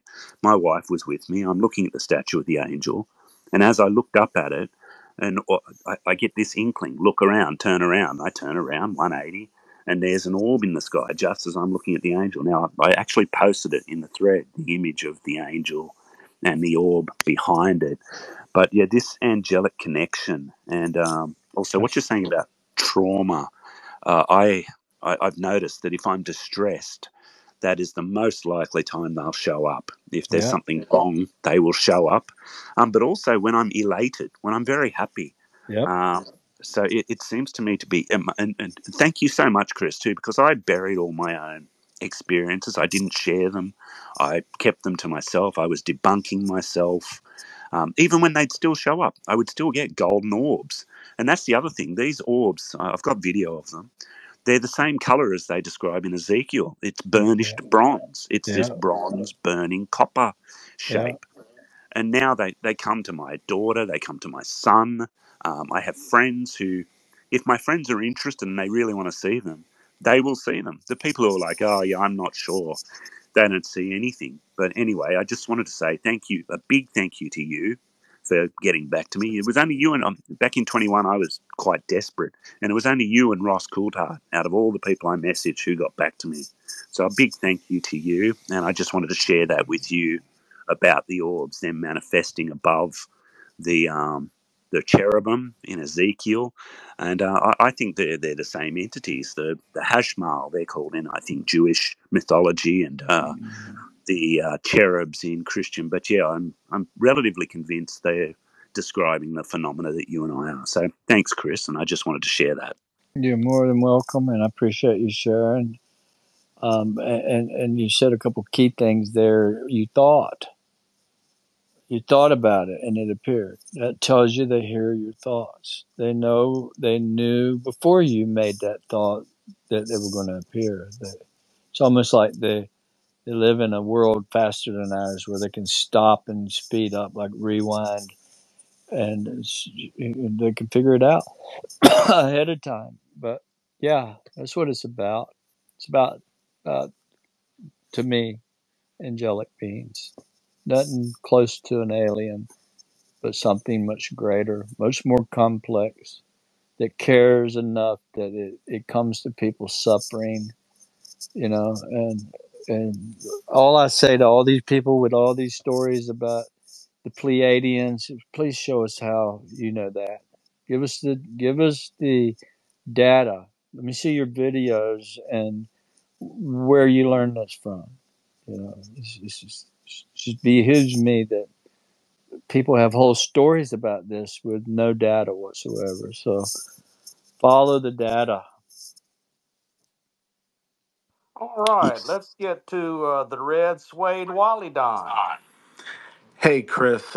Very nice to meet you, man. I'm a big fan. I actually got the Kindle version and the paperback and read your book.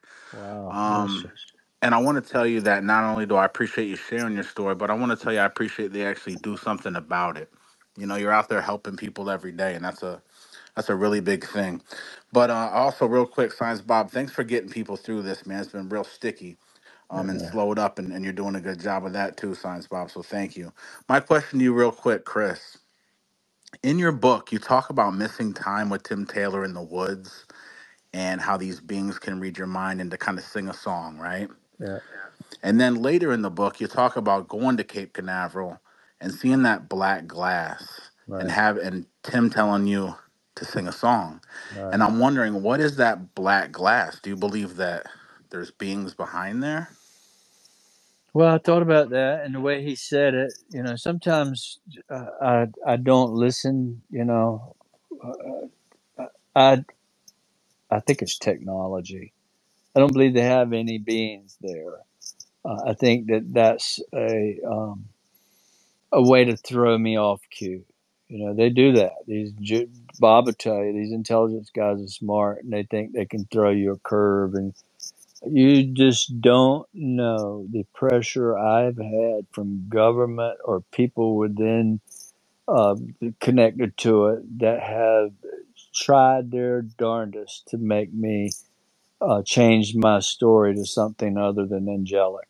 It's alien. It's alien. I almost got in a fist fight one night with a guy, and I don't fight. But I told him, don't ever tell me again what I saw or didn't see. So I've had that battle. You know, I'm like Paul in the Bible. You know, he went to his grave and he never would change. They let him, you know, dismember him and hang him upside down, and he would never say I didn't. You know, and he knew what he knew, and it's the same here. But there's an active push to turn it negative. They don't want us messing with it. They don't want us messing with it at all because they're afraid they'll lose control over humanity. No kid. Yep, it's a fact. That's Yep. from All the. right, let's get to Thank you. Jiggy, and everybody remember there's people waiting. Hey, Chris. Yeah, good to be here. Thank you for being so generous with your time. This is just a great space. All the rock stars of X Space is coming out, asking great questions. So thank you very much. Love the book. Big fan. My question for you is the UAP, legislation recently getting shot down again. Definitely some of the darkness you talked about centered around this military industrial complex kind of blocking truth or even beneficial technology from coming out to us. There's some upcoming hearings coming up.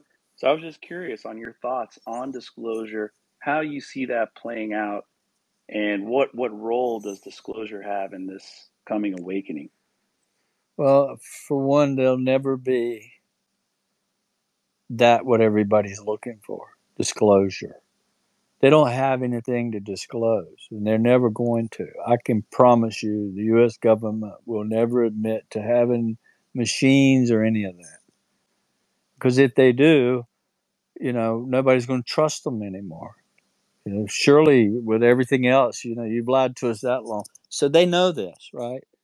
And the only disclosure you're going to get is from experiencers, and the data. And it's not going to be a massive announcement. It's you got to awaken one person at a time. So it's just theatrical things. They're not going to tell it. They're never going to tell it. And there's a bunch of people involved in the church that don't want it told. Yeah, the only kind of disclosure I also agree is, of course, DIY disclosure, which is also the website and the podcast and such. But it's my whole mindset on it.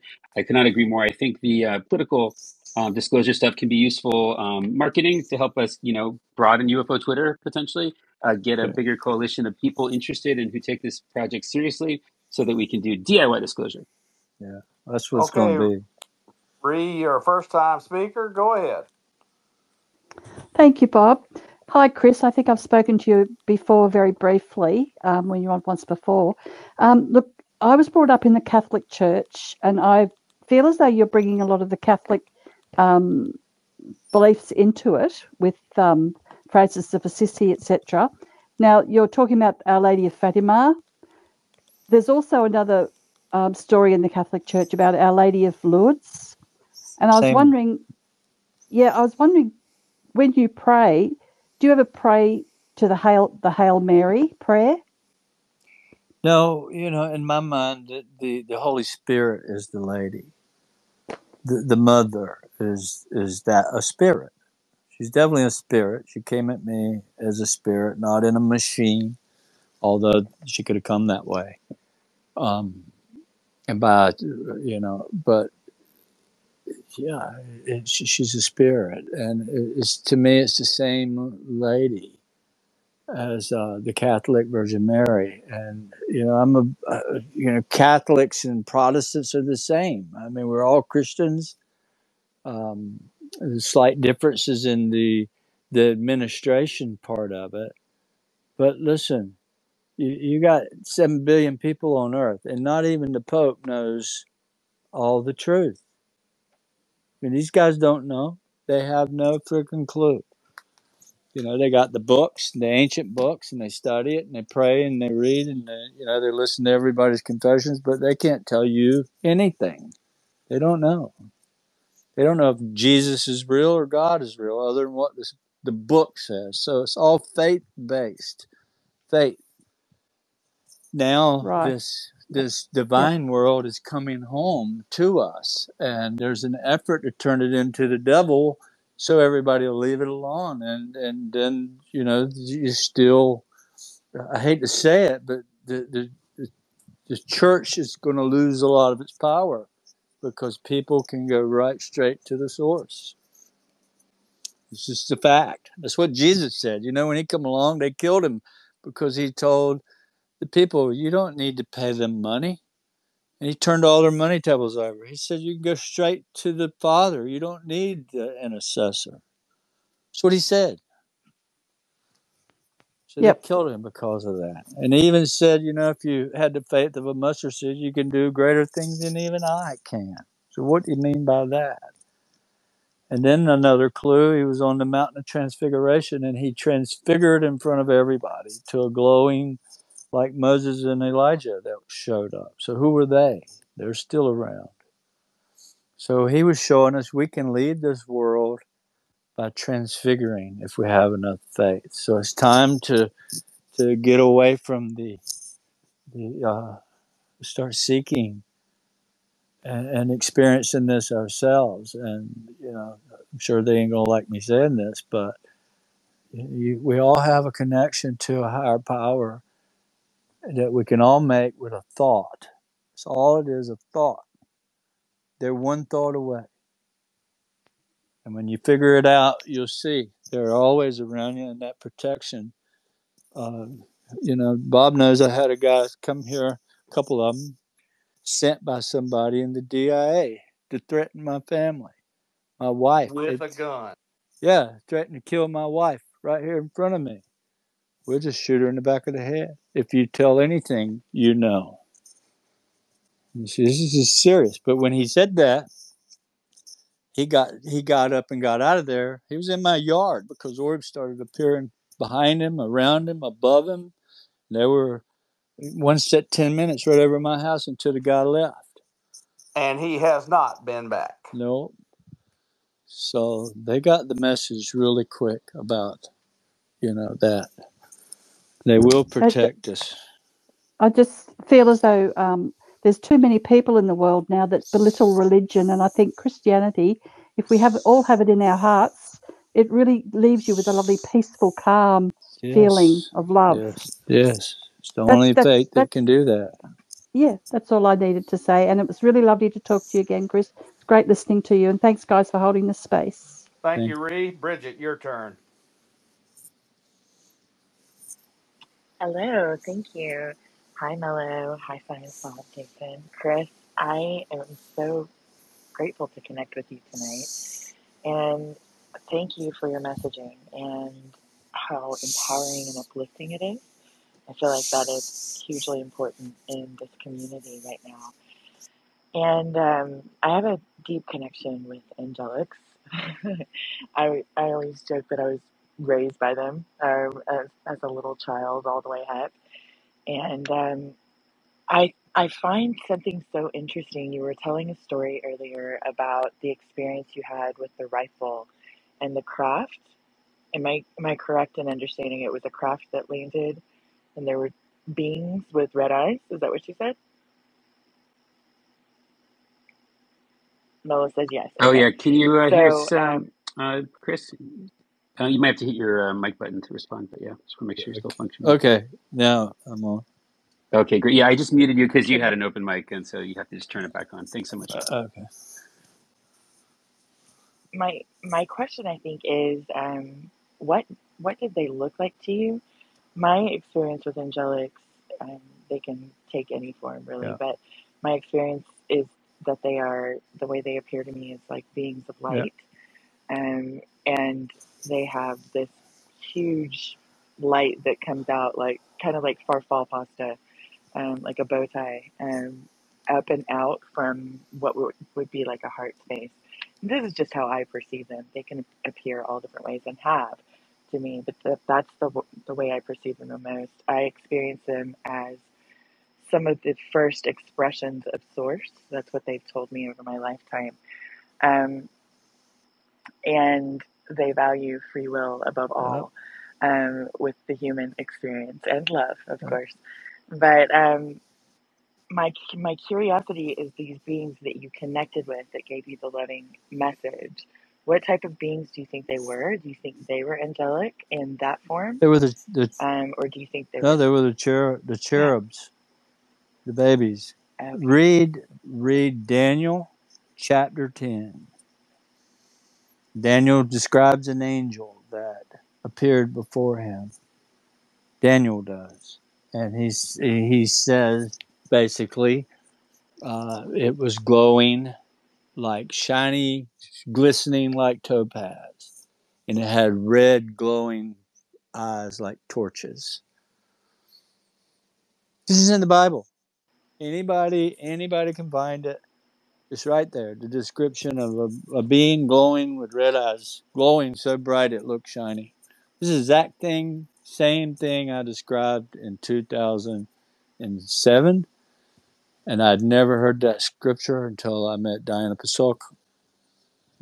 And then I started learning about how much it really is in the Bible. It's everywhere. In fact, if you want to really research, I'll give everybody a clue. It'll be in my next book. Read everything you can about the clouds of heaven. The clouds. Because when they translated the book, they changed the word from like these cherubs in the air flying about in the sky. So they changed the word so you wouldn't know what it was, and they made it into the word cloud. So when you read the Bible, Google it. Just put the word in a program, and it comes up about 100 times in the book, the word cloud. And very rare does it say it was raining and it was a cloudy day. It was always. Jesus said, when I come back, Mark 14, Mark 26, Matthew 26. There's 100 scriptures about the clouds. When I come back, I'm going to be riding in or I'm going to be riding on the clouds of heaven. When John the Baptist was baptized in the Jordan River, it says, in a shiny, luminous cloud appeared right over him and spoke. This is my son, listen to him. It was a UFO. And it's that way throughout the whole Bible. Clouds of heaven.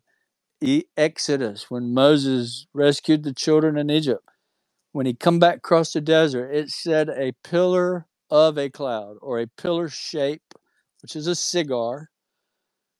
An angel of the Lord appeared in a pillar of a cloud, and wherever it went, they camped underneath it for 38 years. It was on fire at night, gave them manna in the morning, and kept them shady by day. It's a cloud that an angel of the Lord appeared in, a fiery cloud. It's always talking, fiery, feeding food, you know. So it's all through the Bible. I'm sorry for being long-winded, but, Oh, Bridget, thank you for stirring that up. That was great. yeah. Christopheros, your turn. Hey, thanks so much, and thank you, Chris, for taking so much time with us, staying up late. I'm going to take you up on that offer to hang out at Riverfest. I'll be there. But anyway, Great. um, I wanted to ask you. It's pretty well known that experiencers run in families. That there seems to be some sort of genetic or family lineage connection. That often multiple generations will have some kind of special connection, or sort of psychic connection. I'm just wondering, in your family history, in the previous generation, did your ancestors have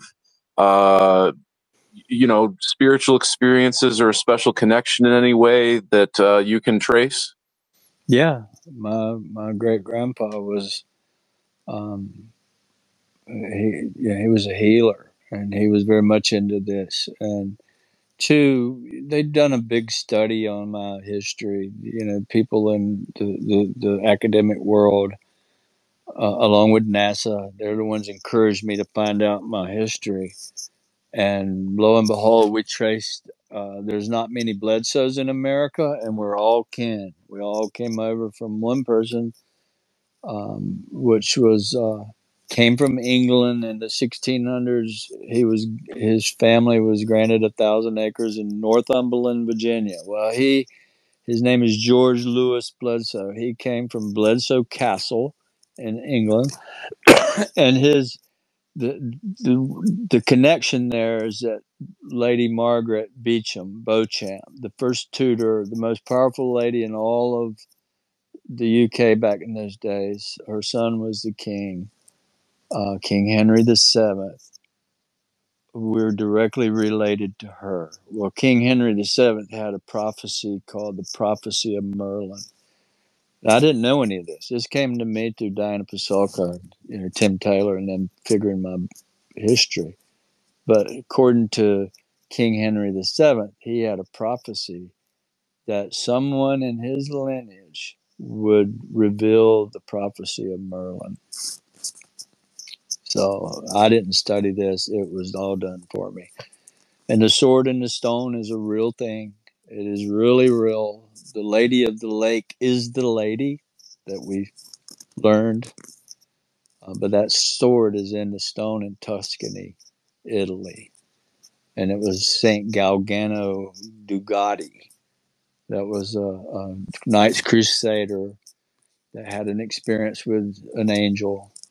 And he ended up being a hermit, and because everybody criticized him, but he had orbs around him and animals just like Francis. So they made him a saint. His name is Saint Galgano Guidotti. And he was the one that thrust the sword into the stone. And you can pull it up on Google and see the sword in Tuscany, Italy. Chris, remind me which of your ancestors was at the crash and burial in Texas a couple Yeah, hundred years ago? that would be George Lewis, um, George Lawson. So he was a direct descendant of George Lewis in the 18. You remember the Aurora crash in Texas, the sky ship that crashed into the windmill. They called it a ship, not a flying saucer. Um,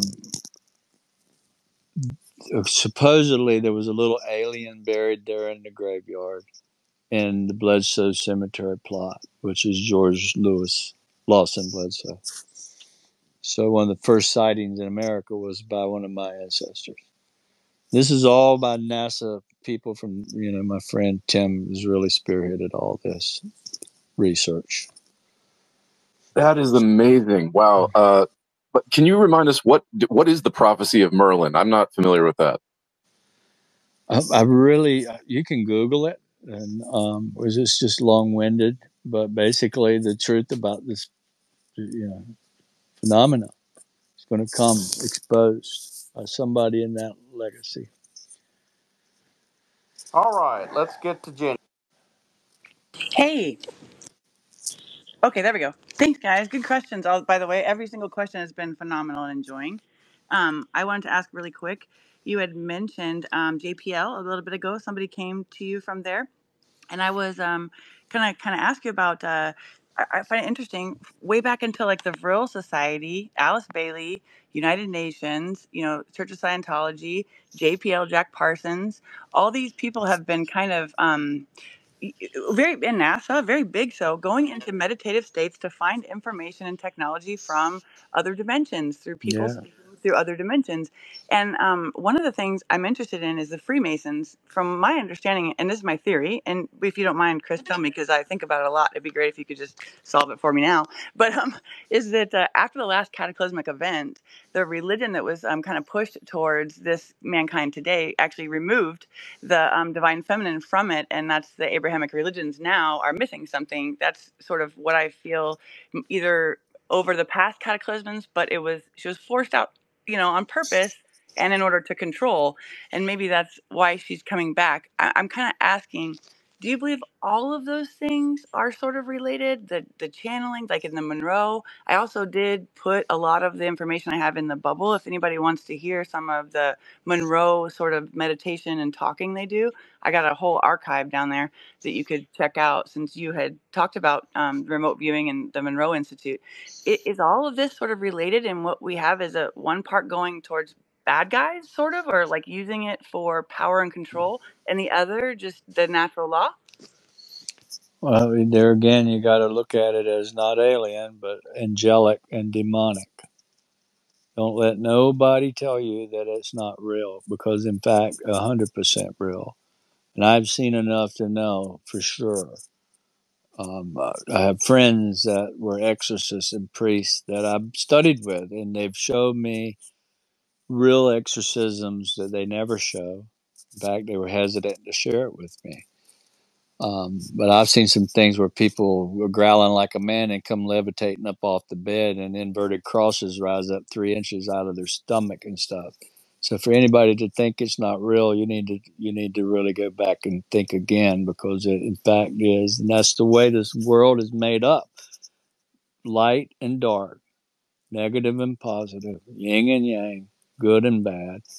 Tim Taylor explained that to me. He's like, the earth is a diode. The sun shines on it, creates an energy. So the earth is an energy creating machine, and it has these lines that run all around it, negative lines and positive lines. And in those lines run negative entities and positive entities. And the Freemasons figured out through Egypt how to take pendulums and find these lines, which is a grid. Sometimes these lines are 10 feet apart. And what they told me was that when they laid out Washington, they doused it with dowsing, pendulums to find these lines, and then they transmute these negative lines upwards in the sky. But the way I was told, for example, if you have a child, that one of those negative lines, or your grandma or mom, you move in a house and one of those negative lines runs through that child's bedroom, it'll end up sick or dead early of age, because these negative energies are running through that line, and they see this child and they affect him. So I know people that clear houses and transmute these lines.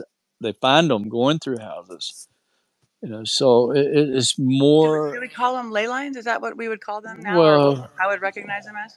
some people call them that, and but they're more of an electrical grid of negative and positive energies. You can't have one without the other.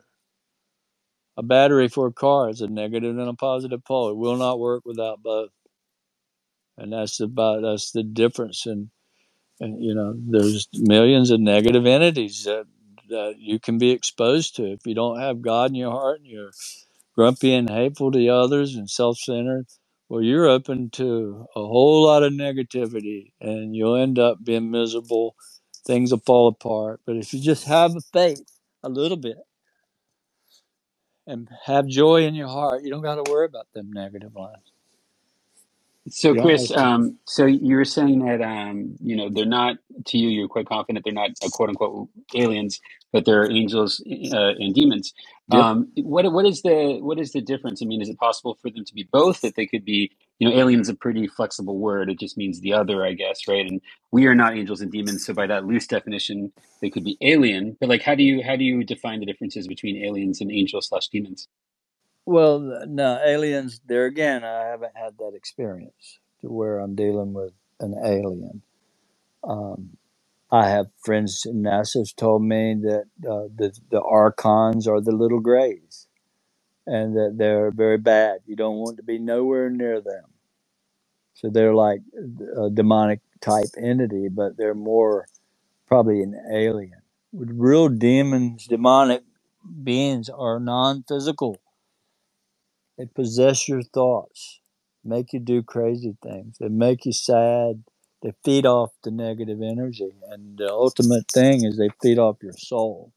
Hope you just never figure it out and completely be godless, and then you lose your soul here on this level. This is one of the levels. The Bible talks about 7 levels that you have to go through. Well, that sounds much like reincarnation, right?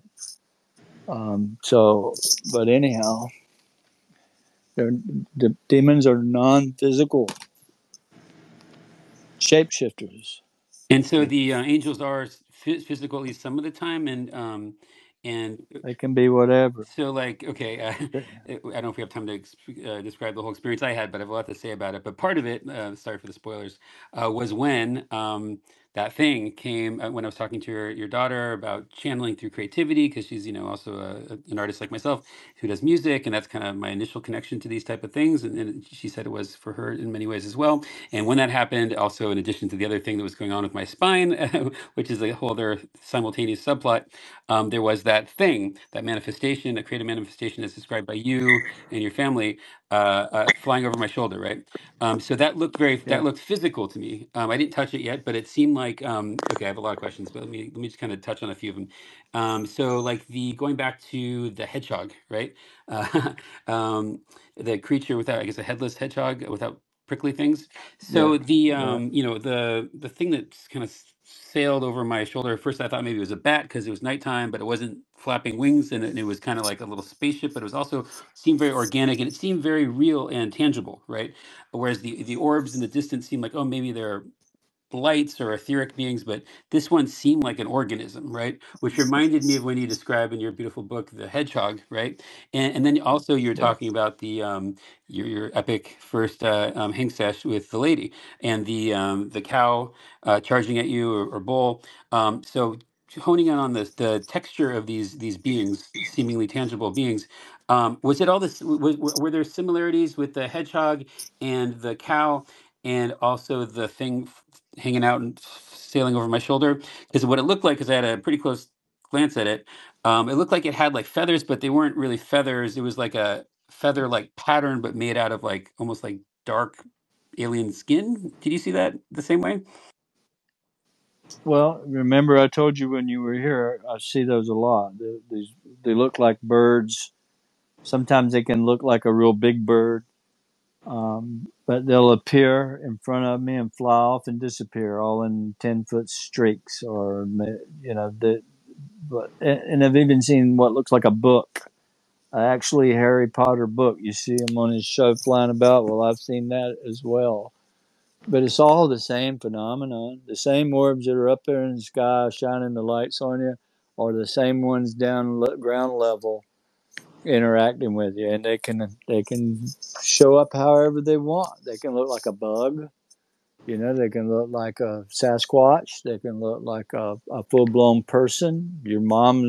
My mom's at Walmart crying. My dad dies, and she has this man pat her on the shoulder, and she's in the gift card aisle crying her eyes out. And he looks at her and told her everything that happened to her, and that my dad was going to be all right and not to worry. And this guy vanishes right there with her standing in Walmart. Okay, it's got to drill in So a they little bit can, more, and then we'll get to the hands.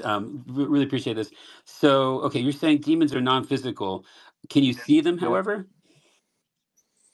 no, Got not that I'm so the aware of. orbs then you consider that to be obviously visible and also physical, or are the orbs sometimes not physical but just visual?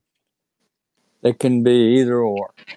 They can appear as a human. They can appear as a glowing figure, which I have it on video, of an orb flashing, and out steps a 7-foot tall white glowing being 6 foot from me, right in front of me, 6 foot away. This isn't like a long ways away. I've never shared this video. People are like, "You ever see him up close?" Well, yeah, I got a being coming out of an orb, and he's glowing white, and he's 7 foot tall. And but they can appear any way they want. But the demonic entities has to possess the body. Example, Legion in the Bible. Jesus comes up on a cave, and there's this guy named Legion, and he's laying out with the pasture with pigs. This is a story.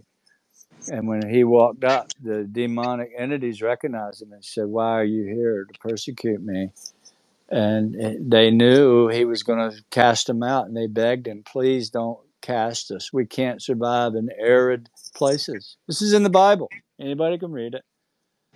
And so he says, get out. And he allowed them to get into the hogs. So 1,000 pigs went down the hill and drowned themselves, which Jesus knew that was going to happen, right? So they were cast out, and their lives were, their essence was ended, I guess, because they were cast out of the animals. So animals, these demonic entities, can be in a dog or anything. You, me, animals. Thanks so much. Okay, thank you for the hands also waiting. I want to welcome Alex. If you can hear me, how's it going? Hey, thank you so much. Thank you, Mellow. Thank you, Science Bob, and thank you, Chris, for hosting this space and giving me an opportunity to talk. Life is like a roller coaster, and I would like to ask Chris, based on your experiences and your Can you guys insight into hear? Or do I higher have to con. recycle myself, maybe? Oh, No. He's Okay, I'll talking. recycle. Please continue, sir. thank you. Based on your experiences and your insight into higher consciousness, what practical steps or practices can we all take to raise our vibrational energy during challenging times when we're down and to maintain it when we're up? Yeah, that's a journey for all of us to stay there. But I'd recommend turning off all the news. Don't pay attention to the news because I don't trust nothing they say. Anything. I don't trust them because they're censoring us and they're lying to us and they're creating division within the people and creating fear, and all that's lowering our vibration, completely lowering it to a point that we'll never awaken. And I think that is one of the things you need to do. Turn it all off. Turn off anything and anybody that's not friendly and they're negative, and just don't be around them. And you'll find out in about 2 weeks how much happier you really are. And this connection will strengthen greatly. And Chris, would you also say that this is something I kind of do as well, and it's written in the Bible that we can control our thoughts. Yeah. And you have a choice to believe in fear. You have a choice to believe in love. Yeah. And I think after a while, like you say, it's a journey. You got to learn how to do that Yeah. so that as soon as the negative feelings come, whether it's, something negative happening around you at work or whatever, you can switch your mind off of that and try to feed on the positive parts of it. And Yeah. I think, is that what you kind of agree with? Yeah. 100%. I look the other way. If something's going down, I turn around and walk out and I wash it out of my brain. I don't want it in there. I don't want it near me. And if anybody's been to Greece, the Greeks know this better than anything. They're so big about speaking negative. You never do that, ever.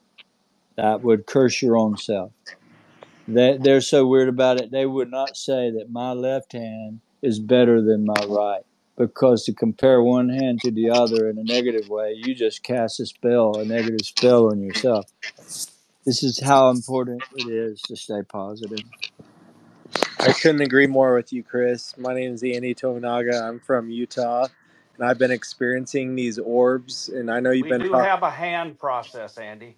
Oh, I've been waiting for so long. I'm sorry. I just thought it was my opportunity because it said the mic was on. So I just wanted to appreciate Chris because he gave me the courage to talk about these orbs in Utah. And I know you've been talking about Utah for years and everything, and they've been giving me a message about stop the weapons and the war profiteering and the wars. And I've been trying to reach out to you for months now, Chris, and I haven't been able to get a hold of you, but I think I've been praying to be able to talk to you, and I just wanted to thank you for your time. I don't want to conserve everyone else's time, but for some reason, the mic was on this, and so I just wanted to thank you, Chris, because I've been trying to reach out to you and your family because I know you've been talking about Utah, and I've been reaching out with these orbs that have been interacting with me, excuse me. And so on my Instagram, you can see these orbs that I've been interacting with, but I just wanted to appreciate you because I'm a pharmacist in Utah. So really, I have so much to lose for my professional career. But as an experiencer and knowing what's going on, it means so much to me that you've been you've been here for me, man. I know I've gone through so much trauma, but I just wanted to thank you and just reach out to you guys and say thank you for this opportunity, because I didn't think I was going to be, I didn't think I'd have the opportunity to talk to you, but for some reason, these orbs wanted me to reach out to you. And so I've been trying to reach out to you for months through your website, through Instagram, through Twitter, but no messages. I don't know if you haven't seen them, but I just wanted to thank you for everything you've done to give me the courage to come forward. Okay. Can I just say thank you as well to Jason and to Chris?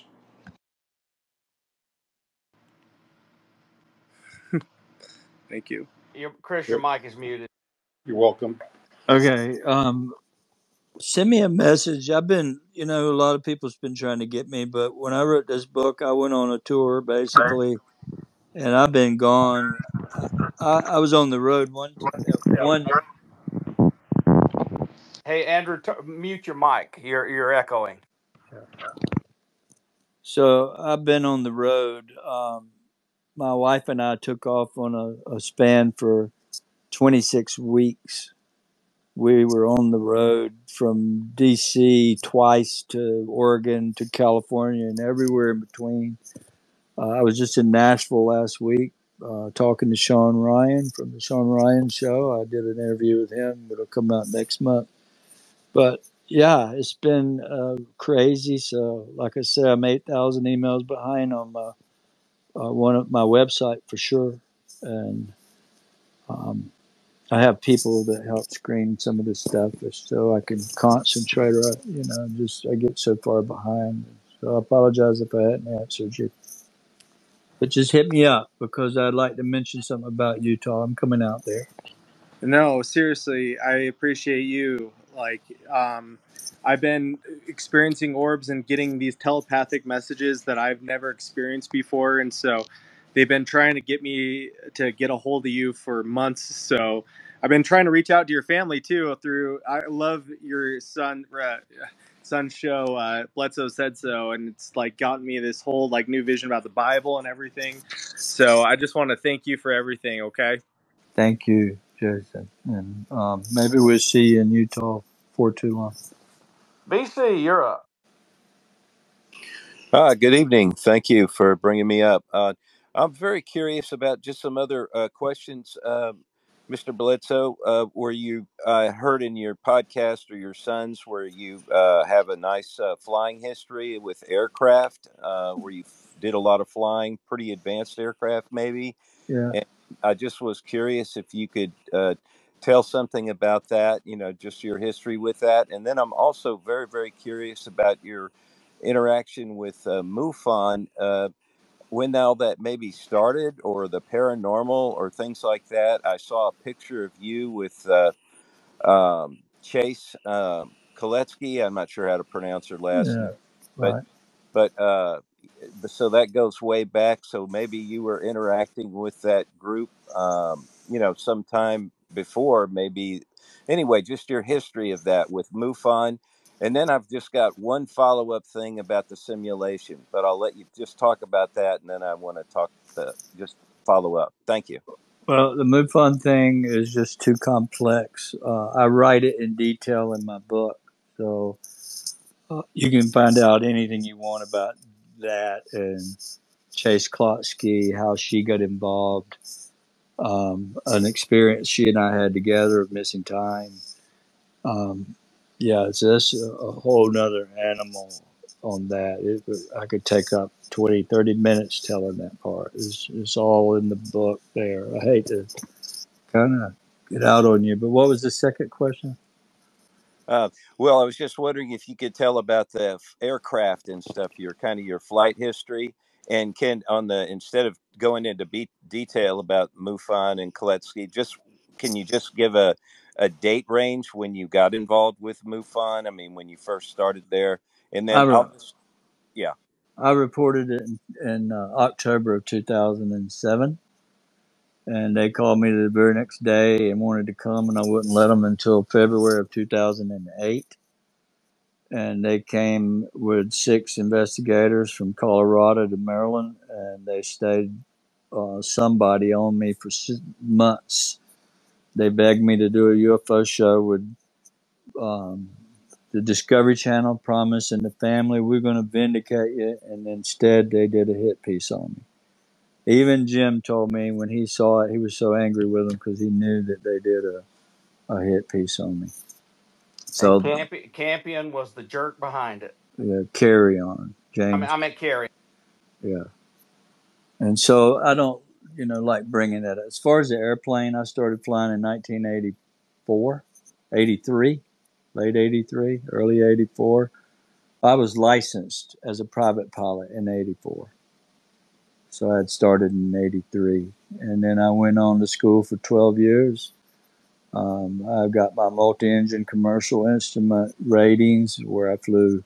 I never flew for an airline. I was going on to American Airlines or Piedmont. I had a seat there. I could have went. But when we had our third child, my wife and I decided that I wouldn't take a job to be gone 5-6 days a week. I wanted to be here for my kids. So I gave up 12 years of study. I still continued to teach weather for the FAA, college level. And so I did that for a long time at the local community college, teaching weather because I became an expert in it and certified by the FAA, federal government actually, to do it. So, yeah, that was my love. I did a lot of charter flying, hauling congressmen to the mail, and I did it day and night. At night in the rainstorms, I've hauled people all over from Maine to Texas and all out and everywhere else in between, flying charter. So that's my love, my first love. God sauce.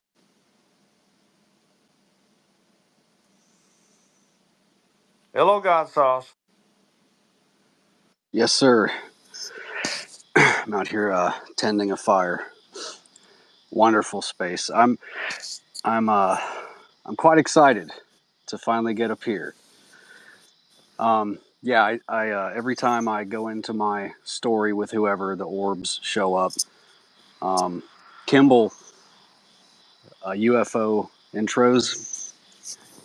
He's been the only person in this community to interview me, but he had a significant, very powerful encounter during that process. So, so I guess my question is, excuse me, do you know of this esoteric, hidden, maybe a cult thing of being the actual person to destroy the universe and recreate it? No, I don't know anything about that. That I don't think no human could do such. It would be God that created it and God that Right, destroyed it. right, right. So, yeah, this is a delusion that I've carried with me for 24 years now, because Michael's gone. But the source took his place, and so this is why I'm Godhead Source, God Sauce, whatever you want to call it. And I would love to have a later conversation then with you about this. I didn't know if you had experienced this yourself or not, but there's so much, and I want to get you a signed copy of my brother's book, Alchemically Stoned: The Psychedelic Secrets of Freemasonry. Cool. What do you think about psychedelics and how they fit into this whole thing? I don't know. I've not done that. It scares me to death to think about doing it, although some people do and have experiences, but you don't need to. You don't need to do any of that to experience this. It's all in our head, it's all in our mind. And when you understand it and can control it, it'll come when you ask. And that's the thing that I've Right. had for all these years. I understand what I'm looking at, and the conversation flows. It's not like I'm guessing. Right. Yeah, I've had this telepathic It's almost like you're arguing with yourself. It's so fast and immediate, but the intelligence behind the answer is like beyond what I think my brain could do. Absolutely. So the most Um, incredible thing yeah. is if you stood here for to see it react when I say a prayer, maybe in front of everybody, and all of a sudden, boom, the sky lights up, and here they come. That's life changing to see it react that way, and that's just, Right. I could imagine yeah, that. Yeah, that being life All right, changing yeah. let's get to for. Ursula. Yeah. Ursula. Oh, hi. Hi, Chris, again. I was going to ask if you have any native ancestry, and also like these beings that you're in contact with, do you think they'll ever share their technology with humans, and the healing aspect of it, their healing, you think they'll ever share that with us? Um, well, yeah, but that's very complex. But yeah, I think that everybody's going to know the technology is already being used. 'Cause I've been behind the scenes working with some people that let's just say metal. I had three pieces of metal that dripped off an orb, and the government took it and classified it. Said you're not going to get it back, and chalk it up for your country. Well, that particular metal, I studied it, and I've been in the meetings with people from that community that they have used this metal for a lot of things in our medical industry, like hip joints, spine, uh, the metal and stuff they put in your body. This new metal has human DNA in it.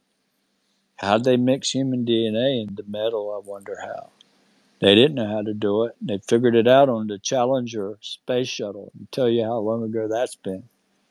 When Judy Resnick supposedly died, when it blew up, she died in that thing. Um, but they were already testing this metal way back then. And just say to have human DNA in metal opens the door for a lot of things, such as your tendons growing to this metal instead of the hip joint failing, because it's just a titanium piece of metal that they use super glue to glue your muscles and all to it. Tendon. Now this stuff is so advanced they can give you an injection to a child. Let's say a child has his hip joint replaced from cancer. They can give an injection and it'll grow with the child as he grows up. All this stuff is top secret or has been secret. Of course, I wrote about it in my book. So anybody wanting to learn more, you pick up this book and you'll see a whole lot more about my experience in the medical industry and the things that I've been shown. So yeah, the technology is already there. AJ, how you doing, my friends? What a great space. I just have a couple of quick points, and one is the idea of extraterrestrials kind of making themselves known a little bit in this, simulation. I'll call it, for lack of an argument. And I believe these extraterrestrials or whatever they are, they're kind of keeping a distance. So I don't know if they would want to be seen. However, I believe by us seeing them, it opens up something within us. It creates like an awakening. Again, you would see this in some kind of simulation, like a code. And we're awakening to something that's very powerful. And it should be a positive thing, because as we're starting to find out, if anybody believes in channeling, or alleged extraterrestrial contact, some of these people blow my mind. And they'll tell you, you don't have to worry about technologies. Your body, the mind itself, heals the body. And we're starting to find out more and more about the human body. And the human body, I'm just going to give you one tidbit of the human body. We have 50 trillion cells. One human cell can store the data of 3 billion lines of code. Google runs on 2 billion lines of code. So we humans, each and every one of us, are superhuman. And this extraterrestrial and technology is starting to awaken us to this. And one more thing, I'll just talk about the idea of demons too.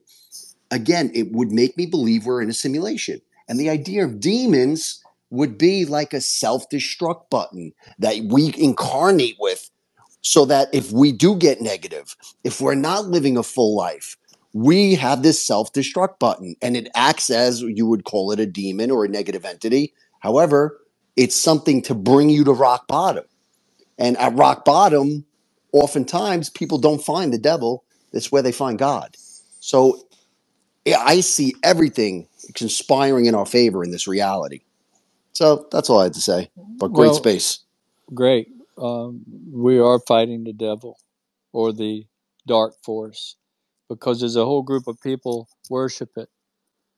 Yeah, And but in a way, with the dark forces, I understand that. Now, the dark forces are rising. They're impossible to beat. They have all the resources in the world. So now a bunch of nobodies have to get together and discover the power within and figure this out.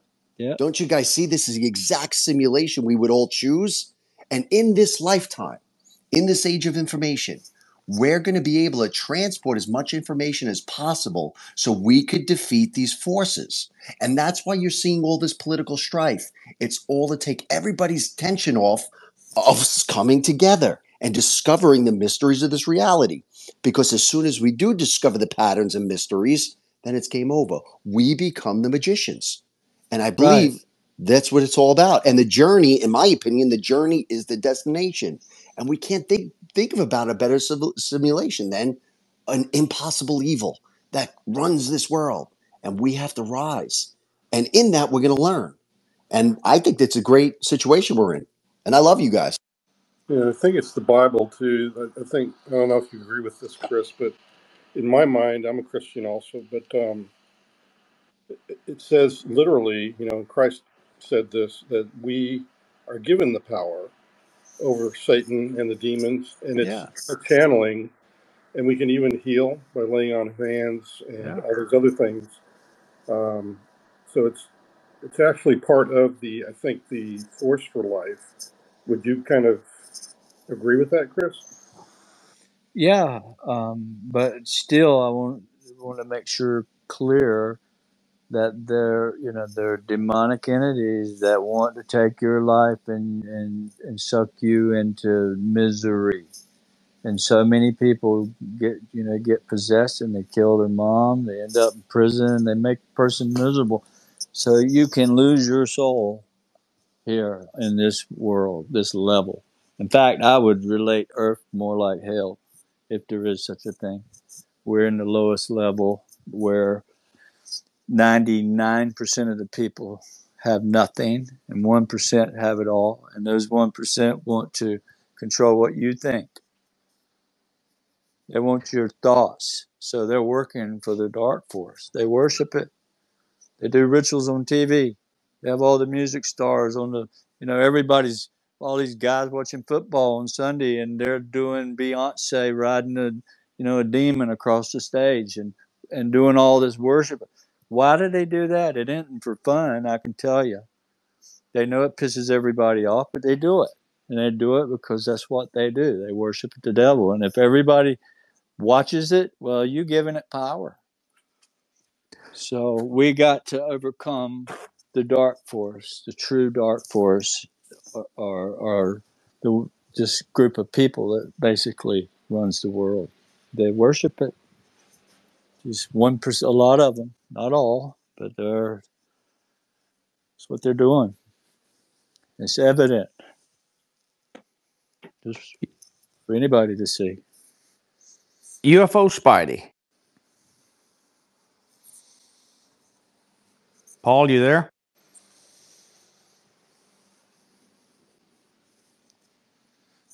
Let's go with Darren.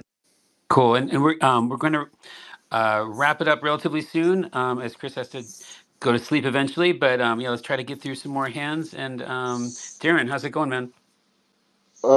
Hi, Mellow. I'm glad I made it. I'm in the UK, so they started very late my time. So, hi, Science Bob, Jason, what a lovely panel. My question to Chris is pretty a simple one because I haven't read his book. I've been here for about an hour and I've been so impressed with your responses and the experiences of yours that I've heard. My question, Chris, is what would you say is the most pressing or most urgent message you would want to share to this space? Thanks a lot. You'll have to unmute your mic. I had to mute it for you. Chris?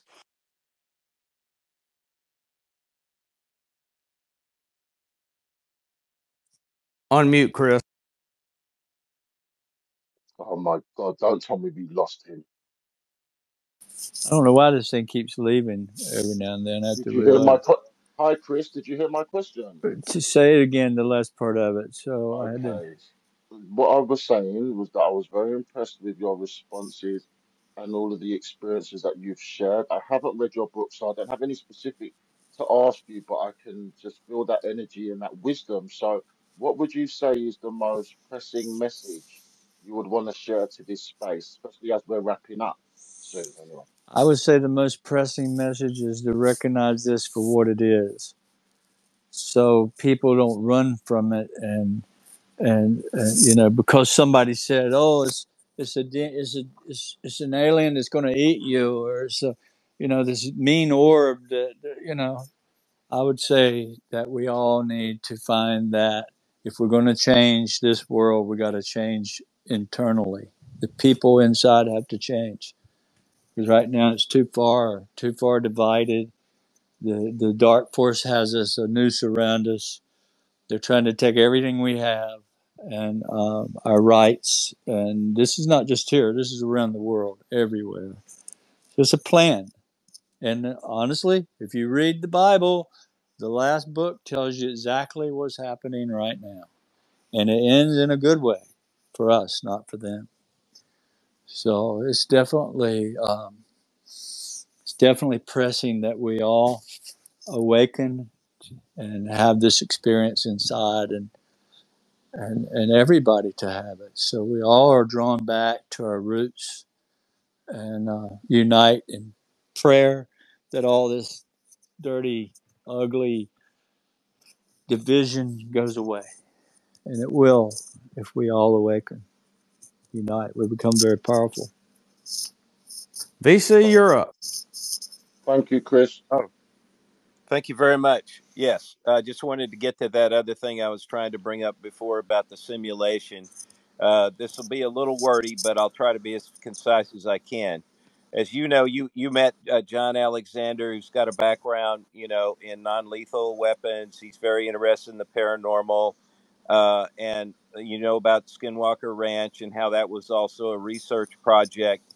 Where they were studying things futuristic, 50 years into the future, and now we've got holography out in the wild now that can portray all kinds of imagery on stages with multiple characters, look very realistic. We have drones now up in the sky, all kinds of satellites. I mean, the place is being flooded with all kinds of lights in the sky.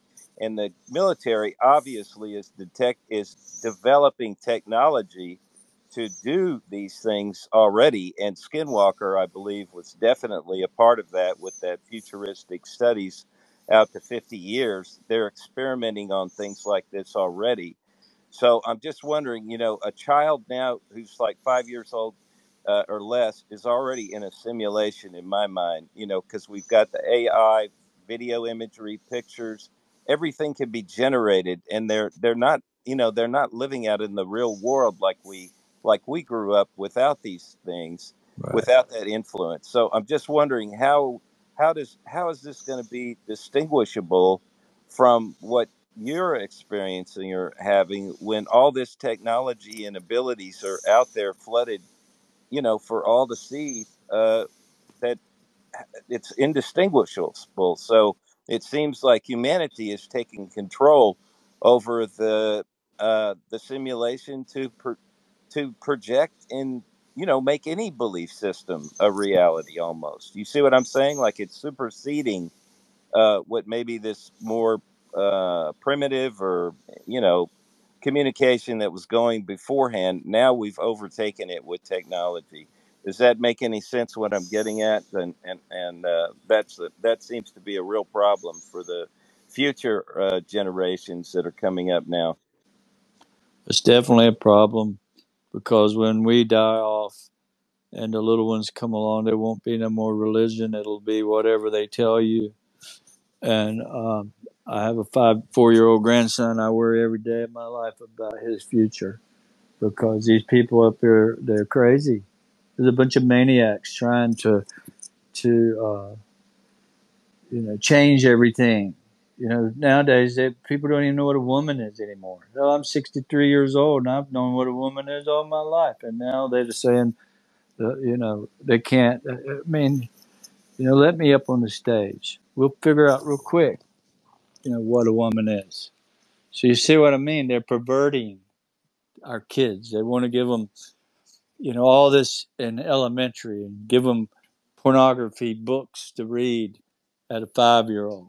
Think about that. So who is doing this negative, dark thing to the people? I will revert right back to that same crowd that worships the devil. They're actively doing that and convincing us nothing exists. There is no such thing, whilst they are enjoying the power from it. UFO Spidey Paul, are you there now? I think he went to sleep. Screen. Yeah, I'm gonna have to go here in a minute. It's 1:30 in the morning here. It's 4.5 hours on this I thing. appreciate your time, Chris. I'll make this one quick for you. I love what you're, speaking on here tonight. It's right up my alley. I'm also probably like the only one in here that hasn't met you yet either. I'm a Carolina boy. I'll have to come to the River Fest. But you brought up Merlin and the Sword in the Stone, right? And I'm always talking about how if you look into that, Merlin tells Arthur before they get to the lady that she could appear as anything, and then just to be respectful and that type of thing. And when they leave, she's a fairy or a fae, right, from the fairy realm essentially, and they leave with the sword. But what a lot of people don't talk about is the sheath or the scabbard that it goes in, because it also says that while he's wearing that, or it's in his proximity, if he gets cut, that he won't bleed, right? So there's few cases where maybe it's like a crash retrieval, or you mentioned like the anchor getting stuck. I think the anchor was left behind in one case, but there's few cases where objects are actually left behind after these experiences. And they seem to be, when they're analyzed, they seem to be like laid down in a super rare way on the atomic level, like it was made in a vacuum. And then that got me into the metamaterials. And then you mentioned that black glass looking stuff. If you had to guess, whether these are beings actually making these objects, or whether it's kind of like the thought helping create it or manifest it. And would you say that that black glass stuff could possibly be some type of like graphite or something of that nature?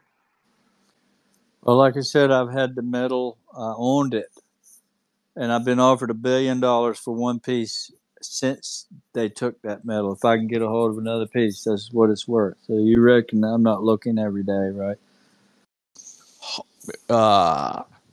Horrible documentary in which they look, if you've seen it, you know what I'm talking about. They brought in a polygrapher who asked him 57 unique questions over a 6-hour period and called that a professional polygraph. So it was a hit job, and they did a number on him, and it caused him and his family absolute misery in the town they lived in. The people from his church were meeting him at his front door every day and sprinkling him with holy water as he came out to try to get the demons off of him. Hey, I mean, MUFON did a horrible job, and carrion deserves to be carrion in hell. Oh, Really well, but quickly, just Mellow. Oh I yeah, don't. one sec. Hey Doomer, hey yeah, Bob. We have Chris You back brought him with up, us. Can right? you hear me? Hey Chris. Yeah, I hear you. This thing dropped off for some reason again. but he didn't have a bad relationship with Chase. I think he knew Chase. No, no. Okay. Chase had already been removed from the star team, but when she came to visit him. Right, right. That's what I was just wondering about if they had discussed this Tennessee case, because that's really an important case. It was her most important case ever, and people really don't know about that, I think. And she said some very interesting things about that. That and her citing like that, that was absolutely too good to be true. That it was like a setup, like it was staged, and and I have her words about this on a podcast. So I'm just was curious if she ever discussed that with Mr. Bledsoe, because Chris Bledsoe, just because they have this communication or friendship, and that was an impactful thing in her life, and what she might have thought about that. Because like I say, some of this technology I think is out in the wild and is already being used for other purposes. So, and if she thought that, I'm just curious about what's going on with that, and if he ever discussed it with her. Anyway, that was my point. Thank you. Yeah, I did discuss it with her. In fact, if you read the book about Chase, she had quit because of sexual discrimination. MUFON never and hated them. And she came to my house to tell me that my case had been closed by somebody in Australia, and there was not one record of me nowhere at MUFON. It's all been purged. You know, they did a video and 6 journals on me. 6. One of them claiming my son was abducted by Bigfoot in a state park. This is what they did. So Chase came and helped me write a letter of cease and desist to Jan Hartson at MUFON. So she was against them, and she came in. And then I learned about her Tennessee experience, and I know who it was with, 100% who it was with. He's a race car driver, one of the most famous of all. And he had been seeing these things and flying about over his farm. And she got to go there and got to see something. I won't speak for her, but that was it. She had an experience there, but she's had them with me as well. She had missing time. Her and her husband both, and there was 8 of us had missing time together. Thanks a lot, Chris. Are you at your limit? Is it time to hop on the sleepy time train? Yeah, it's been 4.5, almost 5 hours, and I'm totally exhausted. Usually, I'm in the bed by 11 o'clock at least, and so I've enjoyed it though, and maybe we can do it again at some point. Chris, Yeah, I can't thank you enough, brother. And I'll look forward to seeing you at the river. Oh, that'd be cool. Um, that'd be yeah, that'd great. be really cool, Chris. I'm glad to get you onboarded on the app. Thanks for coming in. I know a lot of people are timid about what can go down on this app, and we do a lot to curate the community to be respectful, especially for experiencers as well. Thanks. And one thing potentially we can consider is bringing in other members of your family to so we can get the sort of Rashomon multifaceted perspective. It's one of the unique things about your beautiful story is that it's the family coming together through these challenges, and each bringing your own unique insights and variations of the experience together. So it's something to consider. Hey, Mellow, Science Bob, Jason, you guys have been running an amazing space. Chris Bledsoe, it's an honor to have you here. Is there any way I can ask about predictions coming up through the election next year, at least up until 2026? Because I have a feeling I'll never be able to ask you a question about 6 months to 1 year out. Is that okay? Well, let's just say the lady, a lot of her communication to me was about this election, if that tells you anything. Chris Bledsoe, we have nothing but the utmost respect for you, but we really won't get, I won't get an opportunity to hear. Do you mind laying everything out on the table with the caveat that it's not, we're not going to hold you to anything? Do you mind speculating a bit? Because we can read all your books, but we can't get your speculation in the books. if there's one night where you can just go nuts, could you go nuts right now and just say like what your best guess is, what's coming up? No, I can't go nuts. I'm saving a lot of this information for my next book without spilling it all over the world. Right, but your next book isn't going to come out before the election. Can we at least get something about the election? Well, I don't know about the election. Okay. There's no telling what's going on there, but the aftermath of what's going to happen is not looking pretty at all. Irrespective of which side you're on, each side is angry at the other one. It's going to get rough. Well, you got that, and you got these crazy people, fighting each other over Israel and the Ukraine, and we're looming World War III. And you remember, I put this in writing. I'll tell you one more thing. She told me, and I put this in writing to the Pentagon. The very word she said was that people in power are scripting the book of Revelations to bring about the end of the world. That's their plan, and we can change that. So we're going to wake the people up to open their hearts and minds and reunite the people under, this divine force. This is what she said. What does your book do? When can we expect it? It's going to be probably summertime. Summertime. Yeah, but I've got another book. You can read that one. Oh, I'm gonna read all of them. I'm a huge fan. Is there anything else that you can give us up until summertime, just as a prediction? No, I can't tell you any more there. It's just so many people ask me that, and everybody wants what's going to happen. What's going to happen? Well, I don't know what's going to happen, but I would tell everybody on here, store up 3 months of food, just to be safe. Store up, because there's some things that I've seen and that I know and that I've heard. Even people on the inside are telling me better store up for 3 or 4 months just to Civil be safe. War, economic collapse. Well, it won't be no civil war. It will be more like, blackout. No, well, that's possible. Depopulation. Well, they're arming. I can tell you this. I went to the gun store and bought a brand new pistol this week. First one I ever bought, really, in years and years and years. And I can tell you that before, it took 2 weeks of background checks at the sheriff's department to get a possible okay on a permit. You wouldn't know if you're going to get one or not. And a lot of people don't. For a handgun, you buy a 22 rifle at Walmart, right? You still got to go through the paperwork. But now a handgun, you can walk right in the store and sign the document and walk out with it. They even charge you before you even do the background check. And the background check now, they ask you 4 or 5 questions. But what's crazy on that background check is the lines where migrants and non-citizens can buy a gun right here in America and walk right out the door with it, a handgun. So if that don't tell you something, I don't know what to tell you. But Chris, I really appreciate it. Yeah, I I would didn't be mean to cut you paying off. attention to everything around us. How can we message you, Mr. Bledsoe? Is there any way? I think this app, if you follow me, you can message me. I just opened this thing tonight, the first time. I haven't been on Twitter. No, sir, your DMs are not open.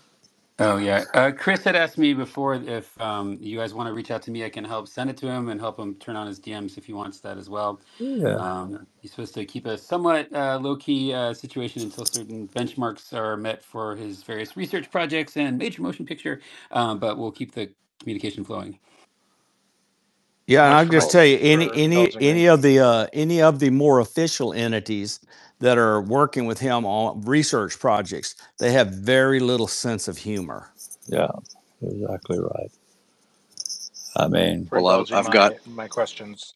I've got all the best. Go ahead, man. I'm so proud gotta catch them all. I'm so proud that I'm the one who asked Chris Bledsoe a question that resulted in him saying he went back and purchased a gun. It just turned into a doomer space. Chris, thank you so much for answering those last few. And anybody you see here on the panel, you should definitely follow them back. Science Bob, Jason Sands. If you follow them back, they can message you. Anybody except for VC Smart, you should definitely follow back.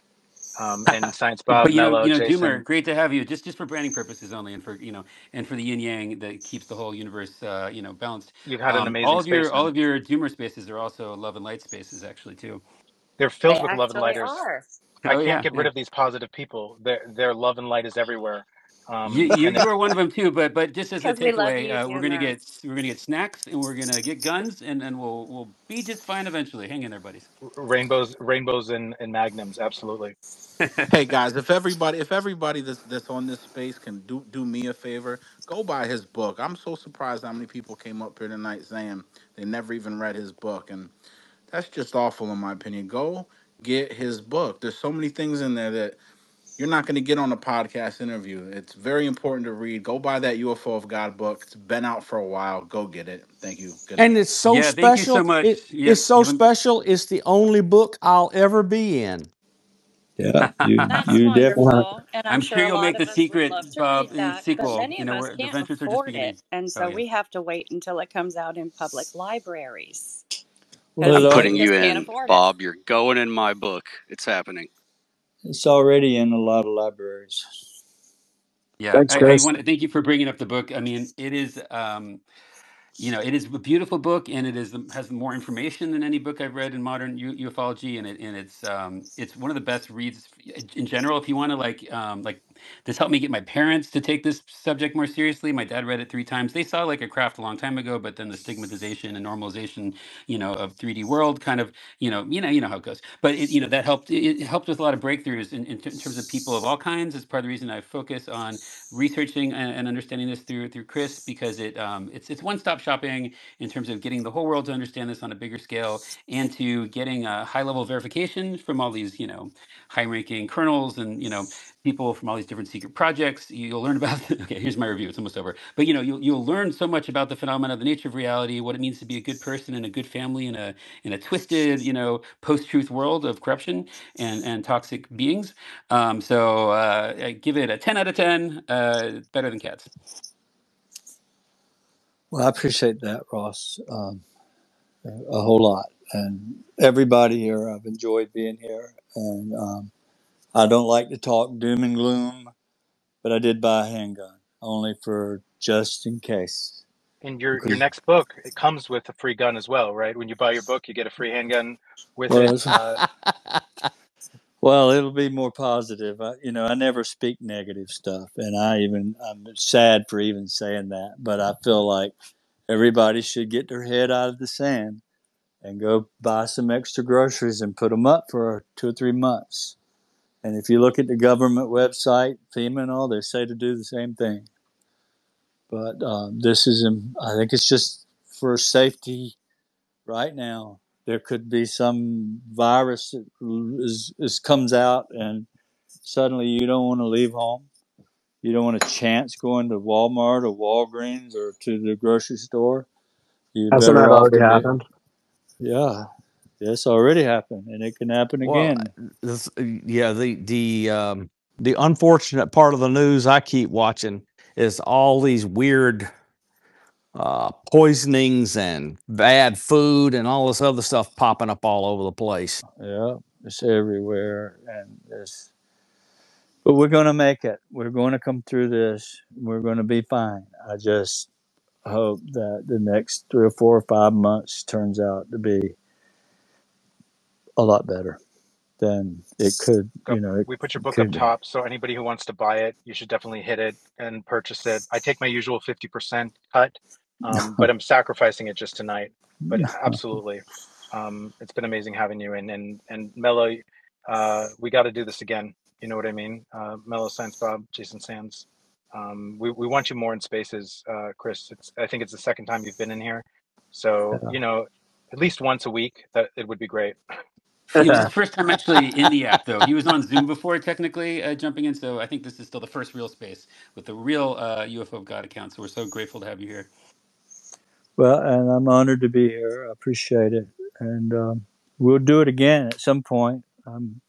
My journey is fixing to take off again to doing a lot of traveling, and so. Um, I'll be tied up for the next couple of months anyhow. I'm so happy for you, buddy. I appreciate that, Bob. It's been crazy. I mean, overwhelming. We went I to know it has, but you know what? This is going to make up a lot for eight really bad years. Yeah. Thank you for that. It was really 12. When the 12th year came, things changed immediately. Oh, that's right. Yeah, Brian and Junior, and yeah, everything happened good all at once, didn't it? Yeah, well, everybody got a blessing. And you Jeremy, got and you got a grandson. yeah, that all happened, and Emily and Jack got married. Yeah, and a lot more. She in 2019 they all graduated from college. All of them. Emily graduated from the local college here, and Jeremy graduated from UNCW, and no, from East Carolina with a master's in data analytics. He was the number one grade in the whole school, and he comes home, Dad, I'm worried I'm not going to have a job. Everything's looking bad, and I can't find a job, and I got all this college debt, and they were suffering, all my kids over that. And so Jeremy gets a call right after the lady came in 2019 on Easter and told me what she told me. Within a few days, he had a job offer from East Carolina University. Called him and said, we want you to come here and work for us. Your grades were impeccable. So now he's running Biovet Medical Systems at University of North Carolina, East Carolina, making $100,000 a year as a young boy. Emily gets New York University, NYU called her, said, if you'll do your master's here, we'll pay you $100 an hour to teach undergrads. All this happened within a couple of weeks after the lady came. So she got a double master's from NYU while they paid her to go. Ryan, same way. He's working That's at the Ashley greatest way to Furniture. program people, pay for their Yeah, education. yeah. Hey, Mr. Chris, sir, it's the doctor. Hey, I love you, man. I appreciate you. Thank you, Thank you. dude. It's a fucking miracle, my friend. Sorry for cussing. Like everybody else, nervous, man, because like you did something. Like when I saw you on Danny's podcast, like it became realer with you, man. And whatever you're doing, you're carrying a message for all of us. It's fucking amazing, sir. And honestly, it's a burden that I wouldn't want to put on anybody. That you have to answer any of these questions is, 5 years ago wouldn't even be something that I would have been interested in, man. But you're carrying it for all of us, so thank you so much. Well, I appreciate that. You know, and I don't know why I even popped on here tonight. Like many people probably, I made a lot of jokes tonight because I think a lot of times it's a route to go, right? But doesn't take away from the seriousness. So if I did say something to anybody, I promise you I did not mean it to be harmful. And I think that's another takeaway. It's all right to laugh every once in a while. Everything's dire, Yeah. you know? And I think it should be taken serious. And I am a combat veteran, and I've seen a lot of horrific shit in my life. But man, when I heard you talk about your experiences, and like it just takes you into another realm, and I can't get that from experience, hallucinogenics and all that shit. And I've done a lot of that, sir. You know, but I think like more just getting baseline. And if I had to ask you one question, you talked about the age of Aquarius. Yeah. As far as like alignments for the planet that we live on, whether they're correct or not, I was born on Valentine's Day, so obviously I'm Aquarius, right? Traumatic experience. Before I even had a thought, I was ripped out of my mom and died basically, on the table as a little infant. And doing those hallucinogenics took me to another realm where I was talking to entities and shit where I just did not I still have not forgiven. Why would you do that? So I think that the intensity for what happened so early to me has provided me why I'm talking to you right now, for instance. I don't know why I'm talking to you right now. And I'm sorry for No, rambling, it's okay. folks, but I'm Can I just saying, jump in? Because you said and I something that saw those sparked same me. orbs you mentioned very early on in this conversation, but they were the ones that were static up in the sky, a triangle, and then they moved parallel, and I'm like, God darn it, that's something real, you know? Three. So Always three, or the shape of a triangle. yeah, And that's what I'm saying, sir. It was literally just a huge triangle, and there's another one off to the right side. Saw him earlier, and I was like, I'm familiar with. I stare at the stars like probably everybody in this space religiously. I just look up because that's the only thing you can look at and just say what is it. You don't have an answer. And man, did they move in parallel? And they were not. People were like, well, they were. You know what a drone is? I'm like, no, I don't know what a drone is. I was like, but I also know what relativity is to what I'm staring at. If I see an airplane fly over a satellite, I can tell where it is in the. I'm not necessarily where it is, but I know it's not in our atmosphere. And man, did they start moving in parallel, dude. Yeah. And the triangle went from a up triangle and it went straight down, and the two on the right, the two left and right went right up parallel. Looked at my dog. I was like, Listen, I'm really sorry. We need to let Chris go. Okay, great. Thank you for that. Thank you for letting me talk, guys. Love you. Okay, Chris, you get some rest, my friend, and we'll continue these thoughts. And I'm sure there's gonna be some follow up questions. And you just take good care of yourself and your family. And we'll talk real soon, I hope. Thanks, Yeah, Chris. thanks for sharing your flight experience too. That was very interesting. Thank you. Yeah, you're more than welcome. And I appreciate it again. And remember, I'll leave you on the triangle. I Yeah, have a special pen that was given to me from NASA when it has a triangle on there. Remember the little being I described had a triangle on its chest. All man, you. this ties in together, and it's always three. What does the triangle Mhm. represent? The Trinity, the Father, the Son, and the Holy Spirit. And sir, you said you weren't religious, but you kind of sound like it, though. Were I'm you not. told it represented the Trinity, or is that something that you determined? No, I was told that. Thank you. Not Yeah, it's only okay. by me, by the phenomenon, but by NASA as well. So, and it's always three. So, just seriously, you'll see one, you'll see two more. Usually, always. And they'll fly in a triangle formation. I have many videos of that. Many. Always three. Three beings when they come. There'll be three of them. Not one, but three. So really amazing what's going on. You just got to wake the people up and don't listen to the scary stuff. Anybody tells you they know about these are drones. First thing I would ask is, do you know anything about a drone? Do you know how to fly a drone? Do you have a license to fly a drone? No, no, no, no. They'll always say no, but it had to be a drone. Well, no, it's not a drone. If anybody buys a drone and goes out and just tries to fly it, I can tell you, you're not going to be very lucky at doing that, because nowadays all these drones are hooked to the FAA. Here in my yard, I've got a $3,000 worth of drone equipment, and I can't even take it off in my yard. It'll say restricted area. FAA will shut my drone down and not let me fly it. And nobody flies them at night unless you're out in the country somewhere. So nobody's flying drones around in the city at night. It's just not possible. Nobody's doing it. And when you understand how complex it is, that excuse don't work anymore. Well, and you're too near military bases.